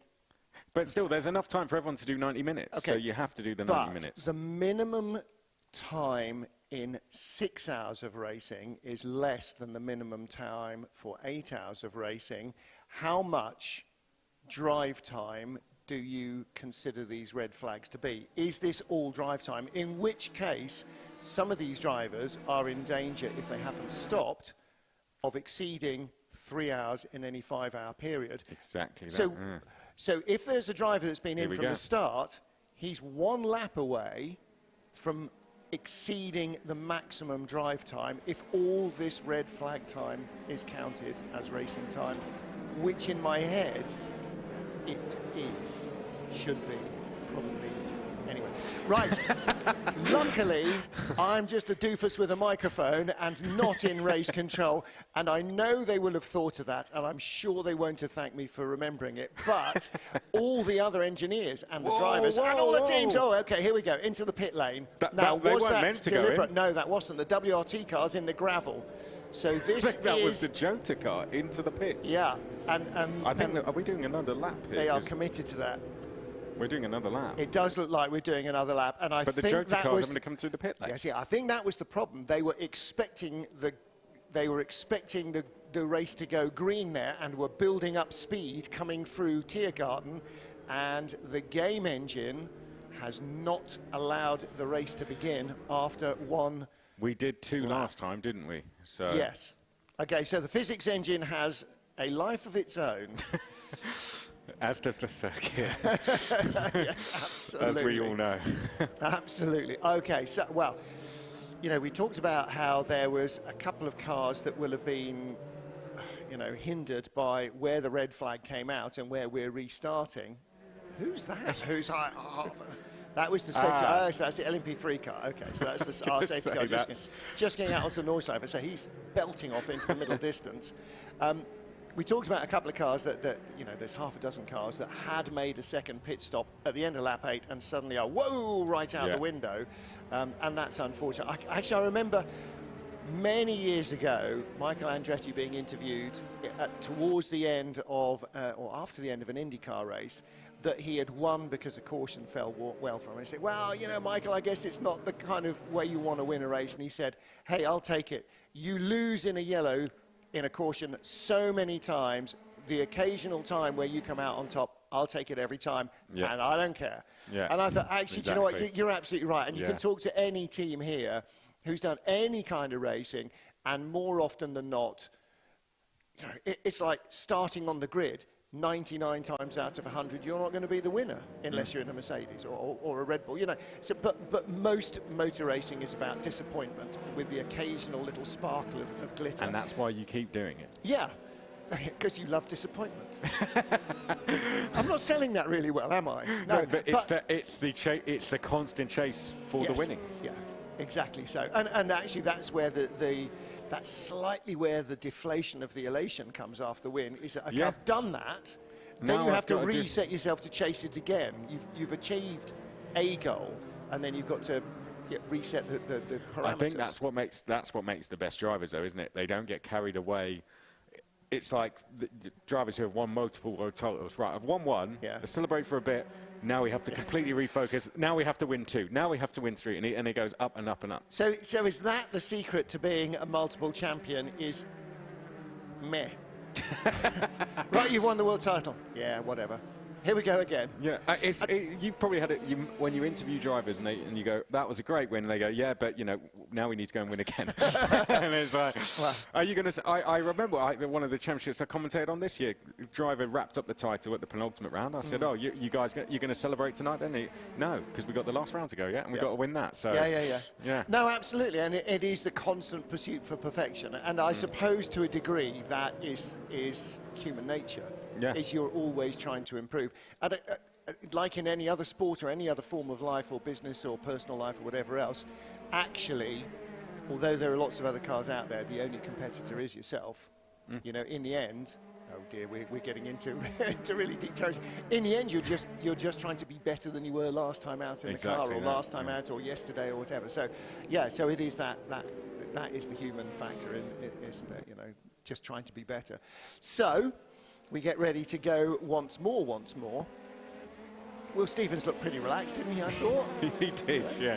But then actually, he so might did Louis Delatraz. He might... He looked too relaxed to Louis me. Delatraz was very firmly in Charles Leclerc territory there, wasn't he? Just one yoghurt short of Charles Leclerc. There's a phrase for you to drag back out. He's one yoghurt short of Charles Leclerc. Well, yeah, no, he probably take from that what you want, yeah. But Will, starting last in the field, actually perversely has the better chance of survival in turn 1 and 2, and a possibility of picking up more places maybe than anybody else does. Now, you can only go forward. To bring you up to date with the 38 Jota car, Mike Epps, as you saw, was forced to dive into the pit lane. He's gone and come through, but he has not dropped to the back of the field, but he has lost places. Well, it could have been a lot worse than that, because he was that close from hitting the wall, the pit lane entry. Well, Franco Colapinto also lost ground in the WRT car that went into the gravel in avoidance. So they were all sort of checking up behind Rocket, Team Redline, Are they allowed Marla, to take those places back? I'm not sure the game engine physics will allow them to do that without throwing out baby with the bathwater. So if I were in race control, I'd be saying, guys, just... 5 hours of racing. Stay where focus, you are. Calm, Seb. Focus on the big prize. just focus, and yeah, we at least you got away without shunting the end of the pit wall. Those of you who haven't seen the final, the highlights, the final race of the European Le Mans Series in Portimao, yeah. There was a definite option for the end of the pit wall there that didn't quite look as clever as you might have hoped. So everybody else, they've caught up with the safety car now. Well, there have been driver changes as well. I noticed Dane Warren taking over the 88 Proton competition Porsche that leads in GT, ahead of Anchan Juven. So that happened in the last red flag. Had Josh Ladd swapped in, or is that a new one? Enzo Benito is new into the 71 Team Redline car. Yuri Kasdorp started in the 111 for Red Bull Racing. So again, we're at the end of 3 hours, which is the maximum you can do in any 5-hour period. So definitely in any stint. Loic Hartog was in. So driver change in 57. Mac Backham was in at the start. Jack Keithley was in at the start. Najima took over the D Station Racing. Aston, you saw him at the back of the room, kind of trepidatious about getting into. Well, yeah, I know, I understand. It was like a mental preparation. Yeah, I understand that. But and Alex Young's son as well has taken over the Axel Sport GTE car. So there were half a dozen, and Polensky wasn't here. Polesny wasn't in the GR Wolves 86 car. So we saw wholesale changes, I think, at Wolves, didn't we? Was there? No, Alessio Picariello had gone in on the last red flag. No. Why is this Porsche so far behind you? Mac Backham. He was, because he made a second stop. But I mean, and we didn't find out why the 91 car. But you would think this was the race leader, because there's just no one ahead. Well, it says 07 in his window, not 01, which is that's correct, isn't it? That's the car ahead of Jack. That's Mac Backham. Yeah. And he's 7th. But in the window it says 07, so he's ahead of Jack Keithley, and they're 7th and 8th. That's right. He is 7th. Yeah. Why is he not behind 6th? Where is 6th? Well, he is behind 6th. 6 is just quite a long way in front. Yeah, quite a long way ahead, yeah. So the cars we can see, Mac Backham in the white Porsche, then Jack Keithley, and then the Tesla R8G, that's Hemmingson, with the purple rear end on his BMW. So they're all in the right order. This is the leader. This is the proton car of Dane Warren, isn't it? They're just very spread out. Yeah, they are very spread out. They need to get a move on. But there's Dane Warren and there's Chan Juven right behind him in the factory-coloured 92 car. In the factory 92 car, 1.7 seconds was the margin, and that's sort of what the gap is there. And then 5 seconds behind them, Enzo Benito. It's 11 seconds between Mac Backham and the Project 1 car. Yep. Wow. I mean, they've got plenty of time to still close the gap down, but... Yeah, no, absolutely. You just think... Yeah. Well, they are bunching up now in the prototypes. Yeah, and this is what we saw on the second formation lap after last red flag as well, was they were all you know, spread out to the all four wins, and then gradually all came back together. So Jurny Simoncic, number 4, Floyd by Colles machine, the Wasp Exterminator colours. There's no better way of describing it, is it? You know, if they come round to get rid of your wasp's nest, that's what the van looks like. Again, a little bit of fanning out down the straight, sort of preemptively. Everybody's got to get into 2x2 formation. So you should have Simoncic and Rietveld for Real Team, the number 70 car alongside. Then R8G and Rebellion, the number 1 car. That's row 2. Fordzilla and R8G's 18 car, row 3. Alpha by Colles and Red Bull Racing, the number 11 car, that's row 4. Then Yassit and the first of the race clutch Alpines, then the second of the race clutch Alpines, the one that had that monumental shunt, which apparently no longer exists, and the Mahler Racing car, that's their 11th and 12th. Then Team Red Light, Rocket Sport. Driver change, a second driver change at Rocket Sport, because Jon van der Heide is in now, and it was Al Buncombe for 1 lap. We didn't get 1 lap, did we, of green? So you didn't redo any laps? Yeah. Franco Colapinto remains in at WRT. Mike Epps took over the 38 Jota car. He was the one who had to dive down the pit lane. So there were 2 or 3 changes, but not many in... Here we go. In prototypes. Into the third hour of our 8 hours of the Nordschleife. We are back to green flag racing. Rocket Sport go into the pit lane. The leader, Jurny Simoncic, across the line to get things back under green flag racing conditions. Our LMP field just ahead of the GTEs. And that field will be headed by Dane Warren in the Proton competition car. And it's almost nose to tail. A Red Bull car with a bit of a mistake. Yassit could capitalise, though. There was contact, and in GTs they were very close behind. Dane Warren under pressure from Chan Juven did not want to be too far behind, I think. Safety car has come. Safety car has gone out. Okay. Well, we saw the Rocket Sport car in the pit lane. So yeah, they had damage. Lewis has just told me they had damage. Okay. So we believe the safety car has accidentally come back out again. So does that mean everybody is not at racing speed? That sort of looks a bit more like... No, it's not. Someone needs to just go and fire that safety car off. he's definitely building up his part a little too much. Projecting to the audience, love, it's me, your safety car driver. Off. You know, there's this great thing in the theatre and in many performing arts and commentary, whether it's performing or art, there's that feeling. It's called imposter syndrome, where you're waiting for the hand on the shoulder that says, all right, son, you've had your fun, now off you go. The professionals are coming in. And that safety car driver needs to feel the hand on the shoulder. So, unfortunately... I'd say we could use Jurny Simoncic as that hand over the shoulder. Yeah. Now what do you think of the curtains and wallpaper? I was going to say, interior decor, discuss. Is that... It's not an incredible... What it is. Not incredible. It looks like penguins. It's almost like an Action Man logo. Ask your father. But who has Action Man curtains? Even in the 70s, I don't think anybody had Action Man curtains. But I don't know if they've been passed down generations. No. It's, yeah. Listen, you know, sometimes decor is not your choice. Well, that's what he's going to say. Wasn't my choice. And sometimes... Wasn't my rig. I borrowed it from a friend. And sometimes your mum does come to work and tidy up after you and iron your shirt. Not your mummy, though, Chris. There's a bus along every minute. And Chris is going under most of them this afternoon.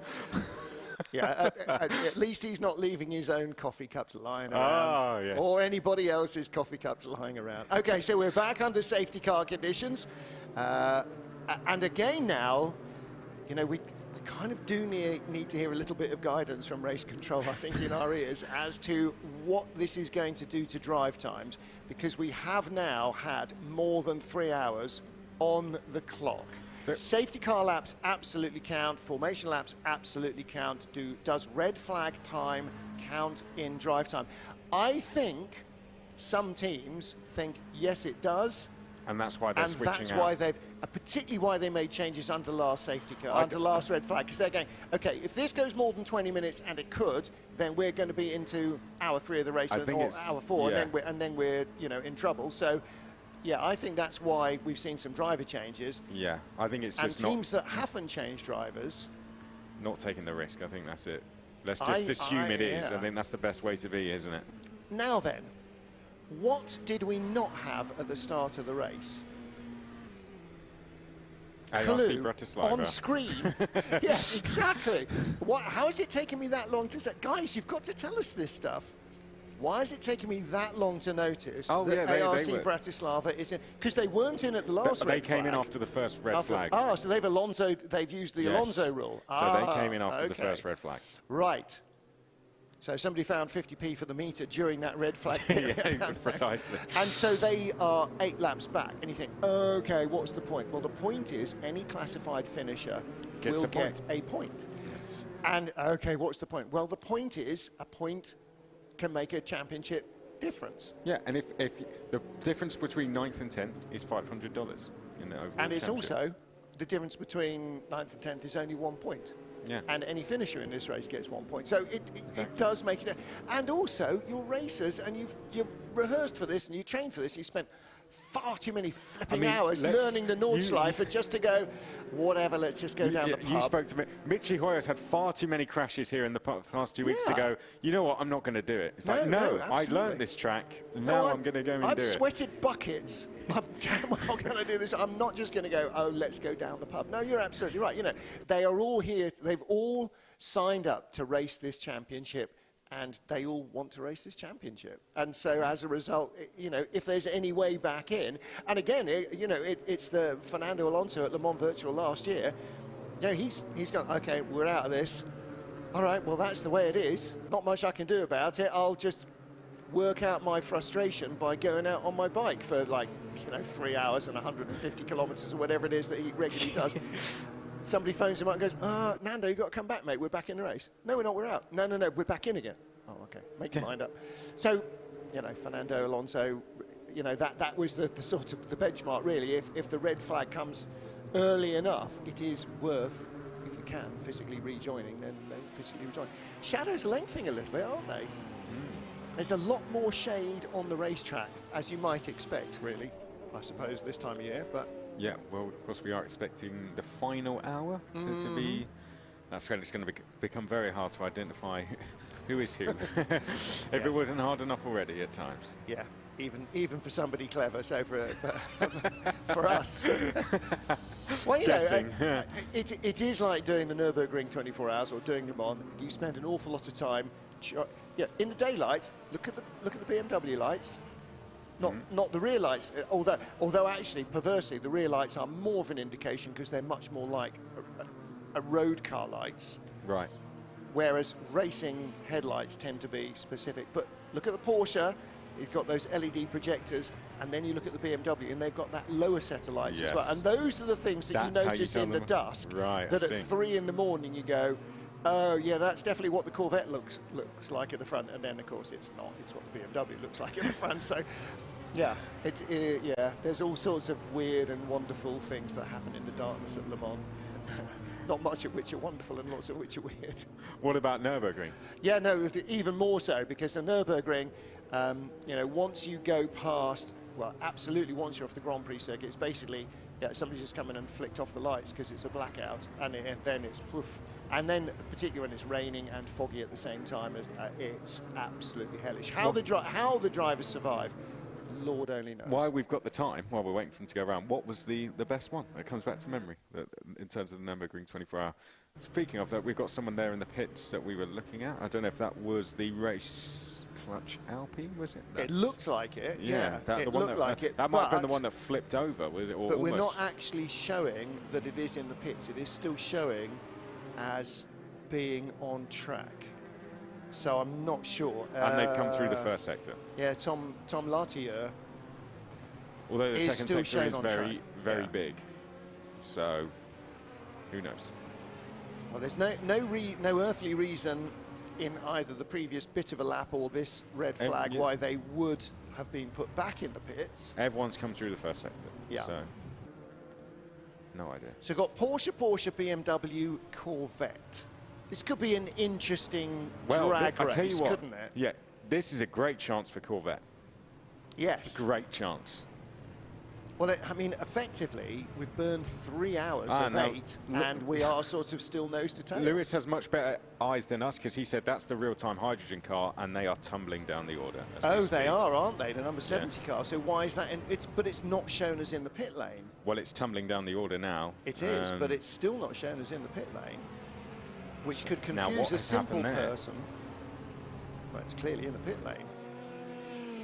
That's where, when you don't know, just say what's happened. That's all we know so far. They are in the pits. Yep. And they were fighting for, they were due to start second. So they've gone from second to the pit. So that means Erhan Yayovsky is now second. And Kuba Brzezinski in Rebellion GPX Esports is third. And all of a sudden, Team Fordzilla are now fourth. The extra pit stop for Rocket Simsport, by the way, and Jan van der Heide taking over because they had damage to repair. That was a real shame for them because they were going so well. However, as this race has already shown, anything is still possible.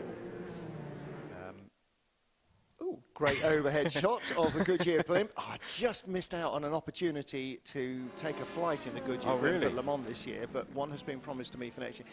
It takes an awful lot of arranging, and there's not quite enough time off air to go and get arranged. So I need to arrange a bigger off air time next year's 24 Hours of Le Mans, but it is by all accounts a great flight. So now safety car, do it. Just do what you're told this time, please. Okay, so ARC Bratislava rejoined at the end of the first, or in the first safety car period. They're 8 laps back, and Real Team Hydrogen, unless they leave the pit now, do they go a lap down as the leaders get to the line? Okay, all right, so it's a connection issue. Yeah, this is a connection issue. That's Jeffrey Rietveld, isn't it? Okay, well, words aren't needed there, are they? You can see that his screen is blank. He's firing up the PC. Yeah, connection issue. Yeah. That's a real shame. Aha. He's back. Right, he's leaving pits. Okay.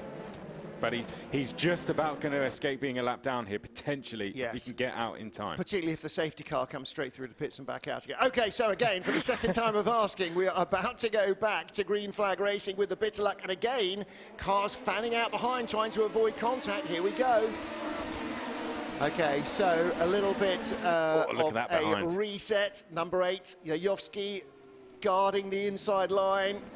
2 wide side by side. Yes, the Real Team car did just get out, stays on the lead lap, but only by yards, meters, even in this day and age. And the Mahler car facing into the barriers. Don't select reverse! No. How could you possibly have done that?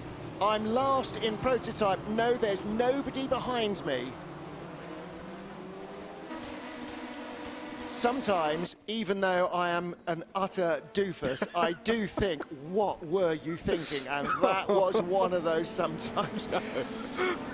RHE in second place. We ride on board with Kuba Brzezinski, or Jakob, it's the same name, just a different way of saying it, as we were in the Rebellion GPX car.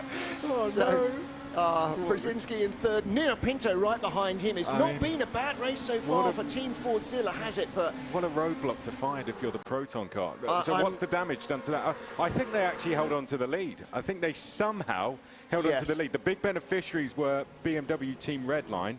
They've managed to go through to second. Red Bull in the Corvette are up to third place. Yeah. So the Porsches were the ones who actually... They were the ones who were hurt the most. They got slowed down most, didn't they? Yeah, because they had to go all the way around the outside. I'm going to name names. Mohammed Patel, I'm sorry, that was really an absolutely unforgivable rookie error. I'm in the barriers. I know you want to carry on, but you know that the GTs are coming. Well, there's the Rocket Sport car now out of the pits as well. And if he, the more he can carve his way through the field before we get onto the Nordschleife, the better for him. He's going to try to, but no, this is proper single line racetrack. He's going to have to go long way around the outside of everybody. That is good stuff. Here we go. Here we go. So, well, the Mahler car gets turned around. It's like in a bunch of two, gets held up, turned around. It's turned around by the Panis car, I think. Yeah. The thinking there obviously was, I'll try and get right out the back of here before the GTs arrive. And unfortunately, in the real world, there would be marshals like waving you to stay still. Of course, in the virtual world, there aren't, but... Just stay still. You know, they have to avoid you in that. If you stay still, then if they crash into you, that's kind of their own fault. You know? He may have been worried that nose into the barriers, he was exposed as being on the inside of the racing line, but in fact, in reality, they would have all gone around the outside of him, So back with our race leaders, Jenny Simoncic, Floyd by Collis. And again, having not seen them at speed for an hour, suddenly everything looks very... That's not an actual pedestrian crossing, just in case you're... It just looked very, very quick again, doesn't it? R8G, with Yoyovsky really piling on the pressure. And this, again, it's like the beginning of the race. We're really seeing them pushing hard. Where's the 22 Williams car? A driver change there in the 22 GPX Rebellion. But the other Rebellion Williams car, number 1, in third place, and again, pushing hard. Look at this, it's just insane, isn't it? Absolutely insane. It's just ridiculous. It's ridiculous how close that they can run in prototypes around the Nordschleife. This is the slowest part of the circuit. They're probably in third gear around there, you know. That, or second, Yeah, that second at but from when I was watching Timo Barn, I was like, it's like their third gear around there. It's absolutely insane. Dropping down and then starting to climb up from slightly wide off the apex. Yeah, Jenny Simoncic and Yoyovsky. So lead quartet just creeping away a little bit from the 5th place by Colles' car. Now, if Proton picked up damage, which is highly likely, this is now where they're going to start to really, really hurt coming through the Nordschleife section, because the front left went in very, very hard into the Mahler car. So where right now in LMP are our championship leaders? That is the number 4 car is the championship leader leading the race. Second, Team Redline 1, 2, 3. Well, we know that they had that knockback early on, and so they are a long way down the order. So this is a very good race so far for Floyd by Collis. Yeah. Team Redline, second in the points, 10th in the race at the moment. And again, this is looking back from the Panis car, isn't it? Yeah, I think they were the car involved in so we're looking back at back at the 22 Williams GPX car. So this is a battle for 12th place. See the blue numbers there for LMP, red numbers in the windows of our GTE cars. So the 65 Panis car was Will Stevens waiting to take the restart, wasn't he? Yeah, yes, so he's in the Panis car. So real life reflecting virtual, or virtual reflecting real life, because he races for Panis Racing in the European Le Mans Series in their LMP2 team. So, as you were saying, when we're looking at him, Will, ex-Grand Prix driver, and started in endurance racing with SMP in the World Endurance Championship, and what was originally Panis Barthez Racing that Olivier Panis set up with Fabien Barthez, the French goalkeeper from their World Cup winning side, now Panis Racing. They had their first ever outright win the other week, and as Panis Racing in European Le Mans Series. So They were absolutely thrilled with that, and if they can put in a good result here as well, actually that would be a good comeback from the first hour, which didn't really go their way. No, not at all. And again, if you think it looks quick when there's no one in front of you, look how quick it looks when you can barely see the track. Yeah, this is, you're trusting the car ahead to know where they're going, to know where you're going. It's, yeah, that's why I said it earlier, you've got to almost just go by your own brake markers, your own turning points, because if you start following the car ahead, it can work, but then it can go very badly wrong as well. Absolutely right. Dropping down into the mini carousel and flicking back out again. Get very quickly with these cars towards the end of the lap. GPX Rebellion setting up a move here. Yeah. Because Panis is out of the tow, I think, ahead. I don't think they're close enough to pick up a tow. So well, look at the three behind as well. Yeah, there's a really good race. Axel Sport, Jota WRT and Jota. Mike Epps on the back of that queue after that enforced. Here comes the Red Bull car as well, putting in a move. That's on the Alpha Industries car. Yeah, so that's for 5th. Side by side for 7th. That's WRT. Yas and Race Clutch. WRT. Whoa! Jota trying to go around the outside of Axel. I think that was to the inside was WRT. Yeah, Jota should have gone with WRT and picked up the tow. There could still be trouble. No, the Jota car did not get through. So Mike Epps didn't make up a place. Did Bonner House make up a place in Team Redline? There's too many side-by-side battles. Yeah, trying good to driving follow. that from Franco Colapinto to get himself up a place. Of course, races in the European Le Mans Series as well, and Formula Regional European Championship by Alpine. So no changes in the top half dozen, but Race Clutch Alpine up to 8th ahead of Yas Heat. Whoa! There we go. And there was the Williams move on Panis, so Toman going ahead of Will Stevens there, and that was a change for 12th place. This is the Axel car. So this is live. So this is them with Jota now behind. Right.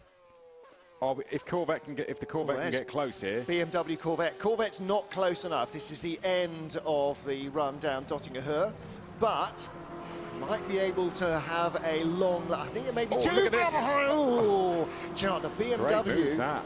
In real life, the BMW, always the last few kilometres an hour of top speed was really where it had its slight advantage. Now that was a change for position. Right, who went into the pits, 91 or 92? Luke Hartog, so 91 was in the pits, 77 in the pits as well. Right, so the Marla Racing Team car that had that incident, he's pitted as well. So 91 went in. Yep. And Real Team, Jeffrey Rietveld has not been able to rejoin properly, so they are going to lose a lap. It's no, I'm not sure actually. It says he's stopped, but I'm not sure. We'll have to wait until the end of the lap. So this is now the battle for 6th place, and the Tesla RHE car has to get a move on here. Right. Whoa! Oh, is that 91? Is that why he's in the pits? Yes, precisely. Yeah, climbed the barriers. Well, you can get away with that in the real world. That's that full code brown, that would be the end of your race, wouldn't it? So that was Mac Backham in the second Porsche Esports car now, and that was because he was running in the dirty air of the 92 car in front and just drifted a little wide. So Chan Juven is still in 4th. That was the first of those two cars. There are your cars in the pit lane. That's the Marla car going back out. That's Mohammed Patel in 18th place. He will be the last running P2 car, prototype car. Dane Warren has just set the fastest race lap in GTE, it would appear.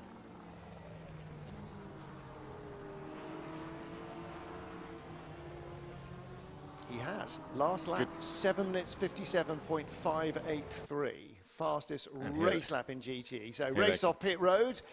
And yeah, 91 didn't gain anything. Lucato coming out ahead of Mac Backham. They're both still.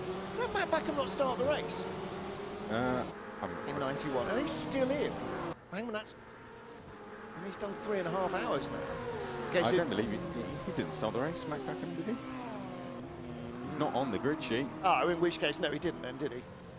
He's obviously been in long enough. Maybe they changed at first stop. Yeah, BS Plus competition here. You can look what's happening now. RHG, Tesla RHG are pulling away. Yep. And all of a sudden, BS Plus competition, all they can do is watch them drive off into the distance. They need to, they're now being held up. I hate to say it, but Team Project One doesn't have the speed that the RHG or the BMW team car has. Yeah, the 57 car's had its share of problems as well. It's been involved in 2 incidents, one of its own making, one sort of wasn't, and Zbigniew Ziara, currently at the wheel of 57, not helping the BMW Team BS competition car. Back with our race leaders. And they're pulling away fast, aren't they? They are leaving the chasing pack for dead. Simonchich and Yayovsky. Nothing between them, half a second in it. And they were 2 seconds quicker than the cars behind on the first flying lap.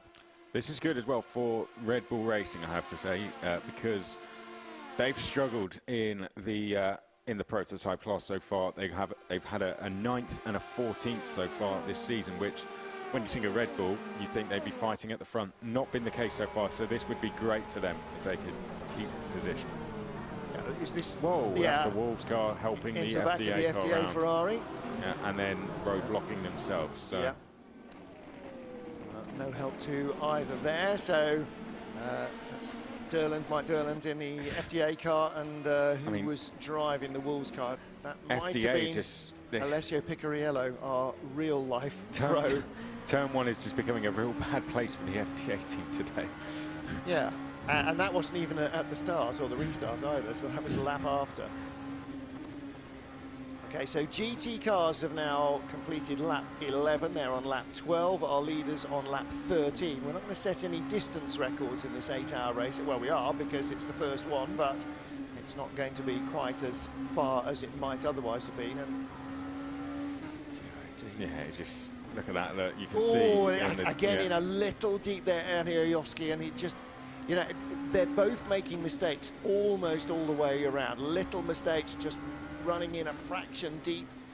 And chasing here, you are close enough that the wash of the car in front is definitely going to be a fact. Half a second back in corners like this, in such an aero-dependent car as these prototypes, you are definitely going to be paying the penalty, and your tyres are going to pay the penalty.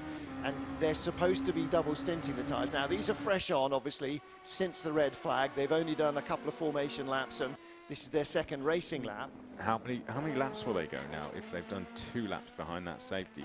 Well, we're expecting 5, including the first formation lap, and a couple of cars went 6. There's Team Project 1, that's the 56 car, making, that was a pass for position, wasn't it, on 86 GR Wolves car, so that is the 56 car.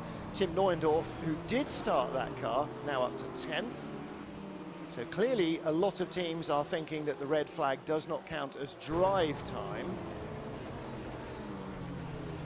Whether they are correct or not is an entirely different question. I have to say, we have had this question before in the real world, and I can't remember what the answer is. Right, look at this lot. Oh, here we go. Somebody is going to pop out that there's 2 side-by-sides, there's 3. So there's one. That's Alpine on R8G. Yeah, and here we go. This is 22 Williams. This will be the second place they pick up since the restart. Trying to come down the inside. This is just outside the top 10. For 11th place, Milan in the race clutch Alpine car. Backed out of it sensibly. Yeah. Right behind Will Stevens and Franco Colapinto in the WRT car. So 2 real-life pros there. And Pitts Bonnerhouse back in the pit lane for Team Redline. And we also had R8G come in the... No, they lost a place, apologies, in the number 18 to the race clutch Alpine. So... Yeah, Mike Epps for Jota got by the Axel Sport car. But that was the only... But Bono House came in, like you said. Pass, yeah, so Bono House now that car's 3rd pit stop. Nobody else has made 3. Some have only made 1. There's a definite issue with that car. It made it had stopped at the end of lap 8 for its 2nd stop, and it has stopped again. That's a 5-lap stint, including the sort of a 1 lap on its own. So they're not running long on fuel, are they? Bono House stays in.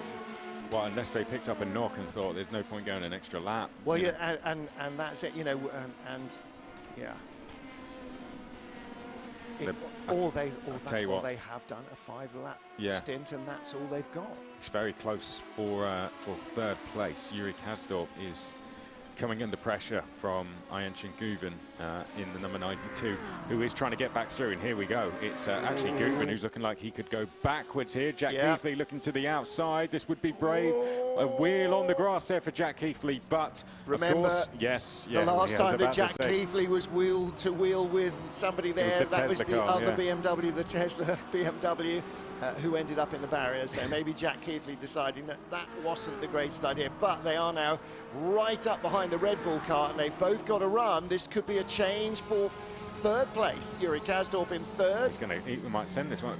Chan Juven in fourth. Jack Keithley is fully licking the stamp, isn't he? And Juven goes the long way around the outside. As the Porsche got the traction, he's got the wider sweep around. He's going a greater distance, but he should have been able to keep the momentum up. Not as much, though. So Yuri Kasdorp firing that Corvette off the corner.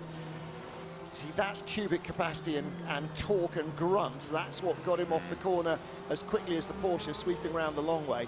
Yeah, the Porsche had further to go, but he was opening up the steering and keeping up the momentum. So that's good effort by Yuri Kasdorp, but the Red Bull Corvette under real pressure here. And there's Jack Keithley, we can see. So what he has done very well in this race is work with people, just push people along, playing the long game a little bit. So so far that's something funny. Well, you know, you might think that if you weren't in that other BMW. Yeah, he was bump drafting, and they did as a result pick up a place. Okay, bar that incident. Bar that one time where he fired one of his drafting partners off into the barriers. Yeah, no, it's all been good so far. Well, that one he was trying to overtake somewhere he should not have overtaken. Yeah. Well, again, you know, it's like any oval racing in the States. Being able to work the air is absolutely a major factor, and actually that's what he's doing. He's being very good in using the slipstream and keeping his speed up as a result. Now, the only problem with running in everybody's slipstream all the time is that temperatures will rise, brakes will get hot, tyres will get hot, cooling systems won't do what it says on the tin quite so well. So there is a long-term knock-on for that, but at the moment he's making up places, and that's really the key thing. D station, this is Najima under pressure from Neuendorf in the 56 white and blue team Project 1 Porsche. This is the battle now for 9th place. So D station actually have been doing what they do in the real world in the World Endurance Championship, just putting in good solid laps and not having dramas. And again, we highlighted that so much at the start of this race. That's what this is about. Keep your speed up by not hitting things and not being in the pits when you don't need to be. That's it. If you just have a clean race, you're going to finish inside the well inside the points. Yeah. So, you know, as long as it doesn't matter too much about the pace, but if you have a clean race without any major incidents, every pit stop goes smoothly, you're going to be picking up decent points. Yeah. Well, look, there's 17 cars in GTE, and only the top 10 get proper points. So if you're in the top 10, which is where D Station are at the moment, you are doing a good job. And let's not forget D Station, 12th and the 13th for them so far, so it would be their first time properly inside the points. Well, we're still 4.5 hours away from that, but no, yeah, absolutely valid point. And again, you know, if they can just play the long game and just not overthink it. And I think that's the thing, you know, don't overthink it, don't fight too hard. If somebody is coming with a better run and with a faster car, don't jeopardize your own race by fighting them too hard. Your race is with the finish line. You've got to get there, and that's all there is to it. Right now, BMW Team GB, that's this already in their mind. They're thinking of the straight, the long run down the Dottinger Höhe. So that's already what they're lining up. Might be a long way away, but you know, even at this point in the lap, that's what they're thinking. Look at the way Yuri Kasdorp's pulling away from the Porsche, and it's not a badly driven Porsche. This is Chan Juven. You know, in a real Porsche, he's grease lightning. In a sim Porsche, he is equally as fast, and yet Yuri Kasdorp is just creeping away, creeping away, creeping away. So unless the Porsche's got something in the closing stages of the twisty bits where he can get back into contact before they get onto Dottinger Höhe, they're starting to drop a little bit further away. And for Chan Juven, Jack Keithley is by far more of a focus than the car in front, because the BMW, we know, has got long legs and will tow right up behind the Porsche. I think it's very deceptive, though, the Nordschleife, because that gap could look big, and then 2 corners it will be very small. And I think already you can see the gap is actually closing down again. Now then, real trouble coming up behind. Look what's in the background. Yes. Yeah. Now, who is that? Where does it come by? This is the Mahler car, I think, probably, which is delayed out of the pits. Goes a long way around the outside of Keithley. Is there room for him to slot in there? Does not badly delay the BMW, but it's enough to take the pressure. Now, how does this break for Juven? He has to drop in behind the prototype. That's not bad, but he's going to lose a place. Here comes Jack Keithley down the inside. Down the Good inside. driving. Yeah. So often, it's not a slower car that ruins the race or costs a position for a GT car. It's a faster car, because they arrive and then they stand on the brakes long before the GT car has got down to stopping speed. And as a result, the GT cars have a massive moment, have to brake earlier, and suddenly the guy behind you goes shooting by. That's exactly what happened there. And the P car, look at the way it has now got by the Corvette, but it took time to get by the Corvette. Now the danger, I think, might be greater for Yuri Kasdorp. I think Jack Keithley's car's got better legs on the straight maybe than the Porsche did. Yeah, Jack Keithley let the prototype through there very easily, and that played into his hands, actually. Okay, we got pit stoppers. Nino Pinto in for Fordzilla, Will Stevens for Panis, Franco Colapinto for WRT, Axel Sports are in as well. Who's in that? That is... And ARC Bratislava are in as well. Okay, Nino Pinto out of the pits. So still no driver change in that one. Seems like he's been in forever, a little it? bit. Shall we see if he's been in for forever? Who started the race? Nino Pinto. Okay. Have they done a driver change? Not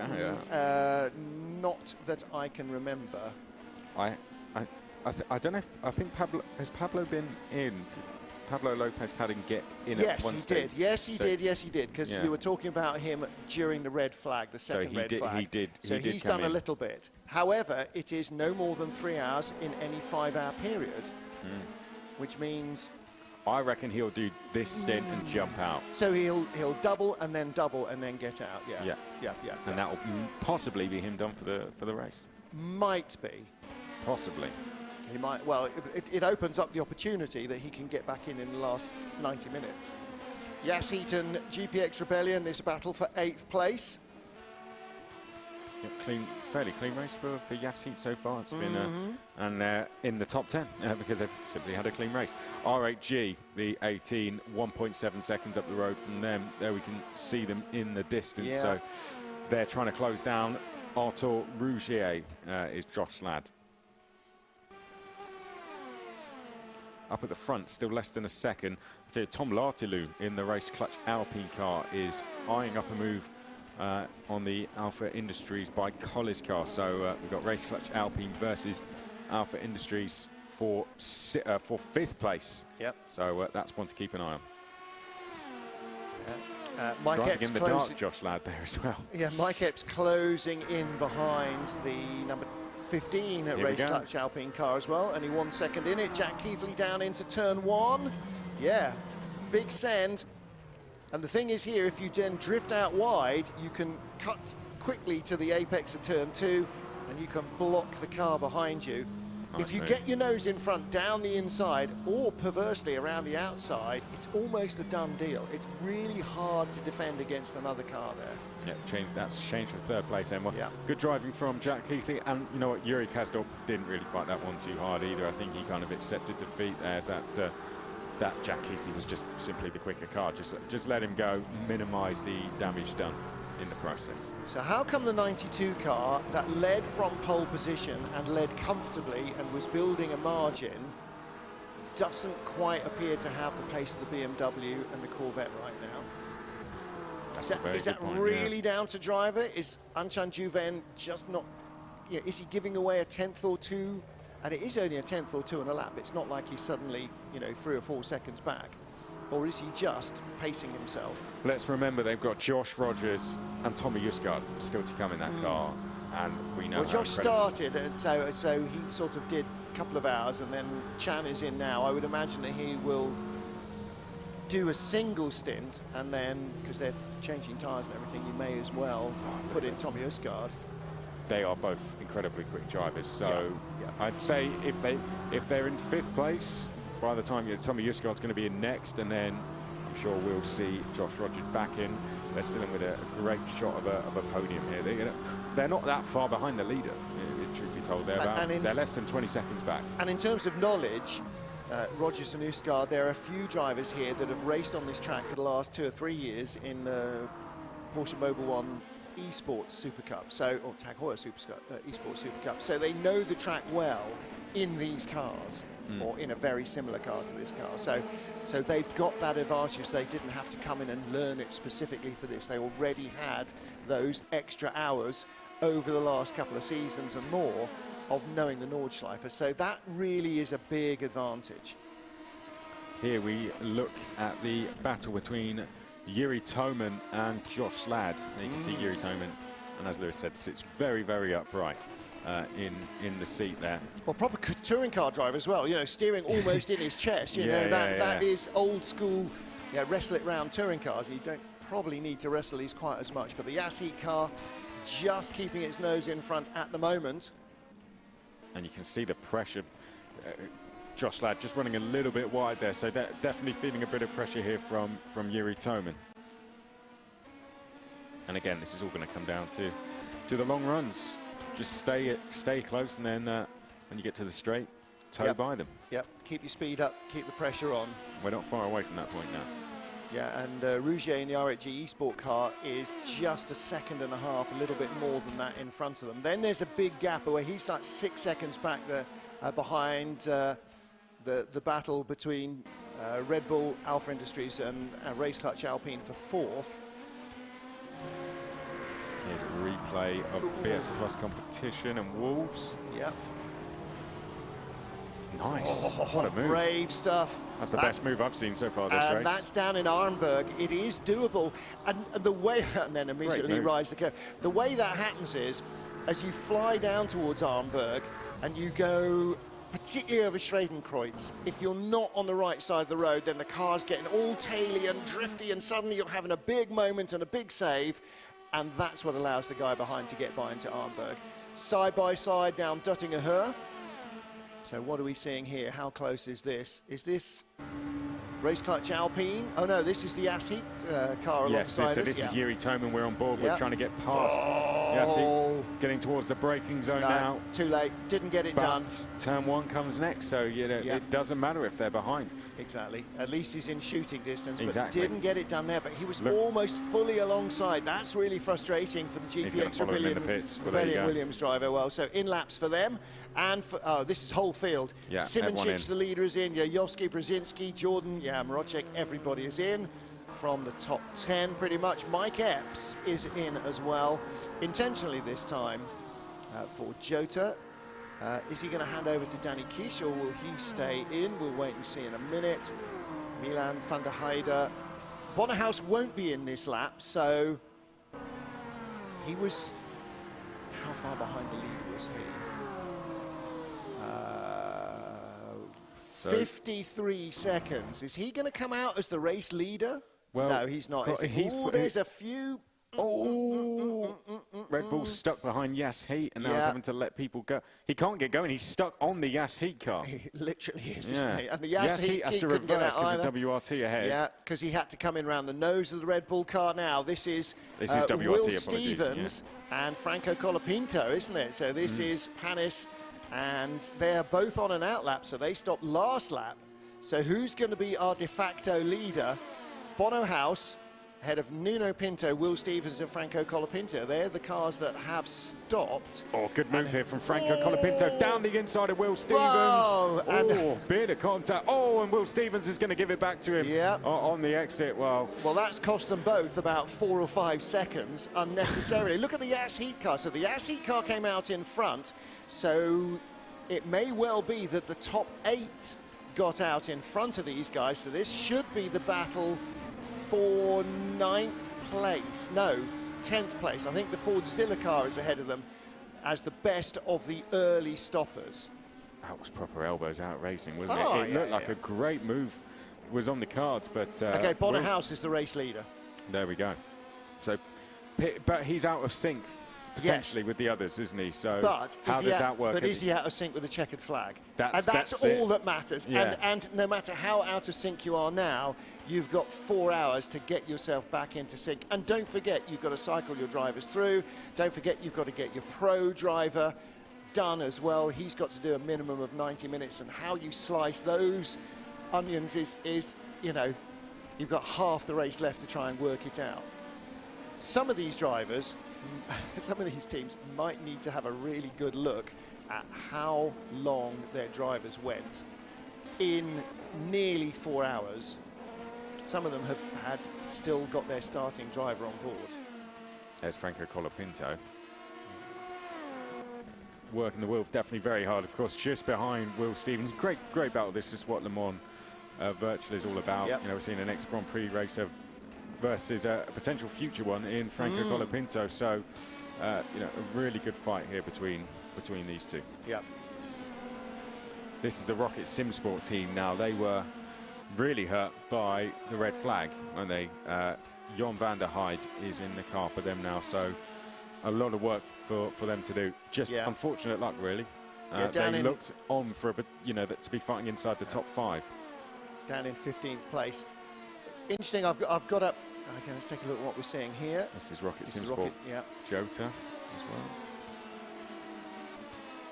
Okay. So it goes by Mike Epps without too much drama for 14th place. So Jan van der Heide moving on. The car that leads Bonnerhouse has spent 1 minute and 42 seconds in the pits. The car that's in second place, Jernej Simoncic, 1 minute 58. Wow. 2 minutes 4 for the car that's third, R8G, who spent the least time in the pits. 1 minute 54 for Team Fordzilla. Now, is that their last stop? Or total pit time? And if you look down at the GTs, it's the quickest in the pits was the BMWs are in a lot quicker than the other cars. So how much of that is in-lap, out-lap? How much of that is that they're having to fuel a little shorter? And it may be that they are fueling a little shorter, possibly, which means that their fuel economy is better. Not enough to eke out another lap. Replay here of the Franco Colapinto outbraking himself and bumping into Will Stevens, and Will outbraking himself. What that was, you know, Will Stevens had actually given him the room to make that move, but Franco Colapinto just outbraked Didn't get himself. it stopped. Yeah, simply outbraked himself. Absolutely. And he clattered into Will, so Will was like, well, if that's how it's going to be, then I'll clatter back into you again. Yeah, all right. Yeah, that's how we're doing it. All right, sunshine, behave yourself now. Now, where is Will Stevens? That was just a little slap. He No, is he's 12th dropped- place, he's still there. No, but he's dropped back. There's a car in between them now. So there's the WRT, and behind that is another car. Then it's Will Stevens. Okay, so the next car on the road should have been the Rocket Sport car in terms of in order. I guess we need to have another look at that. This is the battle for third, by the way. Yep. Very close. Heini Al-Sapti leading Nuno Pinto here. This is all setting up for a move, I think, a little bit towards the end of the lap. Fordzilla having Great race. a quietly really great race. 12th in the standings with a 13th place in Monza, 9th place. Aha! Now that's a penalty, isn't it? Coming up. A penalty for a contact with Yuri Yazdor. Was that I think that's one we 57? might have already seen. Was that 57 Team Project One? Was that before the previous red flag? Potentially, but look at this. This is a Tesla RIG have caught up to the 92. So yeah, Ayhan Guven under pressure here. There's Guven on the inside on your little inset shot. Race winner in this year's Porsche Mobil 1 Super Cup in the real world. You can see from the facial expression. Whoa, Oh, look at that contact behind. behind. Is that Jack Keithley coming through? Or am I... That's the BS Plus competition car So down it's the Turczi. inside. Oh, he Yeah. didn't get through, though, did he? No. No, he didn't. But that all helps the Turkish driver in the Exactly. Porsche. Yeah, anything that takes the pressure off. So the Tesla R8G now with problems from the Team BS competition car behind. It's gonna be heated out there, isn't it? And Team Project One, the 57 car, closing in a little from behind. Is he closing? I'm not sure he is, actually. I'm not sure. This is a great recovery by both of these cars that we're seeing on screen, I have to say. Actually, the Team Project One Porsche at last lap, 8 minutes Whoa, 4. Whoa! There we go. Turczi going to be in the BS competition car, 8-minute 1 lap last time round, and Hemmingson for Tesla R8G, 8-minute 2 lap. Anchan Juven, 8-minute 3. Yuri Kazdorp, 8 minutes 4, his last lap. So they are flying, aren't they, these two? They are Yeah. really going to move on. Here's Fordzilla, right to the left of screen. Fordzilla about to make this move. This is for third. Considering their best result is 9th so far this season, they're about to go into 3rd place, mine. Or is he? Or is he? Or is he? Or is he? Or is he? Go on, go on, go on. Yes. Yeah, when you're on the inside there, that's a really tough call to try and hang on, because actually you are the one who is making the accident happen. So that was a pretty good call in the R8G sports car on the inside, but the guy on the outside's got the racing line and the grip, and he's just got his nose in front. And that did need to be conceded. And again, we talked about this, and we'll talk about this all the way through. You have got to be sensible about making it to the end of the race. It's not the 10-lap last chance semi in the Formula Ford Festival. You know, you've Yeah. got to survive this. Yeah. So this is turning into, and let's hope this isn't the curse of the commentators, this is turning into, so far, the first half of this race has been very good for Team Fordzilla. Very, very good. Yeah. And others that are going a lot better than what we're used to. You know, Red Bull Racing, you know, Yuri Kazdorp, they're going very well. You know, considering they have, well, they didn't even finish the last race. Well, they finished 8th, 13th and an 8th, and they are up in 4th. So they're another team that are highly outperforming where they are in the championship. So really good for them. And also the Race Clutch Alpine as well. A shout out to them.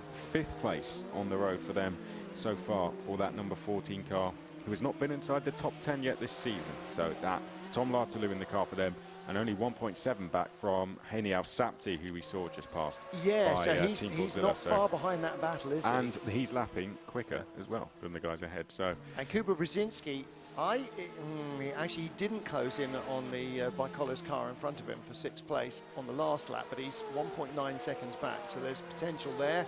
Red Bull closing in a little bit on GPX Williams Rebellion in front of them for 10th place. So there, and the Rocket Sport WRT battle, Jan van der Heijden is all over the back of Franco Colapinto, who is still shown as behind Will Stevens on timing and scoring. But as we pointed out, some of these sectors are sort of a dozen kilometres long, or 10k, so it's not always easy to tell immediately. I could scroll through onto the GPS tracker, but it but I just shows don't so want many to. cars that it shows so many cars in the same position that it's almost impossible to decipher. I might try and find out where 65 is though, if I can scroll in. Basically, all of our LMP cars are between the start of the lap and Arenberg, so no, it just basically won't let me to scroll through the overlays. So let's focus on this little battle with the GR, one of the 2 GR Wolves Porsches, closing in on. Now that's the Simsa Sport car in front, Yes, isn't it? Now that's Binder in that car. Yeah, so that and now up to 11th place. Now that's sort of, in fact, where were they in qualifying? That's sort of where they started, isn't it? Sort of 8th in the field or something. Yeah, it was just outside the top 10 they started. Yeah. So it's, you know, they're roughly where they were. So they haven't really made too much progress, but more importantly than that, they haven't gone backwards. Oh, in fact, no. They were 2, 4, 6, 8, 10. They were 12th on the grid with Gustav Grimberger starting. They were one of the 4 cars that got knocked off on the first lap. So despite all that, they've actually made a little bit of progress in the first half of our 8-hour race. Well, let's take a look at how we got to this stage. We are fast approaching the end of the 4th hour here at the Nordschleife. Well, bizarrely, all our prototypes managed to make it safely at the start, into and indeed out of the first corner complex, and that is by no means guaranteed. Might have been a little bit of contact, there definitely was further back towards the tail of the field, but the GT cars didn't quite get away with it. This is our most recent restart. The Mahler car got turned around after the second of our red flags and then reversed back into the path of our GT field.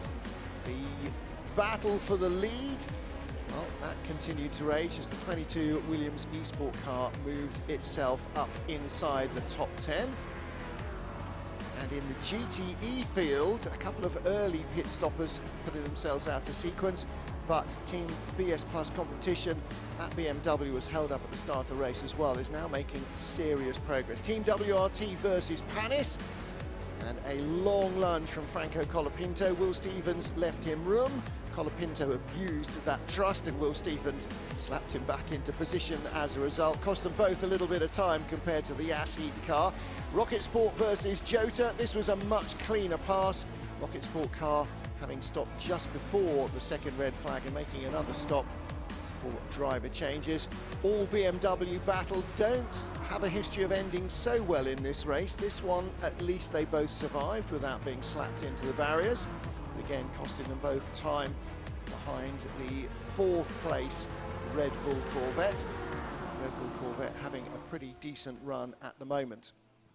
So we are fast approaching the end of hour 4 with 4 hours to go, and it is a GT field slew of pit stops, except Red Bull Racing stay out, so too do Tesla R8G, and then Dane Warren, who was leading comfortably in the 88 Proton competition Porsche, is the first to come in and out. 777, a spin in the pit lane, not helping D-Station. We had just been selling them, Lewis McGlade, as having had a lovely race so far without being mentioned too often, which is usually a good thing, but it does look as though they might have a bit of damage. Yeah, it does seem so. You can see how much they wobble, and this is going to be a very, very long lap for D-Station. Now, he can cut in the back of the pit lane. I don't think he'll be able to service the car, though. That's the problem.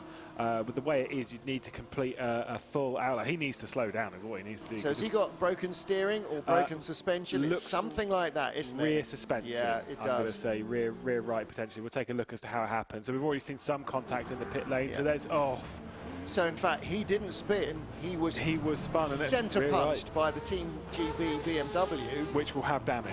Which will definitely have damage. And actually, I don't think the GR Wolves car that was just in front of them got away without being clumped by the Aston either, and that would have been on its right rear corner.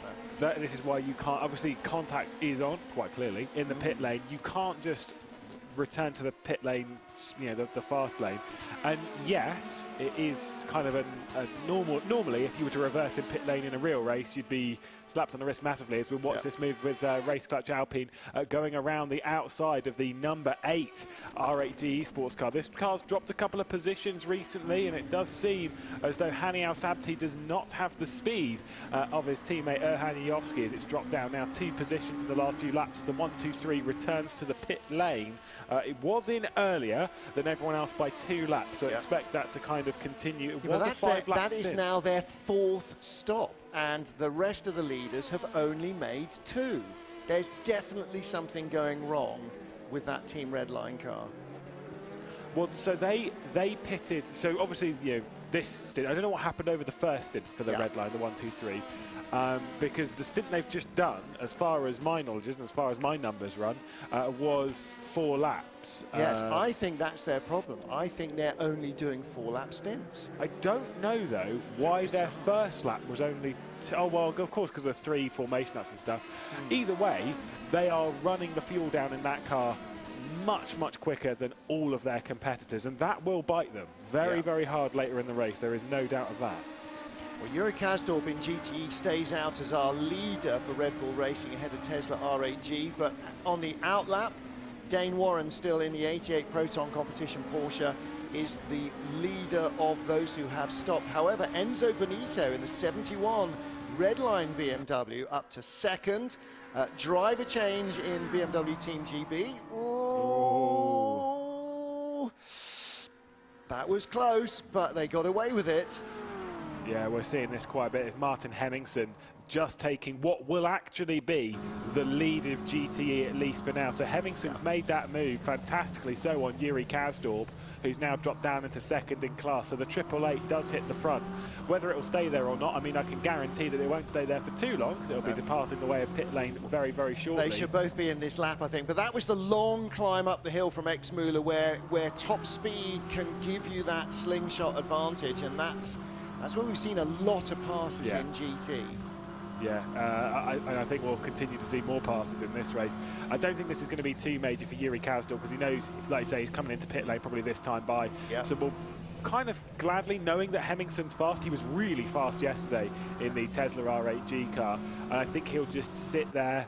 Even on the Dettinger Hoa, might just sit behind. I'm not saying he's going to copy Jack Keithley's strategy of bump drafting, but still, we'll probably not be worried right now. I think, yeah, Hemmingsen's coming in this lap as well, isn't he? He owes us a stop. Both these cars have only stopped once, and most cars have only stopped once. Still not quite sure the 91 Porsche GT team entry stopped it unexpectedly. They've made 3 stops and Lees have only made 1, so clearly they had some issue, and it was quite soon after their first stop, so I'm not quite sure what's going on with that. They pitted on lap 11, everyone else pitted on lap 15. I do not know as to the reason why. We just know that they pitted much, much, much earlier than everyone else, Mac back and presently behind the wheel. Speaking, by the way, of the 888 that we've got on screen at the moment, because slightly different driver change from them, because they have Alex Smollier behind the wheel this round, because Simon Pilat, who's done the first 2 rounds, unfortunately, one of a slew of injuries that we've had over the last, few weeks, to be honest. Simon Pilat has broke his hand, so is not able to take part. As well, Sebastian Wunsch from the number 66 Simsa Esports card said that we'd give him a shout out. Obviously watching on, unfortunately, from that Ferrari. Another one with a broken hand. Dennis Lind has had injuries and has had to miss quite a lot of his sim racing commitments the last few weeks. And obviously Adam Maguire, unfortunately, has contracted the virus, has caught coronavirus and wasn't able to go to the Molyneux for obvious reasons, couldn't just race at home.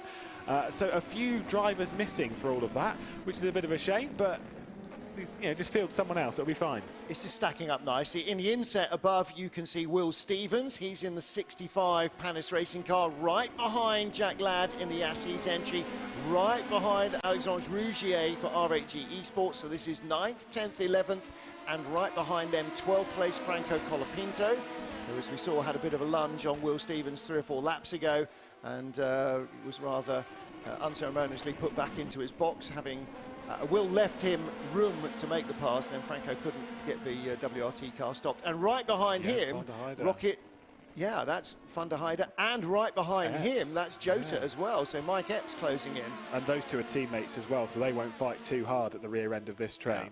And Mike Epps, again, further down than he should be, because when we didn't go green at the end of our first formation lap, he had to take avoiding action because he was coming with a head of steam up towards the line, and suddenly everybody wasn't moving quickly, and he had to dive into the pit lane rather than ram the cars in front. So had an unexpected drive through the pit lane.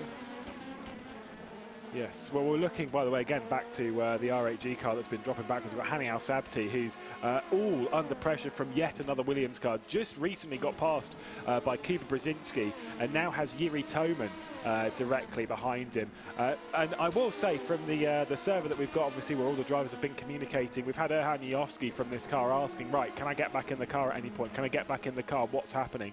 Because there have been changes to the driver stint limit. It was originally 90 minutes minimum, 204. Oh, that's a little bit of a Wolves car in the way. That's scary, and I've had that before around here. That is not easy to avoid, so managing both to get through on that. It was 90 minutes minimum, 240 minutes maximum, if I remember remember correctly, it is 50 minutes as a minimum time and 170 on the maximum as the two leaders come into the pit lane and switch positions as well. Are Red Bull back out front? Yes, they are indeed. And driver changes in both cars. Smolyar in at Garcia in at Red Bull and Smolyar in at RHE Esport, the Tesla car.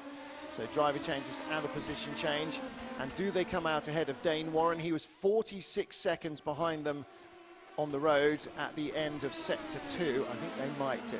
This is a massive queue of cars for 9th place. So you've got RHE, Yasheat, Panis with the gold highlights. Then you've got WRT, then Jota, Rocket Sports. And into the pit lane come D-Station. And this is finally making it back in after being really thumped. But I'm sure it was the Team GB BMW. Yeah, that's in already.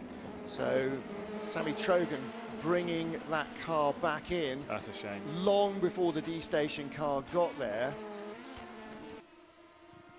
So Toshima. No! And that's the RHE car going backwards, and it's lost the wing, and that is 10 kilometres at least from the end of the lap. At least. And no, I think that won't help. That was always a danger. I think this is Galgenkopf. Yeah, we're onto the Duttinger Hoa now. Okay, you're so right. We're okay. You're right.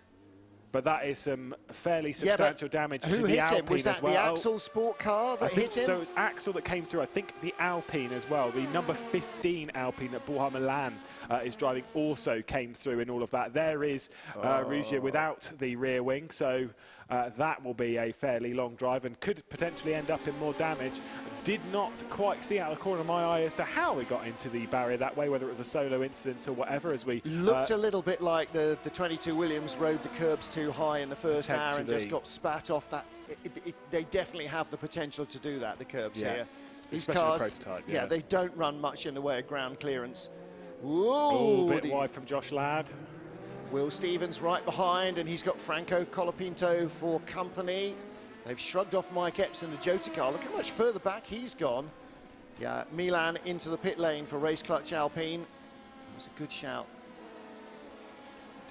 Was the Axel Sport car? It definitely did it get hit them. through? I think it hit them, didn't it? It definitely hit that car. They haven't pitted though. The number 21. They are continuing round as there is Rougier with no rear wing. Of course, race control and whatnot will be informing the drivers that there is a car slow in the final proper section of the racetrack into those corners down towards Tiergarten. So they'll be informed of it just in case, but there's no virtual safety car or anything. It's up to that driver to get off the road for Rougier's responsibility to keep off the racing line. Which is scary when people are flying around there about 300 times faster than you are. Oh, 56 is in as well. Yeah. And not alone, 111 is in. Oh no, they've been, that's their outlaps. 56 is in. Rougier finally got in. Yeah. D-Station back out again. BMW Team GB that was involved in that pit lane fuel stopping shunt. They have got back out again. The Yasheat car is still hanging on in front of Will Stevens. So Will Stevens keeps closing in and then getting separated again. This is the battle for 9th place still. Dennis Jordan in the Red Bull Racing car. How far ahead is he? He's 10 seconds further up the road. I wonder if anyone else copped any damage as well from that, like maybe just coming through and made a little bit of a brush or tried to escape, didn't quite catch it. Should anyone else have got involved? It's so easy to get involved in someone else's accident. You can see the large gap that's appeared, of course. Josh Ladd there, gone through. Hani Al-Sabti is not that far ahead as well. No, he's dropped he's not, back behind there Dennis he Jordan. Is. You just saw him, he's closing up. Yeah, Dennis Jordan got by him, Hani Al-Sabti. You know, and it doesn't indicate that Al-Sabti isn't fast. May well indicate that actually he's just not confident on the Nordschleife because he's not raced here before. You know, we've heard from a number of drivers that they had to learn the track specially for this race because they've not raced here before. And some deliberately. Yeah, exactly, Mitchie. We'll throw him under the bus, it's fine. No, and there is the other thing as well of race and practice around here is two very different things. When I practiced around here, when I was doing this in endurance race a few years ago, when I teamed up with Jack Keithley and Richard Schaefer, who normally races now for Butler Power, rather. Let's take a look at this very quickly before I go on waffle mode. It was a solo mistake from Rougier. No one else rejoined into him. So easy to do. Let's see. Just a wheel on the dirt. Now, he tries to spin turn it. There's no visibility here. Boom. Definitely hit. And then, so Borja Milan went off by himself, avoiding this. Yeah, because the road was full of sideways car, wasn't it? Yeah. So Borja Milan had two choices: hit the car right in the middle, which is absolute guaranteed retirement, or go down the guardrail on the grass. Yeah. And he is back out of the pit lane, so hopefully that was all right. But anyway, as I was saying, if you do your practice around here, now I remember doing my practice, and in practice I was absolutely fine. Got into the race though, and because you're tense, because you're nervous, I was 4, 5, 6, 7, 8 seconds slower than I was in practice. Not slower than the leader, not slower than this, I was much slower than that, but slower than myself in practice, because the difference between practice and a race, on most circuits, you don't actually lose that much time because you get used to it, you build yourself up, and then the adrenaline actually helps you. Sometimes even go faster because you're concentrating that much. In this though, around this circuit, 99% of people go much, much lower. Well, let's imagine, because and the BMW has a major issue. That's got to be a connection issue. I believe so, indeed. Yeah, Alex Smolyar in the I'm M8 back in here car. for 20 minutes. Is it you? I think normally it's David be. Addison. I think it might be me. You are our virtual David Addison. I am for this.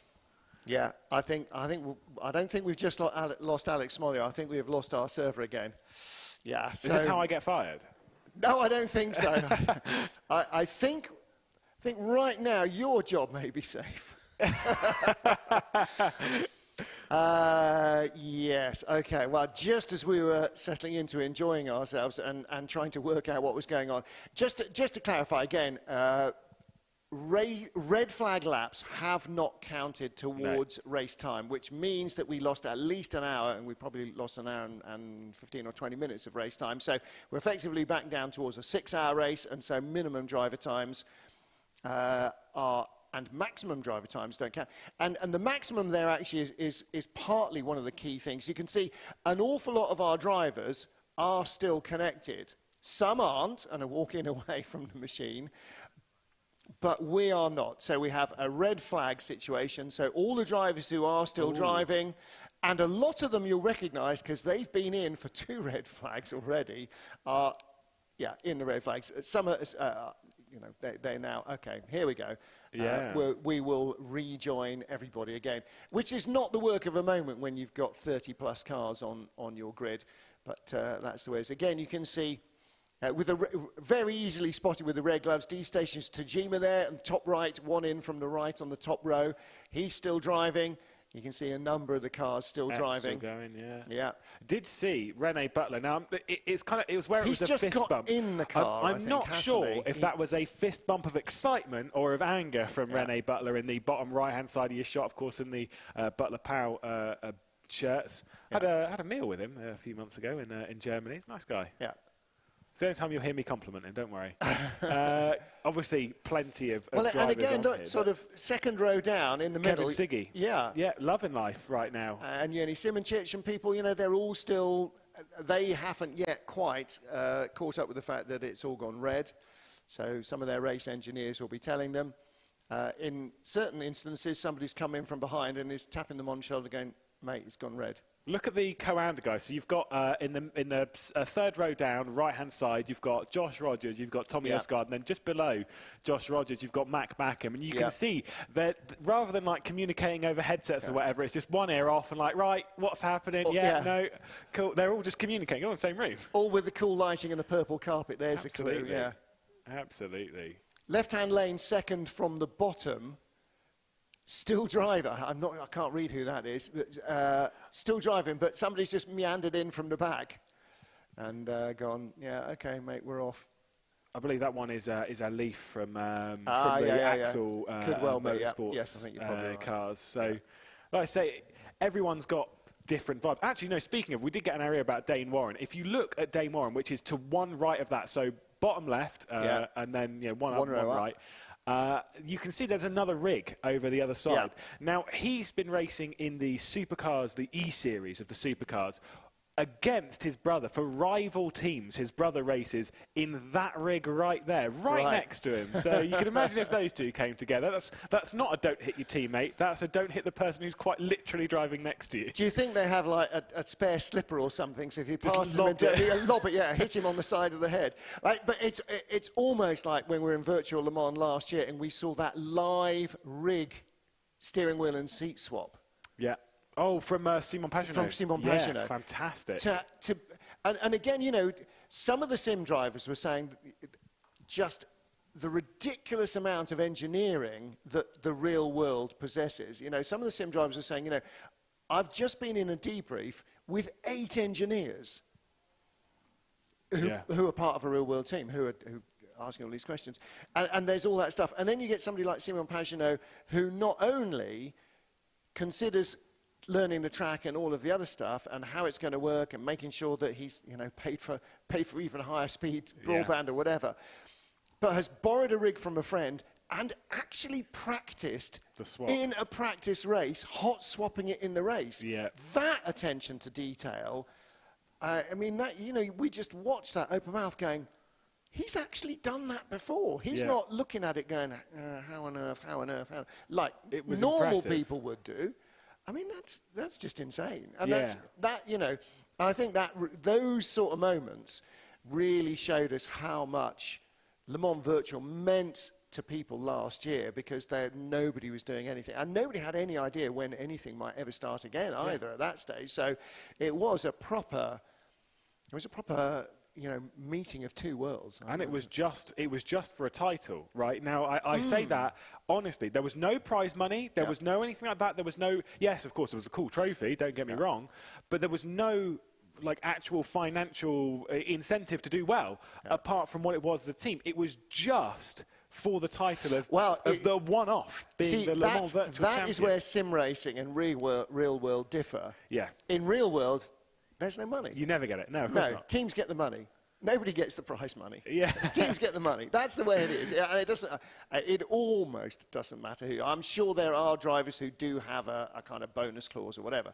But I think the money that, you know, if you win money for becoming World Endurance Champion, the fact that you've become World Endurance Champion is always going to be worth more than 100%. the money. Yeah. Obviously not to your bank manager. Or to Mrs. World Champion. Yes, or to the rent payments and what. But the deal is, well, you know, in terms of the rent payments, definitely being the World Champion then sort of ups the ante for next year and helps with negotiations and everything else. I imagine.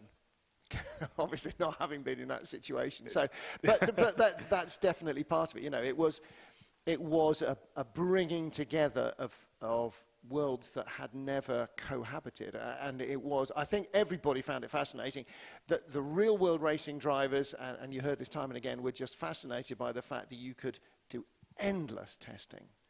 And in different places and all the time. Yeah, you know, absolutely. you could spend 16 hours a day driving cars, which you can't in any car in the real world. Other than doing a 30-hour Le Mans test. Yeah. And by 16 hours in, they're all bored rigid of Motorland Aragon and would happily have the engine blow up. Yeah, you know, it's not that they're not professional, it's just that, oh, God. You know, racing is one thing, but lapping on your own with just a sister car somewhere out there in the dark, yeah, I don't think that's much fun. It's always very interesting, because obviously in sim racing, like you say, you can essentially do an infinite amount of laps. I've told you know, these kind of stories before of drivers that appear to do like the Bathurst 12-hour, or you know, even do the Nürburgring 24 and whatnot. And if you actually speak to them about the amount of practice that they've done in this car around this circuit, and they're like, oh, I did about like 10 laps before qualifying. Yeah. And you're like, sorry, you what? Whereas in sim racing, the numbers will boggle your mind what these drivers put in. They are in the thousands of laps, probably less so at the Nordschleife, but definitely multiple hundreds of laps around here have been put in by just the drivers, you know. And then you think of like the whole teams, and you go into the thousands and stuff. Yeah. All in preparation for this event. It's a lot of work, and the second that we are done here today, and I know this because I spoke to some drivers straight after Spa, and they were like, "Yeah, no, we're already starting to do some laps of the Nordschleife." They are already getting ready for the Sebring. Yeah, and actually, the Nordschleife and Sebring are sort of outliers. I mean, especially the Nordschleife. Yeah. When you know you're going to Monza, you know you're going to Spa, like a real-world driver, you know, if you end up going to Spa in F1, You did it in Formula 2, you did it in GP3, you did it in World Series by Renault, you did it in 2-litre Formula Renault Eurocup, you did it in, you know, Formula 4 or whatever. You've been lots of times by the time you sort of do it on telly. Nordschleife less. You are either a Nordschleife specialist, VLN racer, or you're not. And you don't sort of do a bit of Nordschleife. You just either have to commit to it at least for a year or two, or you don't. I mean, you can't just turn up for the Nürburgring 24 hours and race. You've got to have completed, I think it's a dozen laps, a dozen racing laps. You think, 12 laps. And actually, when you say it, it does. So you've only gone around the carousel a dozen times in a race. Okay, maybe once or twice in practice each time or so. But it does actually mean that you have to, because you can't do it in one race. There aren't enough laps because you have to share a car with other drivers, 3 or 4 quite often in a 6-hour race. So sometimes your stint will be 3 laps. It might be 4. You might get your dozen laps done in 3 races. You might have to do 4 just to get your license to qualify for the N24. So, you know, this is, in the real world, it's a very strange place. It's an outlier from anywhere else. And you know, I think probably the only other places that exist like it, Monaco, you don't get very many chances to race that unless you're in a Formula 1 program. Indy 500s, you know, you don't often get to race at Indianapolis on the oval there. That's another real outlier and a proper specialist race. You know, and Le Mans would be the other one. It's only open a couple of weekends a year. You can't just rock up and you know, drive around on a test day. Yeah. You know, in sim racing, you absolutely can. And we heard it again, you know, in the build-up to Le Mans Virtual last year. They'll do a test race and then go, okay, we're dog slow in a straight line. Right, let's go to Indy and just drive around the oval for a couple of hours, playing with brake blanking and balance and all the other stuff. Oh, I'm hearing Eduardo. Yeah, no, so am I. I heard him pop through Ghostly there. Eduardo. I don't know if that was coming through, but... Information. The pit lane, the race will not be resumed. The race will not be resumed. We are facing technical problems which are beyond our control. Therefore, the race will not be resumed. Concerning the awarding of points for this race, we will come back to you later as soon as we are clear with it. Well, there you go, from Eduardo Freitas, and by the way, belated congratulations on air for Eduardo, celebrating a milestone birthday while we're in Bahrain, or just before we got 25. To Bahrain, actually. 25, yes, yeah, and change. Cool, 25 nice. years old and change. Actually, possibly more than 30 years in race control, but not in race control, but as a marshal.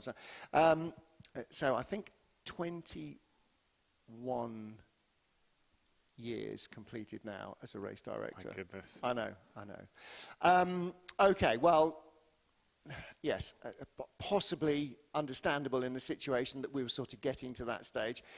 We will obviously catch up with the point situation. Somebody's going to have to read the rule book rather quickly. We've got it here. We can go through it if you really want to. 4 hours in, it should be at least half points. Was there enough racing for it to be a normal points race, or are we going to give points and a half? I don't think so, because we did obviously lose a lot in the first red flag period and such. These kind of things, you know, they're unprecedented. There was obviously quite a lot happening, which we don't know the ins and outs of, and so, you know, far be it from us to comment on that. All we know is that it was the race that we had was pretty crazy. Some teams will be happy that this happened. For example, I think the number 70 will be happy that it's like, right, because obviously they had that awful luck. We don't know exactly what happened. There was a disconnection though on the formation lap on the second restart. They had to then start from pit lane. The likelihood of them scoring points was gone. Now, the fact that they lost points at Spa and that they were going to lose points here, I think they'll be pretty happy. Then you've got other teams like the number 4 car that was obviously started from pole position and was leading a fair amount. You know, Jane Simicic, Jesper Pedersen. They'll be pretty upset, but that's how it is. Except as the race stopped, they're in first place. Yeah, exactly. So you started from pole, race is finished. But they would have wanted more points. You're the leader, yeah. I tell you who has had a massive result out of this. Look who's second. Yes, I can Team see Ford that as well. Zilla. That is, they've had a really good race, and they get a massive result out of it. Now, in terms of points, I think they're possibly slightly less worried. Really, who took a hit? Team Redline, 15th. Yeah, absolutely. Half a point or 1 point, depending on whether it's full points or points and a half. I mean, they take a massive hit, and there are. And they were leading for a lot as well. It was the poor timing of the first red flag. I mean, look, they'll come back to Sebring. They'll come back as strong as ever at Sebring, and this championship is certainly not done. We've still got, from this point on, 75 points left on because Le Mans is a double points race. Exactly so right. Definitely not done. Dane Warren leading for Proton competition, the 88 car. That's a big result for them. They get the win. 71 BMW Team Redline second. 89 BMW Team BS competition. In the gravel at turn 1. Third place as the race gets called. That's a recovery. And again, you never know. Sometimes you get forced off strategy and sometimes it kills you. Yeah. Sometimes you get forced off strategy and it happens to be, a blessing in disguise, and you never know. Yeah, I did get a message from Alan Terzic, who was driving the 89 at the time, and he was saying, oh, I was just starting to enjoy that. So I don't think he'll be too happy with it. He's like, oh, well. Right, so that, unfortunately, is kind of it for the 8 hours of the Nordschleife. Next time up, we are going to one of my absolute favourite racetracks. Half as long and twice as hard. Beware the bumps. If you don't know now, by the time we get into Sebring, you will definitely know all about it. One of North America's toughest racetracks will be our next venue for the only distance race in the Le Mans Virtual Series, Sebring 500. Can't wait. The flag waves, Sebring is underway.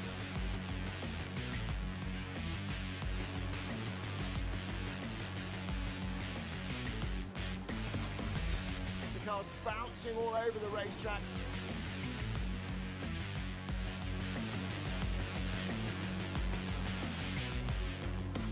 The sun is setting at Sebring.